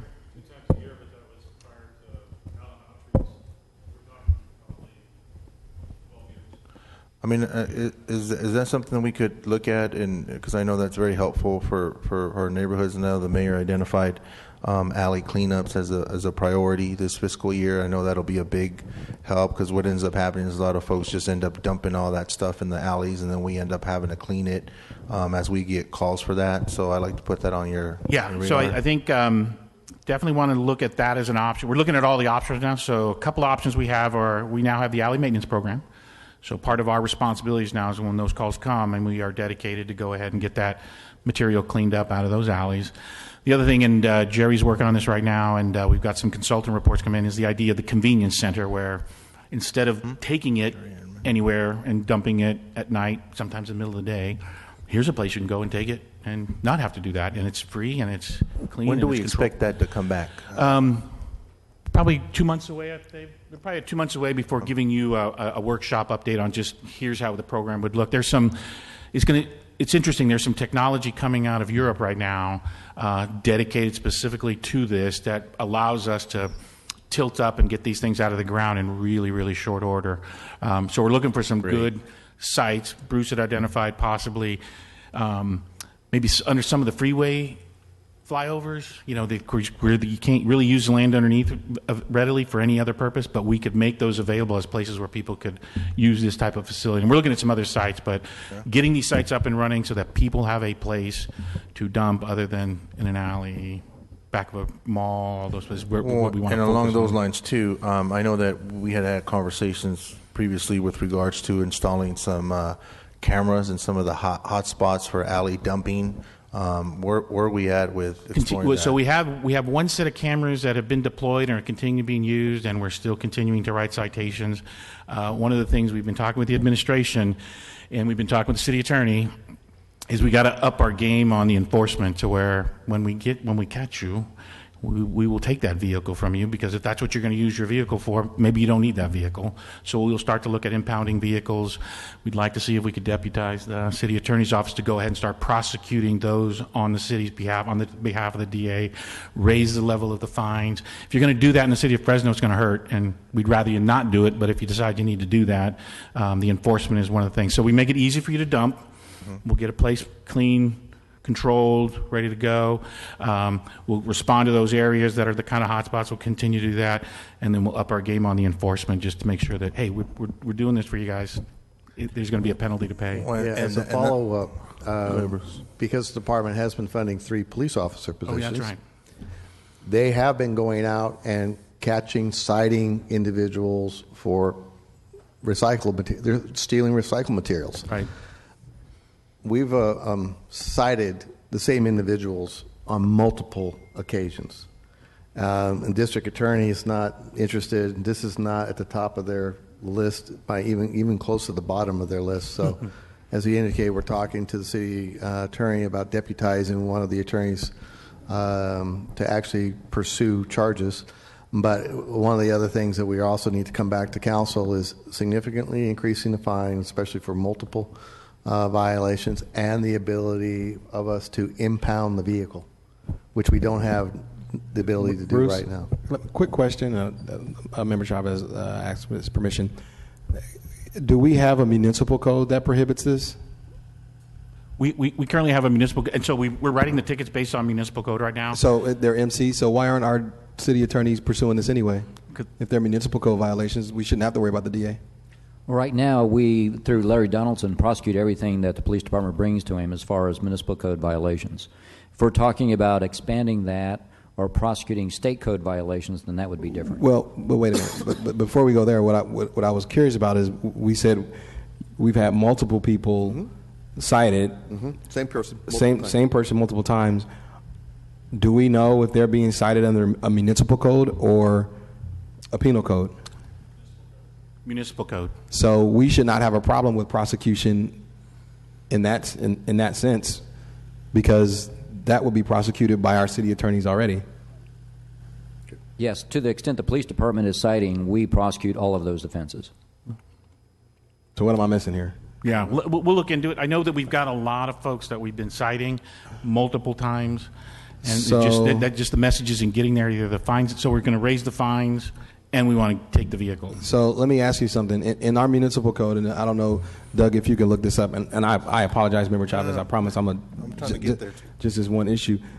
Big deal, Are we allowed to take the vehicles in our municipal code ordinance right now? Not currently, no. Can we amend it so we can do that? We need to check that out. Okay, I would check that out, because what I would rather do is if we can beef up our municipal code to give our city attorneys the ability to prosecute this and get the proper fines and the proper remedies, then let's keep it in-house. And if we think adding, impounding the vehicle for however long is a part of that, let's see if we can do that through our municipal code. Yeah, that's We're what researching. That's what we're doing. We're going to work working with the city attorney to do that. Thank you. Okay, So sorry about that. So that'd be the penalty piece of our enforcement. We have the structure right now to enforce it. It's the penalty that we're looking Correct. to expand on Yeah, that. we got a great memo from the city attorney saying, here's where you are now. These are the things you could do. And okay, we want to talk to you about. And doing these how many cameras do we have now currently that we utilize?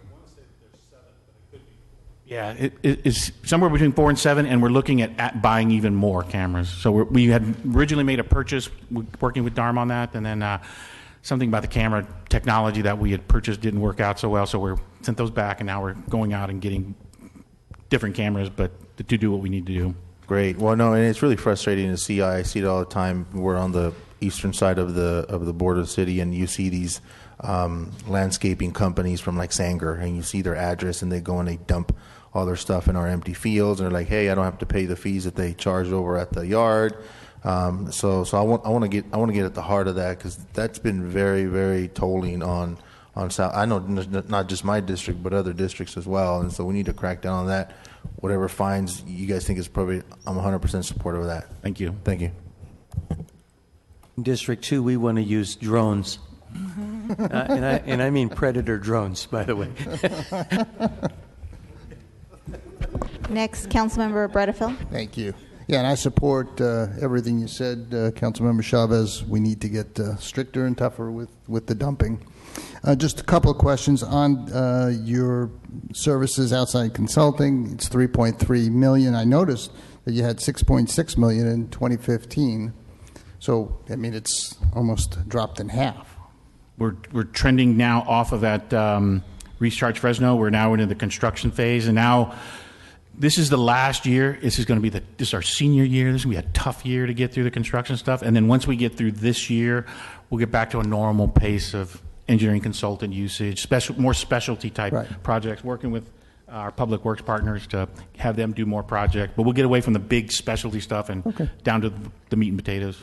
And I know we're in litigation. The city of Fresno is with some residents out in Northeast Fresno. I know that you're limited in terms of what you can say. Are you still getting the same kind of calls for checking out their water? Has that dropped down? We haven't heard much about that. Significantly. We've gone from this time last year, 175, 200 calls a month to 10, 11. And most of those, of the new calls we're getting, are more throughout the city. There was an article in the Fresno Bee about the lead all around the state, and so people have been calling just to get their lead test. They're not seeing any color, they're not having any issues. It's just, I'd like to have my house tested. So we had a lot of 01, 02, 03 calls just to check their house, and we said, yep, we can go ahead and did a lead-only test, and came back negative, and so they got the peace of mind that they were looking for. So that's mostly what the testing is right now. So you said it's dropped from 175? About 170, 200. I mean, we were getting a per lot. What? Per month. What? Per month. Yeah. To about 10. About 10. I just signed the report. I have to sign the report. You know, our new protocol with the state is I have to read and evaluate the report, and I sign them every month. And so last 2 months have been about 10. I think April might have been 11, but it's really low. What accounts for that? That's citywide, yeah. Citywide. That's what, yeah. What accounts for such a significant drop, do you think? There's a lot of things. I mean, part of it might just be an awareness that people understand, oh, I'm in that area, and so maybe they're not calling for that reason. I will share that, I'm looking at my attorney over here, that, we're just smarter about how we manage things at the plant. We're just a little closer monitoring, a little bit narrower band in terms of what's going out the back end. The switch to calcium, you guys have approved us using the calcium. Calcium builds good bones, helps with pipes too. So, there's been a couple of adjustments we've made. Since we started, we added the corrosion control inhibitor at all of the well sites up there. That wasn't happening. So it's just been a kind of an accumulation of good things that have kind of just seemed to have come together and helped us manage this process. Okay. All right, thanks. Looks like no one else is punched up.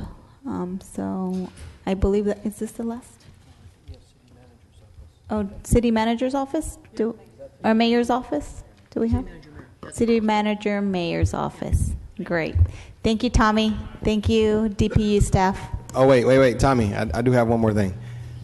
When we put out the contract, the RFP for the solar, I want to make sure that there's nothing written in there that's going to cut out our local solar developers. Yeah, I was impressed with how the individual wrote it, Jose. He is heavy on local. Okay, very good. Local. But let's be careful about the provisions they write in there, like has to have done a government contract before. Right. None of that stuff should be in there. Yeah, solar panels is solar panel. A government solar job is the same as a non-government solar job. Right. So just FYI, Okay. I'm going to be looking for that kind of stuff. That. Okay. Thank you. All right.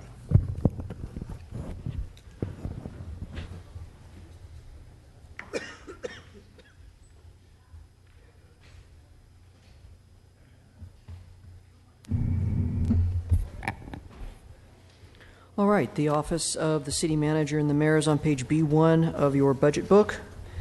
The primary service impact for FY18 is the movement of the Budget Division, which is being relocated from the Finance Department to the City Manager Mayor's office. This involves the movement of 7 positions from the Finance Department to the City Manager's office, in addition to operations and maintenance and ID charges. In addition, there has been some additional monies allocated to the Economic Development Division, an additional $44,000. That is being detailed on page B2 of your budget book as far as what that's going to be used for. Interdepartmental charges are also increasing, primarily due to a rise in the base facilities management charge. As far as the staffing, aside from the 7 positions that are being moved from the Finance Department, they have also done several transfers and conversions within the department. And also we have taken the independent police auditor from a half-time position to a full-time position. So that accounts for the 7.5 FTE changes that you see on page B5 as far as the department staffing detail. That actually concludes my presentation, and I believe that we're available to answer any additional questions. Councilmember Brando. Is there anyone from the public that wishes to comment? Seeing none. Councilmember Brando. That we talked to on this? This would be Bruce and Mr. Orman is sitting in the back. Oh, I had Mr. Orman back there. I thought he was sleeping back there. Okay. Apparently he's up now. All right. Okay. On the personnel staff increases, I get the ones that are the Budget Division transfers. The first 4, Office of the Mayor, what are those positions? There's 4 new personnel coming in to the Office of the Mayor. What page are you on, Councilman? B5. Those positions, 2 of them are the communications director and the communications coordinator. You see that down under the notes, under the table that you see there. They've been moved to the mayor support. They've been moved from the city manager division up into the mayor's office. So that's kind of a transfer too then. So yeah, that's just a transfer. You can see the city manager division decreasing by 2, and that's half of the city manager that's actually their positions are simply moving from one division to another. One division within the office of the mayor and city Yes, manager. that's Because correct. so then the other 1.5 personnel is coming from economic development and office of independent review. So Right. on that same chart, The economic development coordinator has also been moved to mayor support and converted to an executive assistant to a department director. That's the third note on page B5. Mm-hmm. You can see that there. And then we've also got the independent, the second independent reviewer. Remember, there used to be two of them. Mm-hmm. Well, Mhm. the second one was also moved to the office of the mayor. So they're it- just it was moving from the moved- office of the city manager to the office of the mayor. So, James, I'm looking at this. In FY 16-17, there were 17 and a half FTEs allocated to the city manager budget's office, right? Yes. And then we added budget this year, which increased it by 7 positions. Right. So if you look at the difference between FY 17 and FY 18, it's a net increase of 7.5 FTEs, of which 7 of them are from the budget department. Yeah, and I can follow that now that I see that those others are transfers also. Correct. So, what's the psychological reason for transferring that many people from the budget division, and then also Bruce from the city manager's office to the mayor's office? What's the concept? So I can tell you about the budget positions. It is psychological more than it is just practical. As my tenure, my experience in the office, and this goes all the way back to 2005, the budget office is in large part and parcel of what the city manager's office is managing. In a lot of ways, the budget division is my staff in developing the budget, kind of monitoring where we are with sales tax, property tax, mid-years. Are we? And as some of the departments will attest to, the practice of sweeping salary savings before they're spent. Jane's my strong arm in capturing those revenues before, or capturing those opportunities before the department spends them. And so, from a practical standpoint, and given the amount of time that division interacts with the city manager's office, and at the end of the day, it's the city manager who literally controls and dictates the budget after it's adopted by council, it just makes sense for that division and that staff to report to us as they have been. So we're just realigning what has been a practice now for at least the last 11, 12 years into the budget document. Yeah, and in essence, this is moving us back to the city manager's office, since that's where we came from before we were in finance. Okay, so in the finance department, there is a parentheses with the number 7 in red there. Okay, and so really, functionally, it's not that much of a change, just putting it in the proper, right? Okay, I just wondered if there was a change of intent or direction there. Okay, all right, that's all I have.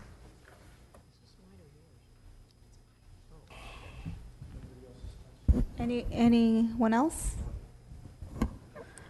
The only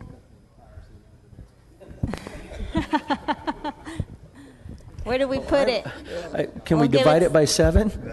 Divide it by 7.